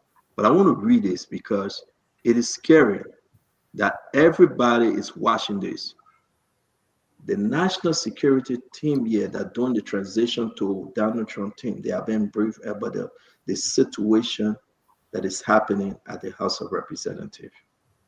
Those people, the people think that got involved to create this thing to remove Funati Kofa, they get the names down, concerns about the deteriorating security condition that they are concerned about, talking about the Donald J. Trump transitional team, diplomacy, national security, and the African subcommittee on the Hill.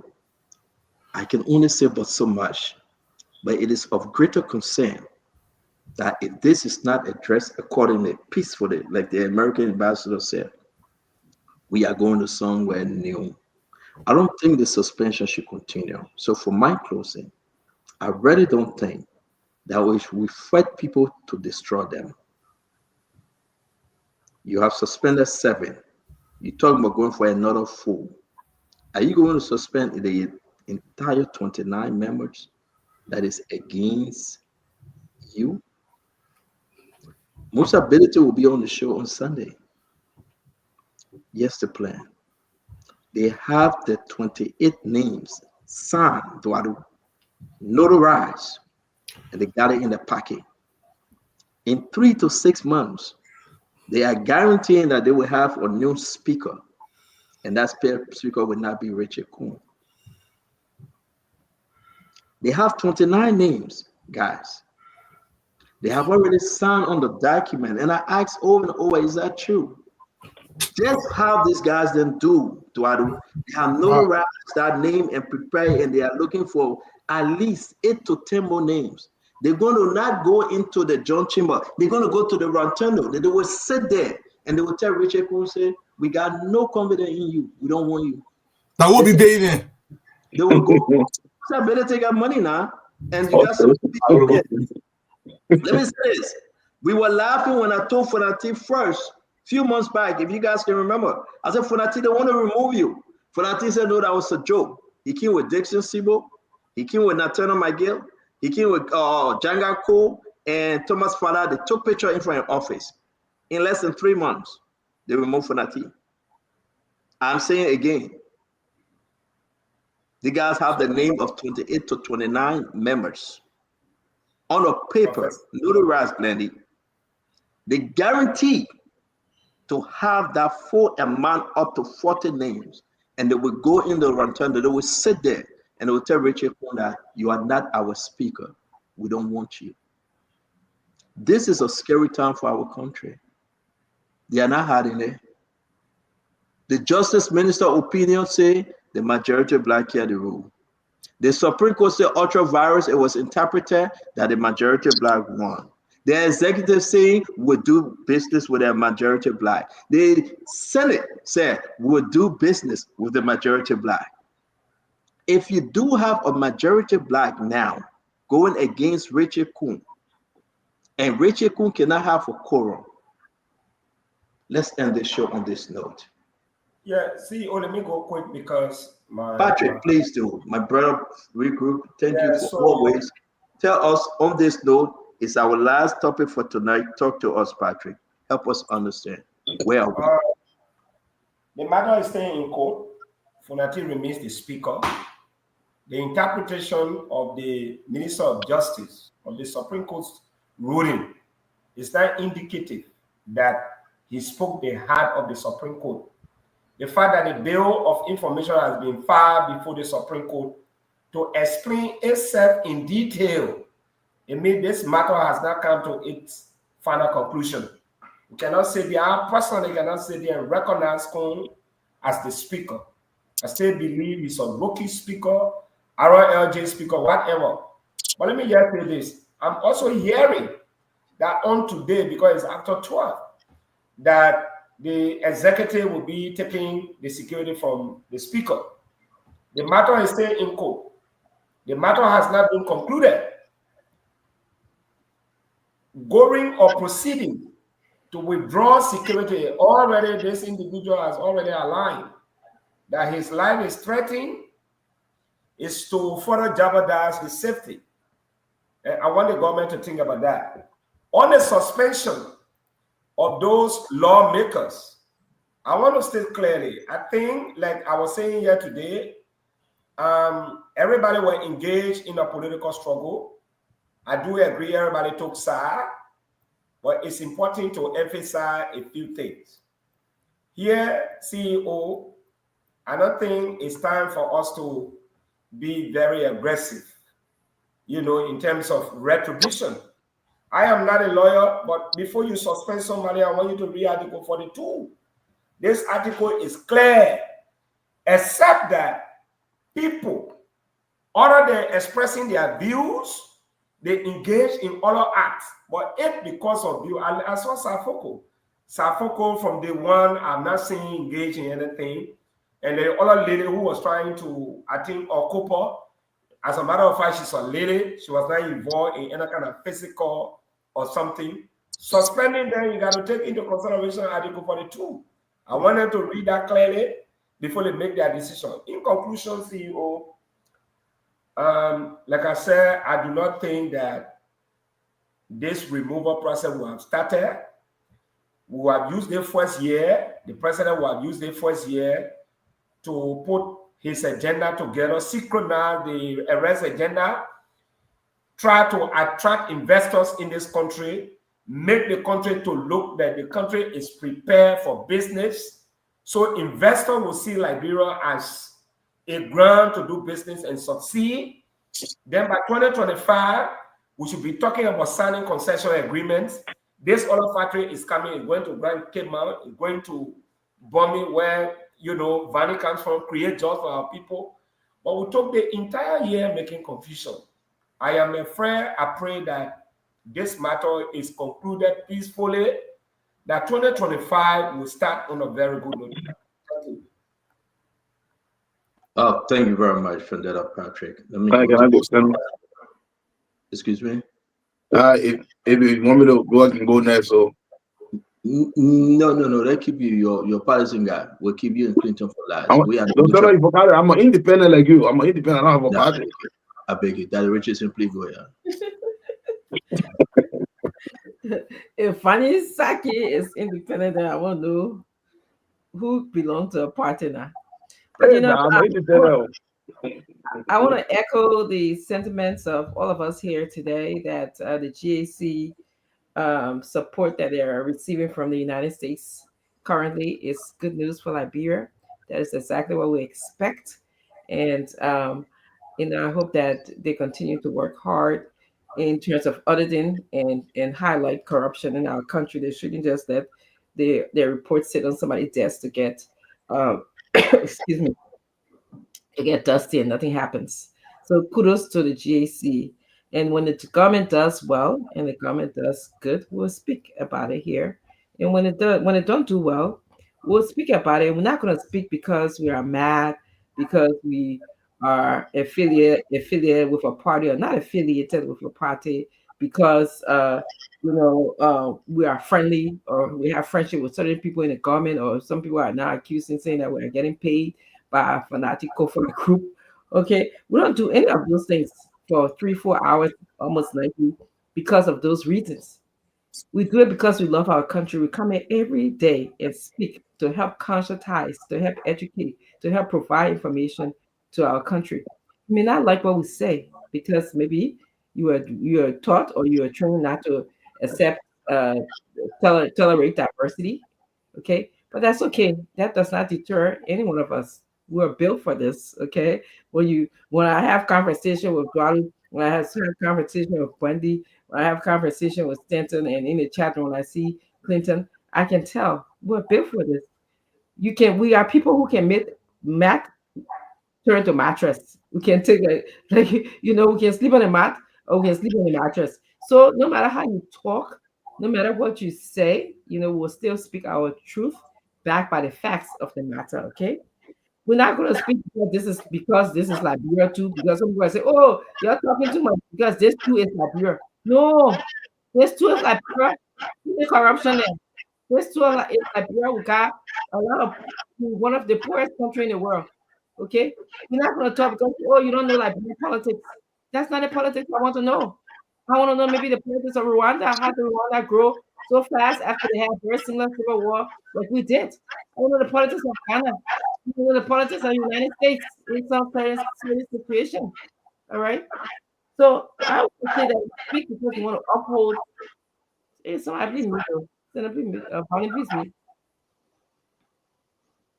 We speak because we want to uphold the democracy of Liberia.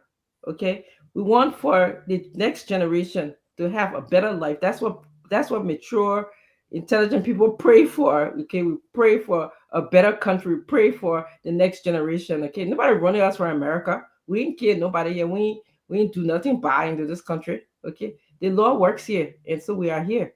We just love our country. We want a better country because we know collectively as Liberians, we can do better. When you know better, you're supposed to do better. The people in Ghana are no smarter than Liberians, okay? So I want to close by saying we speak for human rights, we speak for peace, we speak for justice. And that's what I have to say, Stanton. Thank you. Thank you, Dr. Richardson. Stephen Johnson sent me 2 photos. Let's just put it up. This is our brother, Gamade Clinton. Gamade, we're not hearing you. As a sedition when he was meeting the former vice president. Why are you Stephen, of all the people that Johnson said to me, my man, but we're ending the show, but can I can I have my time to talk? Stephen Johnson sent me 2 pictures. One will say, Governor, welcome to Spoon Talk. This is what we do here. I love your shoe. By the way, I love your shoe. I mean, that's Fawagamo or Kamagamo, how they call it. I get money that Stephen Johnson about. I hope you left it. I hope you left that shoe down well, sir. But when you were doing this one, my man, you were painting. What happened? What kind of assessment trip you were on here? You want the beginning of the year, our boy, Zago Tendo. You want the beginning of the year, our boy. Go there. Well, you're doing it all. You see, Steven about to. Let me tell you the backstory of this thing, right? Steven Johnson is laughing at me, says, because I said, you know, on this show just now that Steven, we shouldn't talk about Steven and Gasa because Steven just painting his building like where he did. So he sent this picture to say when I was at Minister of State, I was there taking estimates at the march. Oh, okay, I see. So okay, I got You know what can happen to the No, I think this picture was on Facebook. I posted it when we did that thing. So I think Stevie Johnson just letting people laugh. You can't win Stevie. So that's you. So we confirm that's you. All right. I mean, my thing is I got problem. You know, my thing is I don't have no problem whether it's like you or not you. You know, but I'm just gonna put it down because the Liberian people gotta decide. Look at the thing the man laughing at, right? The man is laughing at me. The man said I was taking estimates in the mansion when I was supposed to be doing something else. But guess what? They had this mansion. The but fire. We'll for that story, but let's go back. We'll for that 12 story. years, you want me talking for 12 years? For 12 years, this mansion for 12 years, they were not able to face it. We came, we faced Okay, the mansion. but we get that story. We get that story. The issue about this picture is not about the mansion actually. My best picture here is your suit, your costume, and your shoe. Okay. So let me take it back. So I like to say for my own quick closing, I forgot to show this picture. That's a setting that this guy signed, the GAC guy signed the MOU. That's a setting here in the United States, and they were all set, ready to go. Again, we'll give you more information about their different activities, but that's the entire setting where Jackson and his team met today and had a great conference. I'm so happy because at least we can put us some good news. The next thing is that I want to play this video, then I will leave it with Mr. Eduardo Vanisaki and our sister Glennie to close. This video is about the summary of the House of Representatives. I'm trying to compile the story since this 16th of October the 17th, how we got here. But this is one of my takeaway videos. Let's just watch it. There will be no second. You are the man in charge. They want to disrupt. Some of our colleagues want to disrupt. So be, but as far as we are here to present. One of your colleagues from the CDC. Can't open the door. Can't open the door. You ever said that issue? No, be wrong. You think we'll say that here for you to come play with all that? We'll never do it. Because you are criminal, you fight better because you are wrong. Damn fool. What the fuck are you doing? You are wrong. We prepare for you. Any mistake you make, you will regret it. But keep my hand again. No, I got to keep out hand again. No, you saw use your power to take the key. Yeah. Can't use your power because you're stupid. I had to get it than you. Government money you stole that why you use it. No, damn fool. Stupid man like you. They tell you what to play wild life. Welcome to the press. Many have accused you of being the Judas in the yes, these are wrong. Don't be pushing on. Don't be pushing on. Don't push on.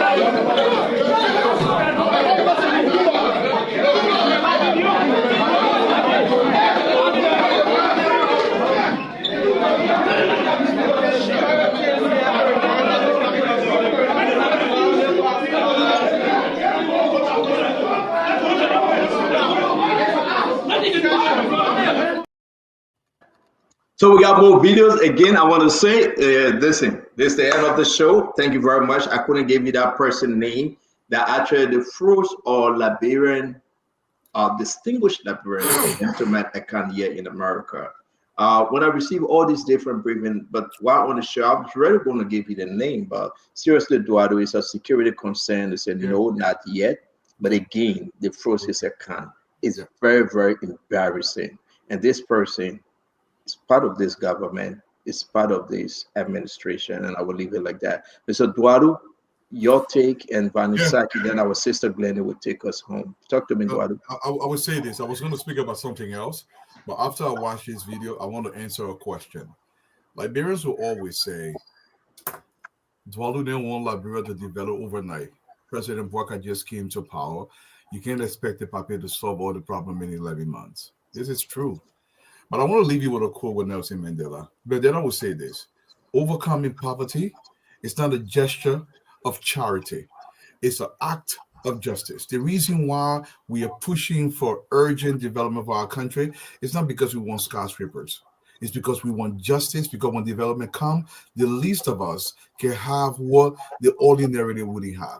When we have the brains of our society, whether you like this or not, these are the decision makers that we've chosen to chart a new course for us into the 21st century. And we know how they're behaving in the legislature. Do you think they have the time to implement the strategy that will get us to develop overnight? Dr. Francis mentioned the Rwandans. In the span of 20 years, they were able to take almost 80% of the population from abject poverty. You go to the Ghanaians over the last 40 years, they are doing transformative things in that country. There is nothing that the Rwandans or the Chadians or whoever else is doing in the Horn of Africa, or the Ethiopians that have literally transformed Addis Ababa into a modern metropolis that cannot be replicated in Liberia. We don't want Liberia to develop overnight. We want justice because we believe when Liberia develop quickly, clean water is a form of justice. Constant electrification is a form of justice. Proper education for our girls that are falling out. I just saw a video on Facebook where a young woman is being made to say things. People think people laughing on Facebook. They guess she can do this for money. She can do this. And we celebrate it. I want justice for that young little woman because we are not developing faster. We don't want Liberia to develop overnight. But I will say this again, as Nelson Mandela said, overcoming poverty. It's not a gesture of charity. You're not doing anybody any favor. It is an act of justice. What we seek is justice for our country. Development, rapid development, increases justice across the country. This is what we are asking for. Our legislators will never get it. They will never care about it because it does not affect them directly. Senator, could you please mute? It does not affect them directly. Thomas Fala moves from selling Wawa in real life to literally a millionaire overnight. Did he invent the new copa in Liberia? No, he did not. Did he come up with a better iron soap that you can use for a longer period of time, or another cassava peeling machine? Absolutely nothing. What he did was he took budget from the Ways and Means Committee and he built whatever he could build. He expanded that. CDC supported that. He stole heavily from the government. This is not hidden because his federal lawmakers are telling him to do this. But when you tell me that Eduardo wants the country to develop overnight, I am not naive to believe that President Bouaka will develop Liberia in 11 months. But what I expect, that a foundation that will provide clean water and decent quality education across the country should be laid right now, not paying $15,000 salaries to individuals who have not earned it. This is my issue. My brother Vanisaki. Thank you. Thank you to the panelists. A great show, and to everyone listening. Let me say that I heard today I read on the former speaker page about the government informing about removing security detail and turning all benefit that is for a sitting speaker. I think that's a red move. We can have a former speaker in possession of benefit that do not belong to him. So that is a good thing. Then I also hearing saying some lawmakers, 28 lawmakers are saying they got a signature in the next 6 months. There will be a new speaker. It's a bluff. I always former Speaker Snow when he resigned. I heard the same thing. Group of lawmakers say, well, we keep united, we'll stay together. Because you know what they did to you, we just need a few more to join us. And former Speaker Ellis started with a letter and maintained the position as Speaker for 10 years. So I don't buy that bluff when people say, after 6 months we'll have a new speaker. That's a bluff. Another thing I want to say quickly, I hear people talking about peace. They don't say, oh, we should move on, we want peace, this and that. I'm a big law enforcement guy. I do not think the best way to get peace is to in those violators of the law. When people violate the law, they must be punished. The best way to attain peace is not to when people violate law. We all follow what happened at the Capitol. We also have some of these lawmakers behave. The House of Representatives is going by rules. You can't violate the rules and think that the best thing to unite the House of Representatives is to let everybody go free for the sake of peace. I've stood with a majority from the day the crisis started. The first one who came on spoon and started taking the border for them. If they want to see me very angry, let them try to use the power of peace by allowing these lawmakers to go free. They will see the other side of my life. They must be paid, they will be made to pay for what they did.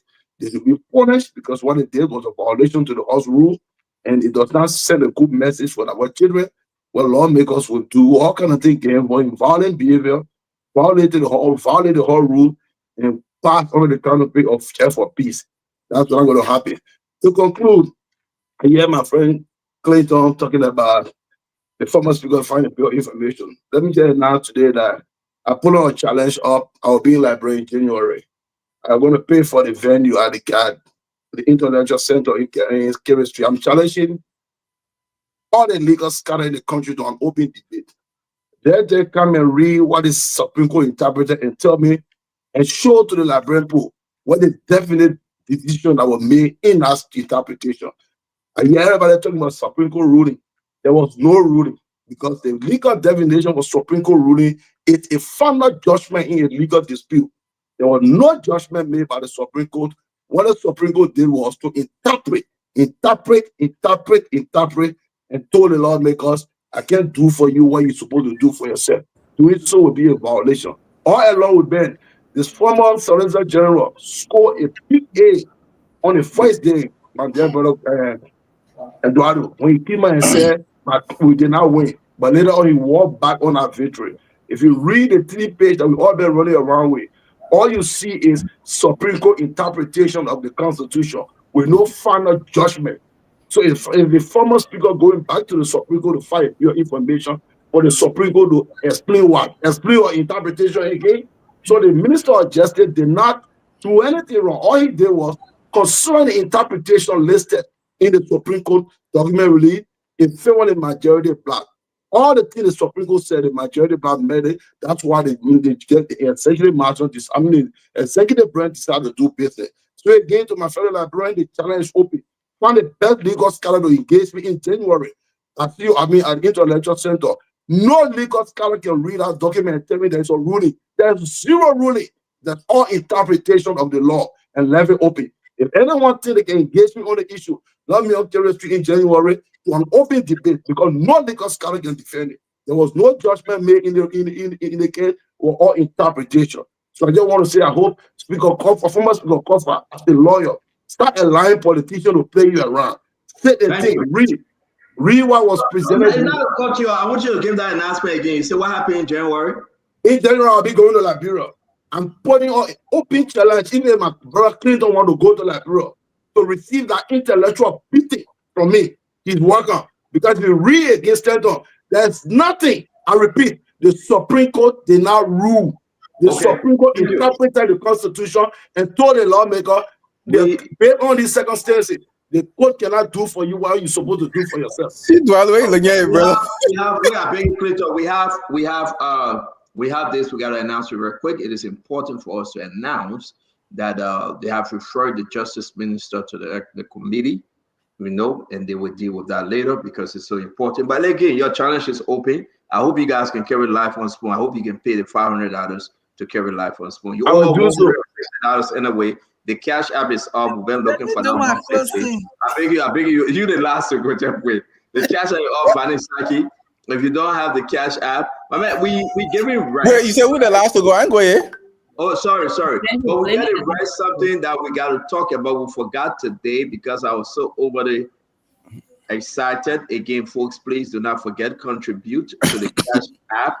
If you want to give rights to the people in Liberia, we asking you. We have 1,000 bags now. This guy said I shouldn't call his name. I'm tempted to, and I I'm will. gonna tell him Yeah, no, it'll be shut. No. But I beg you, the message don't call his name. I shouldn't call his name. I gave him up to tomorrow. I said I will call his name because people ask me who is this guy. He's very, very nice. He and his team, his group, 1,000 becquerels, and I was shocked. So I said, but why you don't want me to call your name? He said, Stanton, at the appropriate time, you call my name. Yes, the cash app now. From that, Vanessa Saki, please send the people 150.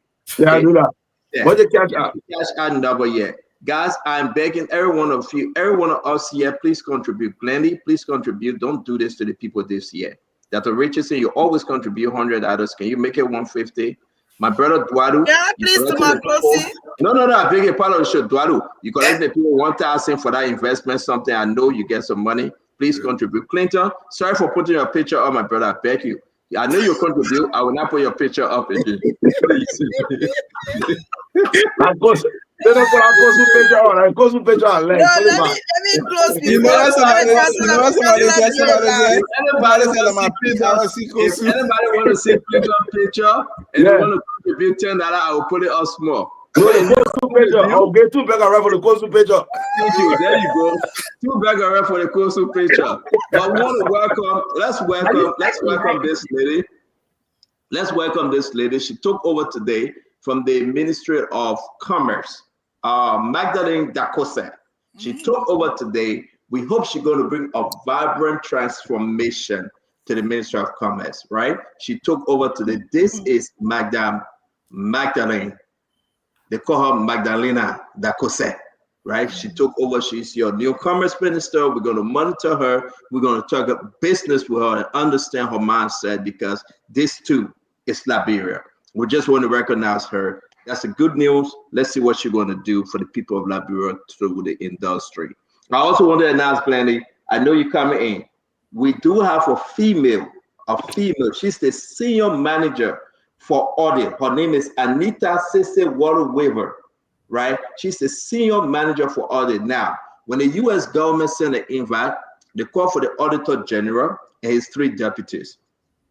The 3 deputies are male. Now, the 4th guy there is the chief of staff to Jackson. So again, they have another invitation coming out, and Sister Anita Sese Water, who is the senior manager for audit, she will be on that trip. Just to give you the information, and they are impressed that you talk about the female inclusion. So it's up to you, Sister Glendy. Talk to us. That explanation is for them. I just gave you information. You said they don't have anybody. They have Anita Sese Water. I asked. Okay. Thank you for following. Go ahead. Thank you for following up. Let me say something. First, let me send a shout out to my pastor, Reverend Dr. Francis Stapler. Today is his birthday. Happy birthday! Is that Pastor Goba again? Pastor Goa is pastor of one of our churches. Oh, okay. But so he lost the election. He never came back to say sorry. No. Wait. You just reminded me. Since they beat the man, we announced this thing. Pastor Goa will come. No. But it's not good. It's been almost 3 months since the man lost the election. He never came back to say. When was the election?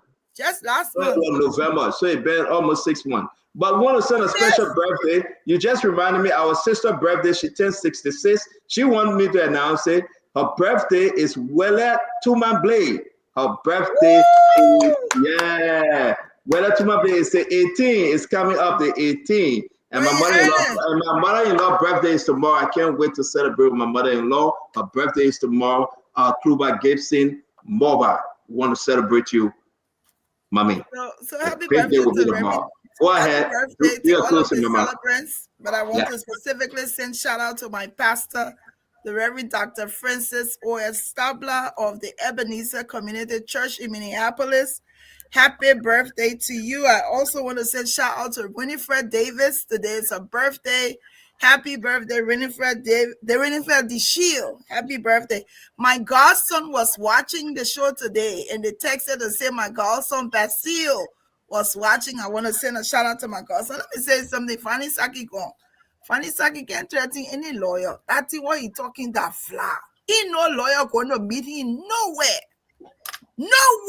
I don't know why he left. No lawyer meeting Saki, nowhere for intellectual. My Clinton got meeting. I was just going to address that, and they They're not even Saka Motri talking about any lawyer. Who has time? Who coming to go talk with Saki? He just a Glenn who just talk plenty for nothing. When lawyer ready to talk, that either coming to go. Even Clinton said not went to meet him to Clay Street or Clay Ashland to argue anything. That funny just talk blah blah blah blah blah.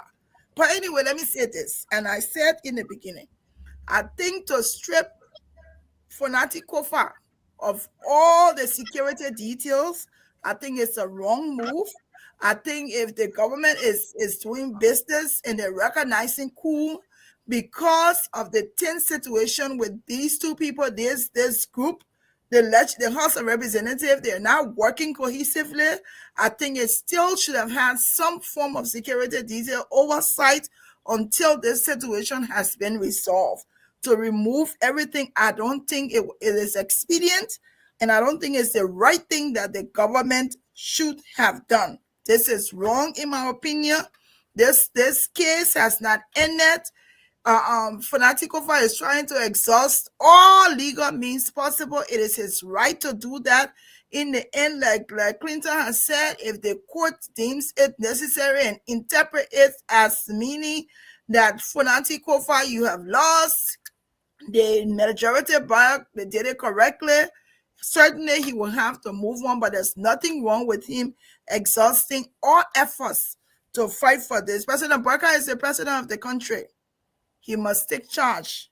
We must see the leadership we want from him. When you're talking about interpretation of law, the letter that the Justice Minister wrote was not to the country. He wrote it to Sylvester Gracefield. The people say, yeah, Grandpa Gracefield said read letter, so he wrote a letter and he put it outside. That is wrong, and I would hope that the Supreme Court this time would address it. Like what Doc said, we really do have thick skin. People say, oh, they're intolerant, they can't do this, they can't do to be here on spoon, and that's small thing, the costing we can get, be here, be eyeball, and ignorant, you won't get sense. Look at her talking this, talking that, but we stay here. We're not going nowhere. We will be here. Some of that costing, we are costing. Y'all please put money together and send my Christmas. Okay, all of y'all are costing me. You're sending me Christmas because we now work on the platform for you every day. You're sending my Christmas, but it was a great show. Everybody have a good evening. Tomorrow we'll be here again. You will cost again me. You can cost me here. You'll cost me on my page. Anyway, you'll cost me. I will come back and tell my hater and be here. What?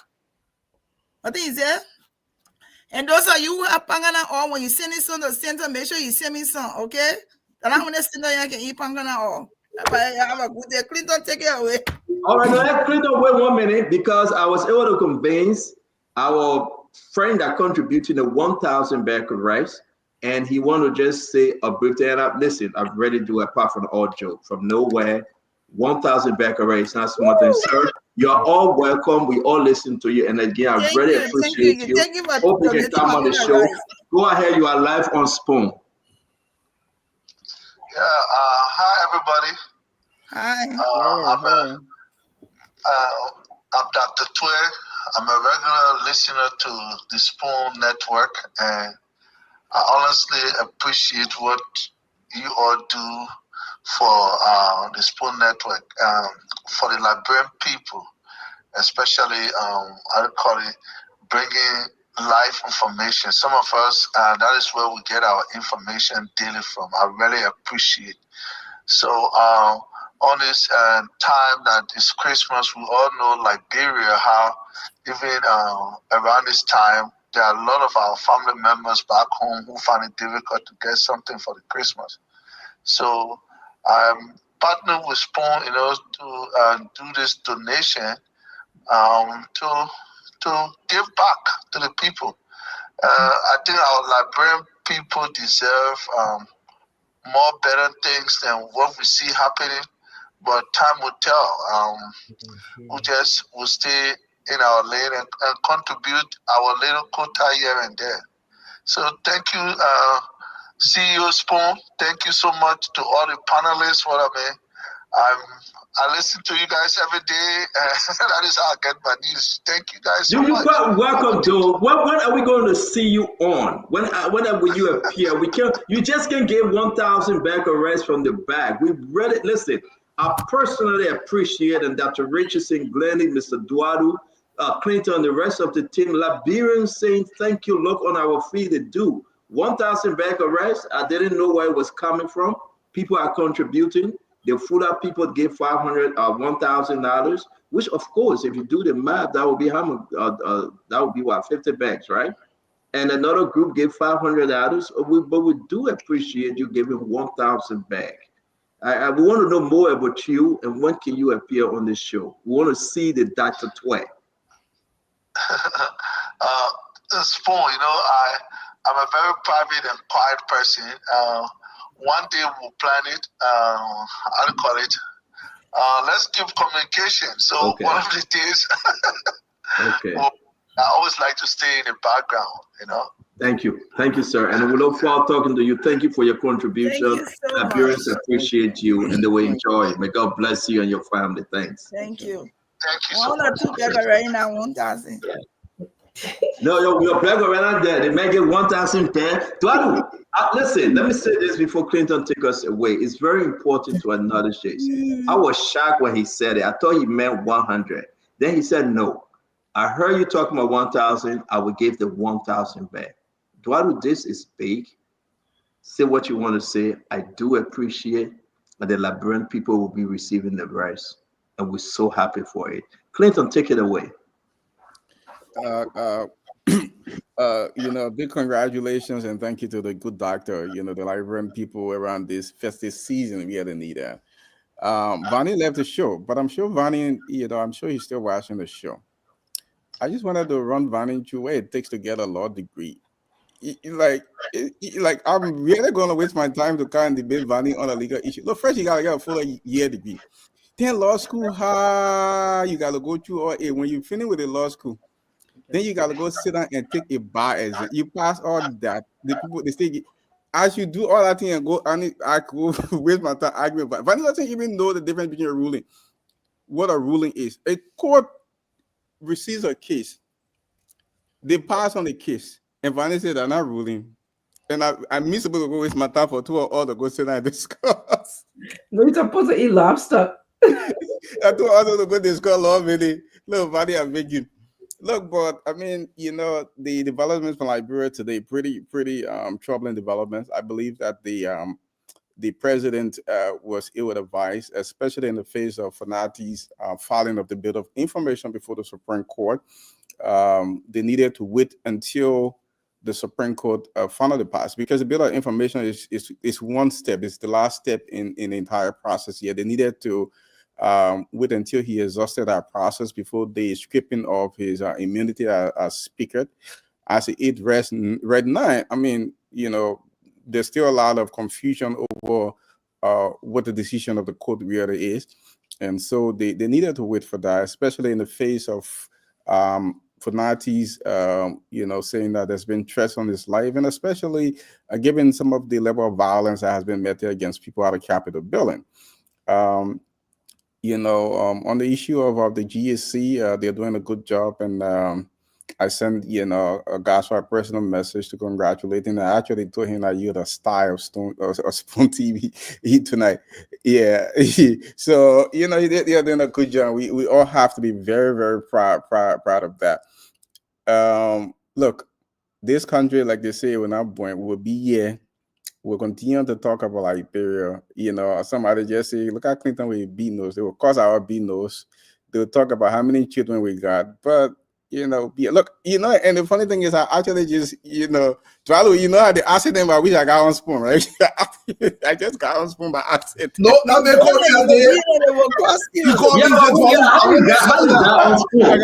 He just had to come. That Dwalu going what they're saying. That Dwalu saying the link one day. We're talking about something. He's talking about issue. He said, Dwalu, I won't mention. I said, but my come on live. It was tends to fully fumble it. Yes.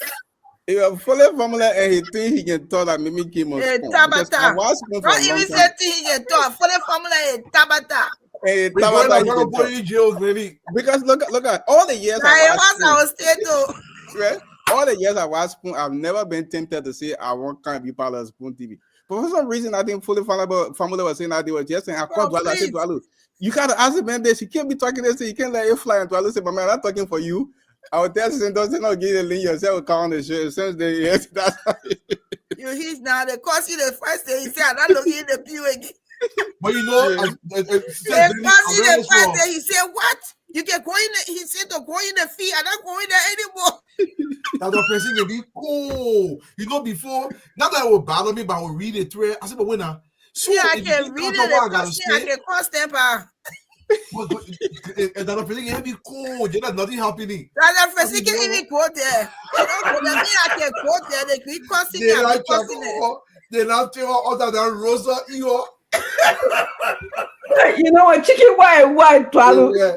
But our people at the end of the day, We love them. We love them. That's yeah. And you know the thing about Liberian people though. There's some people that picture off. I mean, go ahead. The thing about Liberian people, when they take one side, they take one side. If you're talking about CDC today, hey, all the CDC people. You send me talking something? about UP today, all the UP people. The same people you're talking about yesterday, when you thought something different about that today, then today you stupid.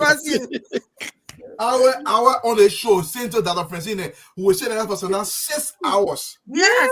Now me will go against UP, but I'm gonna just say everything they're doing is fine. Yeah. What I will tell my daughter? Yeah. So I want to say happy birthday to Queen V. Wait, the picture that you said is the person in the red? Yes. Her name Okay, is hold on Queen 1 minute. Yes, thank you guys. Yo, so Dwalu, I can't even be I don't think I say I learn nothing from you. The thing is, I don't the way so now because of that. Okay, can't talk what I gotta say. Trying to damn stupid. I mean, he's a graduate high school guru. I'm like, okay. Somebody told me the day they said, look at how they were ignorant self. She don't nothing. She just be on Spoon talking bunch of lies. Tell her to call in. They can't call. When you tell them to call, they can't call. Some people can say, look at Clinton. He even need to be on our show. What are you doing on our show? Clinton, you get useless being on our show. And they were ready to talk about my doctorate degree. I know, right? Where she got it from? Where she got that degree from? They said it. That is the thing, right? Yesterday, the show, because of Facebook technical problems, That picture they were sharing in my inbox. So I started receiving all the information that Stanton got arrested, he was sent to jail, and therefore there was no show. Spoon, and the other guy so stupid, he said, maybe they will release it and Spoon will be back tomorrow.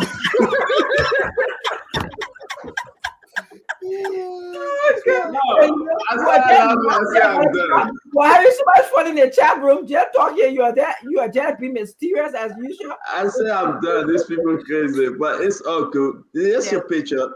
Yes. So my sister. You're good now. You're good now. Like to say happy birthday to Queen V. Queen V, we want to just tell you happy belated birthday. Yesterday we were supposed to announce the birthday, but because we're not on, but we just want to say that your sister, Lydia Jules, wants to just tell you happy birthday.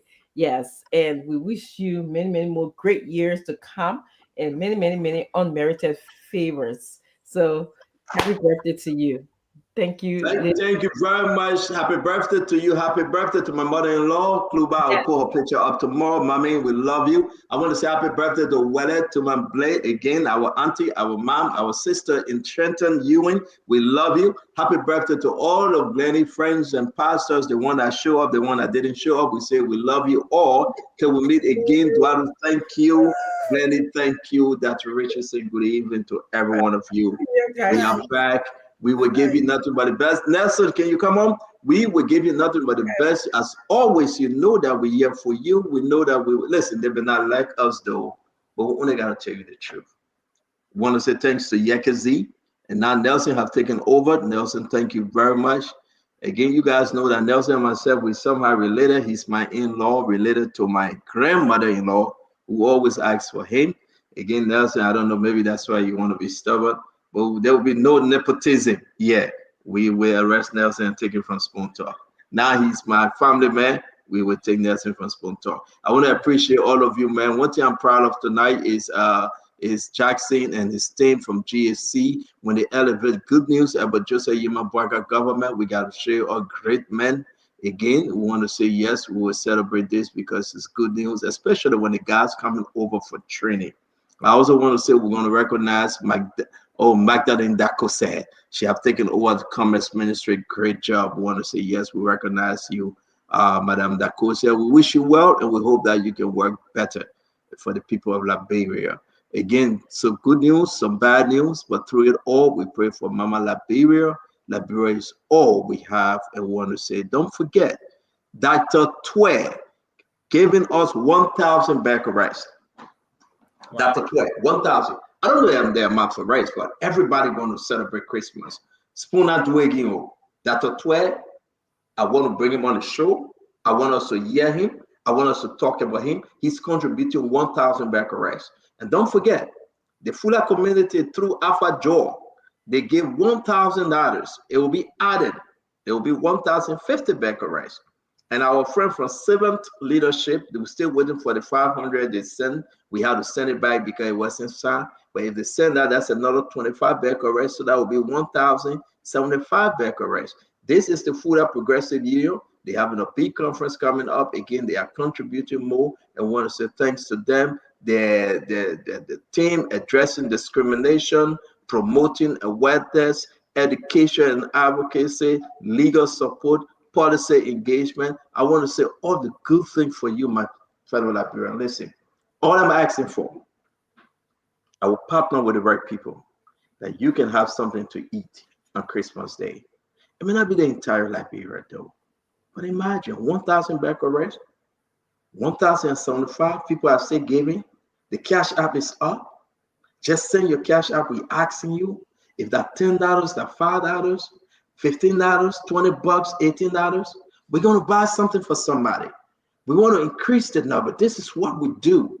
If God lay on your heart, I'm looking at the cash app right now. I want to start calling some names of people that are contributing. They say, Stanton, don't call my name. Yeah, I agree. Call me Stanton. Don't call me CEO. I love when you call me Stanton. People are contributing. I want to say, please, wherever you are, this Christmas season, the Lord lay on your heart. The Lord have laid on Dr. Twe heart to give 1,000 back arrests. We will feed 1,000, over 1,000 family. Even if that salt the poor on that rice, even if that pepper they eat it, you know what I want to do, Nelson? I want to take dry rice and put pepper on it and eat it. Yeah, seriously.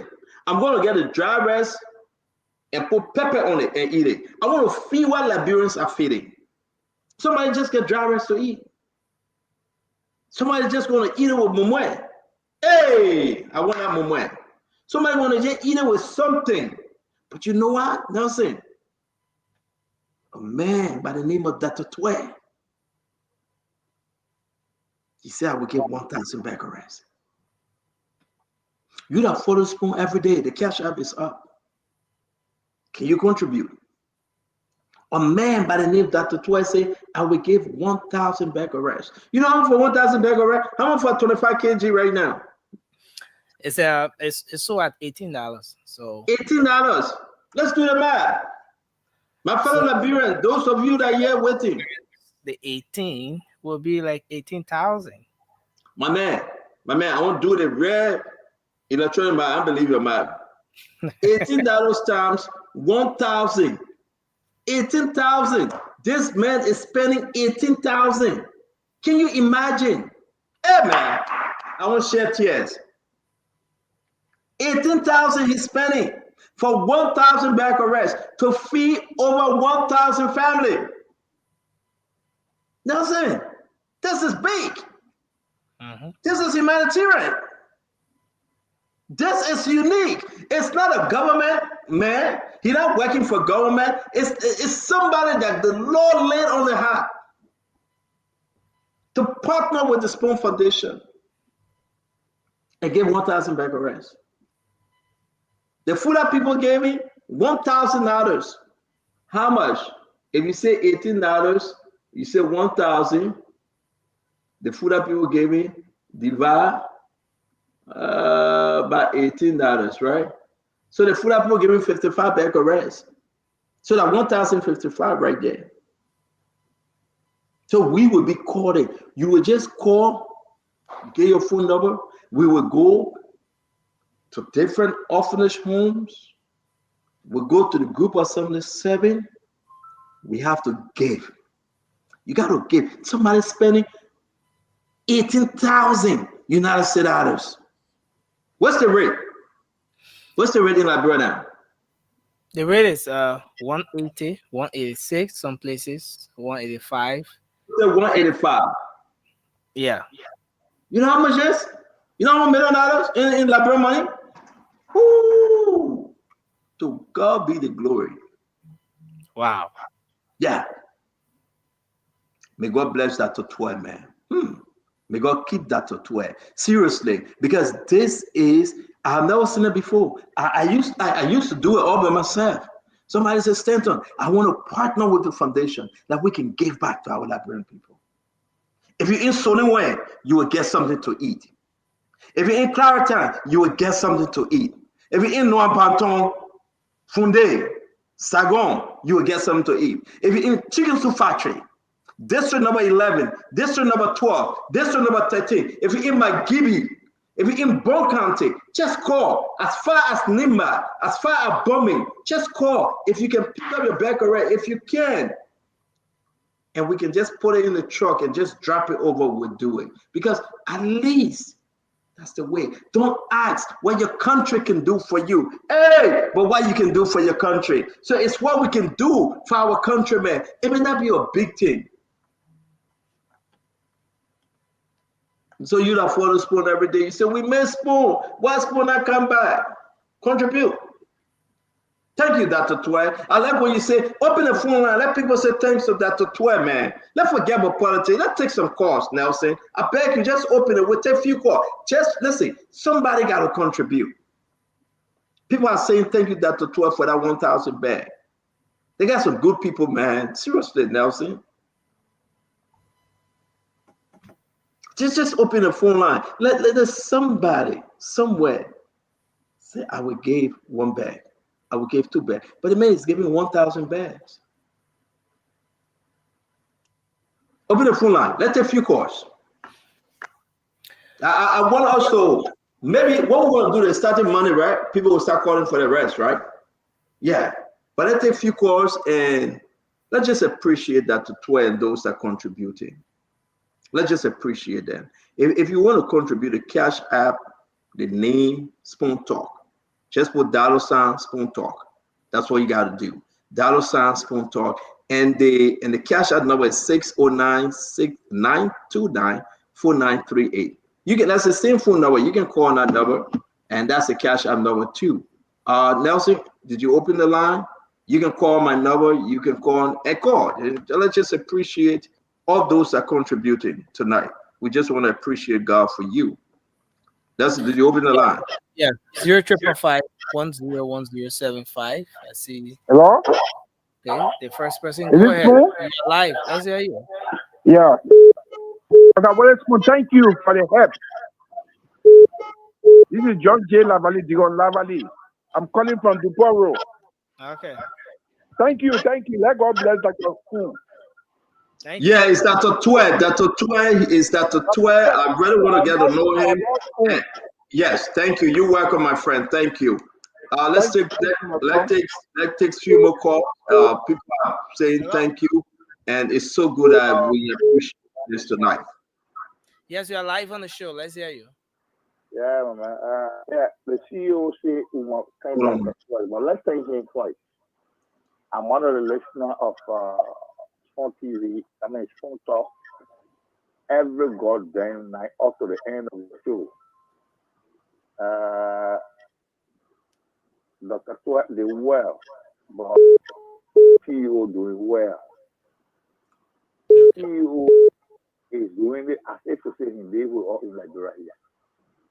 He gave us information that is very, very, very, very vital. There is no institution in the country right now that can really give all the truth. And he didn't care, and that has not been supposed to be the problem there is that sometimes even love someone is bad. Okay. Thank you. Thank you very much. Thank you. Thank you. We thank that Jacoa and we pray for him to for God to at least advance him in his work. I'm a Muslim, but our is when somebody do, there is a saying in the Quran. God Thank you. I'll take the next one. Thank you, sir. Thank you. Hello, you're live. I hear you.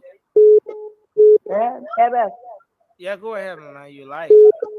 Oh, thank God today. Oh, spoon thank you. Oh, that today I call. Okay. Thank you, Mama. Okay. And you kept it, Brian. Okay. Thank you, Mike Kevin. Let me take this one. Your name and where you joining us from? Hello? Your name and where you joining us from, my friend? My name is Victor Morris. Talk to me, sir. Yeah, I want to tell Dr. Tua thank you for his contribution to Liberia. Dr. Tua that have been donating to Liberia. Well, I think he ran like Oh, yeah? So, yeah. So he ran. Oh, talk to me a little more about him. Let me know him. Go ahead.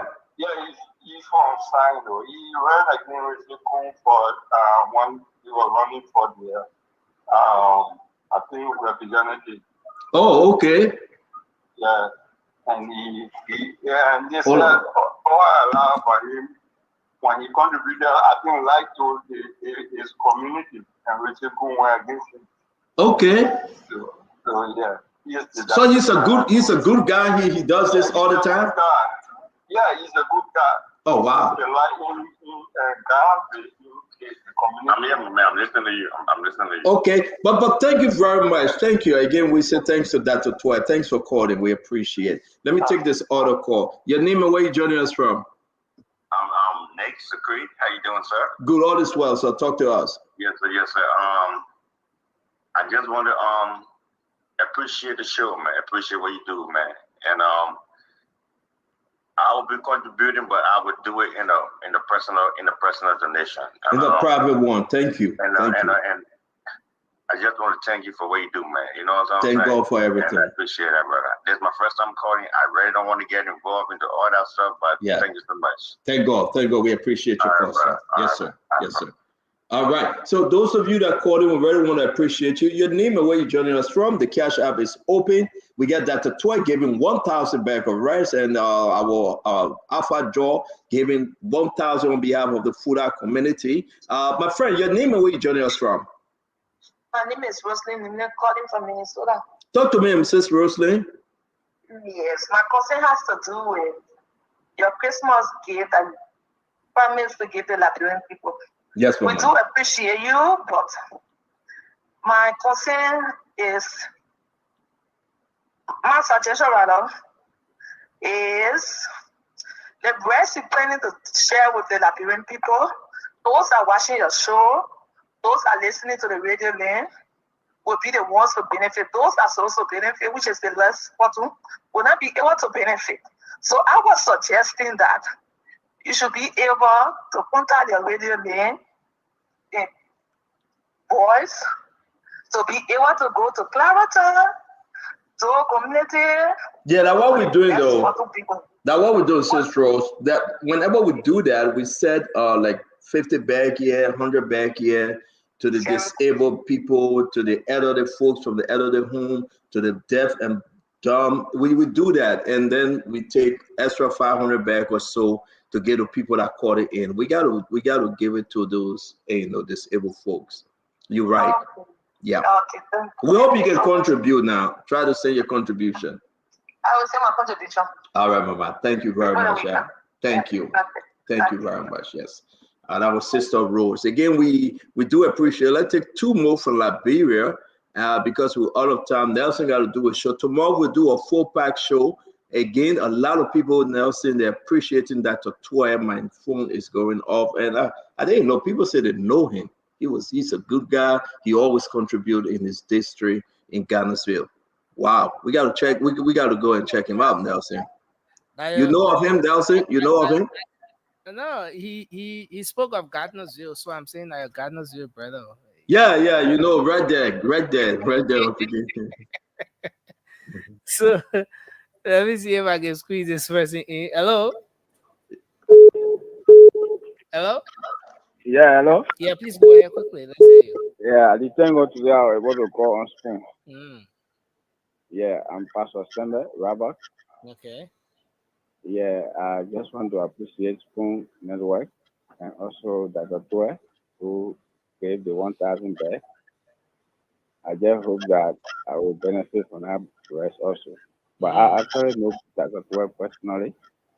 He's been doing what he just did. Okay. He's a very generous person. Okay. And the people I'm like surprised people know this guy. People know Dr. Twe. Tell me what you know about Dr. Twe, though, beside the general donation. What else do you know of him? Oh, Dr. Tue, he's been helping a lot of community in Liberia, giving classes to students. I mean, providing zinc for people who have problems with their roof. Wow. I mean, bringing electricity to community. Other thing, giving rights. I mean, just. Wow, I see on the feed people say Dr. Twe is always doing good. Take the next call. Thank you, my friend. Let's know about this Dr. Twe. We hope he can appear on the show. He gives 1,000 back of rest. That's big. And let's know more about what he can do. Who's next? Take the next call, please. You got this person? Hello? Yes, you are live. Let's hear you. You are live on the show. Thank you for coming. Last calling. Okay. Yeah, thank you for that way. And I would also want to call everything about there for him. Okay. Yeah, let me hear this thing. Somebody tell me that his name is Countryman. Nelson, I'm seeing this. They say his name is Countryman. Is that his name? Go ahead, take the next call. They say his name is Countryman. That's what I'm saying. Yeah, now I think I get it. Yeah. So You know the person? Let me take this one. Your name and where you joining us from? Hello, my name is Terry Bono. I come from Minnesota. How are you doing, Stanton? Terry, good. Do you know about this gentleman that gave the 1,000 bag donation? They're calling him Countryman. I'm trying to get to know. I mean, do you know of him? Yes. Talk to me. Far back as the 80s. So his name now is Original Countryman. Wait. His name is what? Original Countryman? That's the name he likes to be called. Oh, wow. Yeah, Original Countryman. You say you want to be Countryman. You want to be so simple. That's how simple it is. But fast forward, Stanton, who grew up on Kesari Boulevard together. He's my big brother.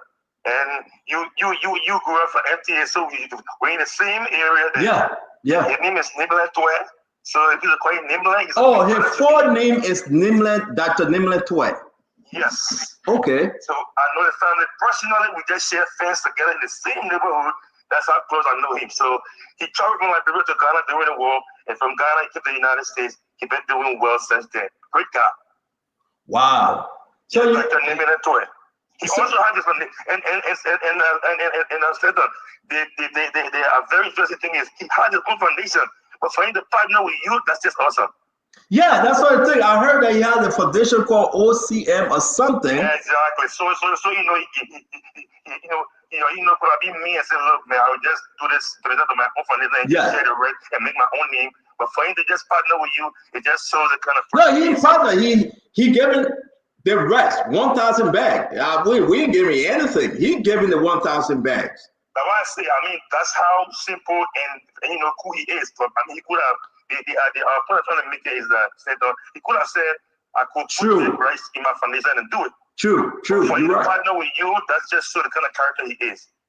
So I hope we can have you on the show, man. Thank you very much, man. The cash app is up, though. You should send your stuff now. The cash app is up. I will. Trust me, you know, from a humble beginning to we all suffer, we all went to the sun. I know, man. I know. So we're gonna share the little blessings. So don't worry, I got it. Thank you very much, my brother. We appreciate you, Chief. Yes, sir. Thank you. One love. But so Nelson, a lot of people know you. Why you never told me about him, Nelson? The original Countryman from OCM, that's his foundation. But talk to me. What do you know of him? What you know about him? I just heard Dr. Twe, so I didn't really get to know that it was the doctor. It was the person I knew. But what I do know is that he has this Numeni Twe Foundation that offers scholarship to Liberian youth, and I know a few people who are on the scholarship as well at some universities here. And yeah, so he does the humanitarian work. He owns a media outlet, and and also they just in the election, there was some back and forth in District 11. They went to court, the issue that has to do with how long you reside in the country, the residency clause, something that they went back and forth on. And later he could not he actually intended contesting in that election, but the court did not rule in his favor. So then that brought everything to an end. But yes, he's been doing a lot of humanitarian works in especially the Caldwell area and other parts of Liberia. Yeah. Yeah, somebody, you're right, because somebody is saying, and again, guys, it's so good that we are talking about Dr. Twe. This is the gentleman, Dr. Nimle Twe from OCM Foundation. Was it? But the Supreme Court never allowed him to run in District 11 due to residential clause. That's what you're talking about, right? Yeah. But well, again, we just want to appreciate Nelson. Seriously, I hope I can bring him on the Spoon Talk that we can talk to him. Somebody say he taking care of over 500 students on his scholarship. That's big. Over 500. Nelson, where you been hiding this guy from me, Nelson? Yeah. I mean, from nowhere, he didn't work in government and he doing this thing and giving 1,000 bags for Liberians. Us connecting with the network. I really want to know whether Liberia would not appreciate this kind of good humanitarian work. I mean, over 500 students. And you're talking that you know him, Dr. Nimle Twe? Yeah, not know him like that. Yeah, but you know of him. You know his story. On the media. Yeah. Dr. Nimle Twe. He's from Gallersville, where I'm from. Or from the Cassidy Boulevard. I mean, he was eating pan cabbage with me, eating yoga gari, eating Boston Pakana. I gotta bring him on. Ruth Goba, congratulations to Dr. Twe. Thank you, Ruth. Muhammad Khalid, yes, he lived around him. Yes, that's right. Again, all of you that know him, if you know him, please reach out to him. Tell him that we appreciate his contribution. Tell him, please, that we want him to come on the show that we can discuss about the Liberia. I thought I would listen. They got people out there fighting for Liberia. They do have some good people out there, some good Liberians out there.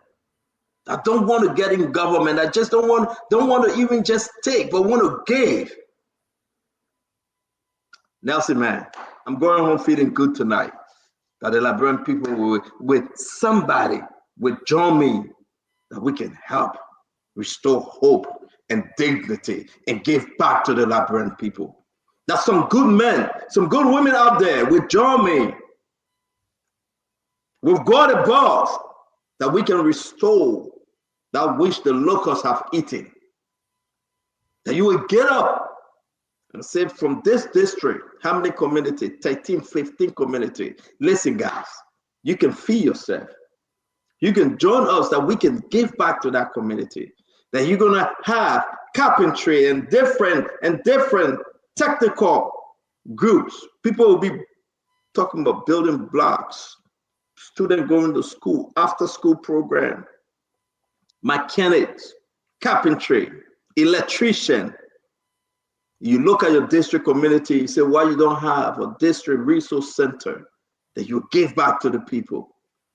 Buses and tray and everything, that they will feed themselves. Got some good people though. Good people, good Liberians are willing to give back. They're just looking for that channel to give it through. And that's why you have the Spoon Network.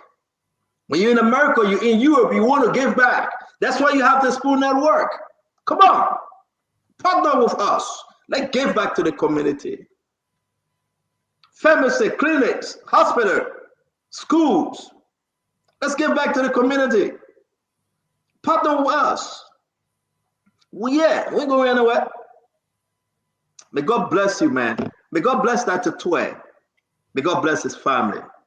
May God bless the works of his hands. As we partner together to give back to the community, may God bless our people, one people. Nelson, thank you very much. Philip Bala, waiting for your contribution. And to all of you, till we meet again, have a good evening. See you tomorrow. We will make sure we get in contact with Dr. Tway and bring him on the show and make the Liberian people sing, clack, clack, clack, that we can be a blessing to our people. That was want for you to call his name, but huh? I said he said he didn't want you to call his name, but you just call his. But he came on. He spoke. Oh yeah, okay, yeah. He called on the phone. He spoke. Dr. Nimla Tway, calling the original country man. We want to say thank you to you, sir. And again, till we meet again, may God save our state. In the name of the Father, the Son, and the Holy Spirit. Have a good night. Yes, sir. And I want to say thanks to all of our folks out there tonight for being here as always, sharing your thoughts, calling in and making your input on the different conversations here every night. We appreciate. I'm sorry, I got to come back. Though we did a benediction, Nelson, please put that on our page. He's found his information. OCM, Dr. Nimlan Tway, contributing 1,000 back arrest to the Spoon Foundation for Christmas feeding. Please put that on the page. Yep. Thank you very much, sir. Okay, sir. Yeah, so again, thanks a lot for being here tonight. Thanks to the thousands of you across Radio Land who tune into Spoon FM every night, or Fabric FM, or our partner radio stations across the country. Many of you in Bomi County, you tune into Trust FM from Bomi County. Thanks to the management there at Trust FM in Bomi County. In Bon County, we have Premier FM that's always relaying the program. Trend Radio is in Grand Crew County, relaying the program as well. We appreciate you. Thanks to Radio Yalaman in Seclepie, Nimba County, that's always relaying the program. In Margibi County, right next door, we have Gibi FM in Kakata, Margibi County, that's always relaying the program. We appreciate the team there as well. For being a part of this joining. And then to the thousands of you across the social media, we appreciate you as well on Spoon TV on Facebook, Fabric TV, and Super TV. Thanks to the folks on YouTube as well. Spoon Talk Live is our YouTube handle. In case you're not following, you can try to do so. Thanks for watching the show tonight. We appreciate all of you. For being here with us tonight. Just before I go, let me do a quick birthday greeting for you. Let me do a very quick birthday greeting for you. That's you, Love Kuye of Connecticut. You celebrated your birthday yesterday. Yes, yesterday was your birthday. Your mom, Mrs. Jamesetta Gooden, and your siblings, family members across the world, wishing you happy birthday. They say they're so proud of you as especially the first Black Liberian woman to hold the position of Assistant Director for Admissions at the Sacred Heart University in the state of Connecticut. They're so proud of you and they're wishing you a happy birthday. More wins on your new age as you start another journey, 365 days. As you Love Kuye. Happy birthday to you, Love Kuye of Connecticut, as you celebrate your natal day today. And to all of you across the world joining us, we want to say thanks to you, Detroit or Tui, Ruth Goba, my Ruth. We appreciate you. Chris Wright, thanks for being here. Philip Bala, Mr. Bala, we appreciate you. My own cousin Fatima Bintu Sirleaf, thanks for being on tonight. Sir Johnson, we appreciate you. Samuel Bombo, Pastor Crispus Thanks for being here tonight. Idris Dauda Lumer, we appreciate you. Thanks to everyone for joining us tonight. You can join us tomorrow for another great show. Per Kimber, thanks for being here tonight as well. We appreciate you, ma'am. Join us tomorrow for another great show. Spoon Talk will be back on the radio. We appreciate the many of you who were very concerned last evening the show didn't come on. You were calling, you were texting, you were posting on social media. The good and bad comments. We appreciate everything, and thanks for being a part of this journey. And we appreciate the fact that you can take up your time to come and watch the show, to listen to the program. That's something we appreciate a whole lot. Till we come your way again, have a good night. I'm Nelson Collier. Coming up shortly is the late night show, the late night politics on Spoon. We'll be here very shortly in just a couple of minutes from now. Until then, have a good night and bye-bye for now.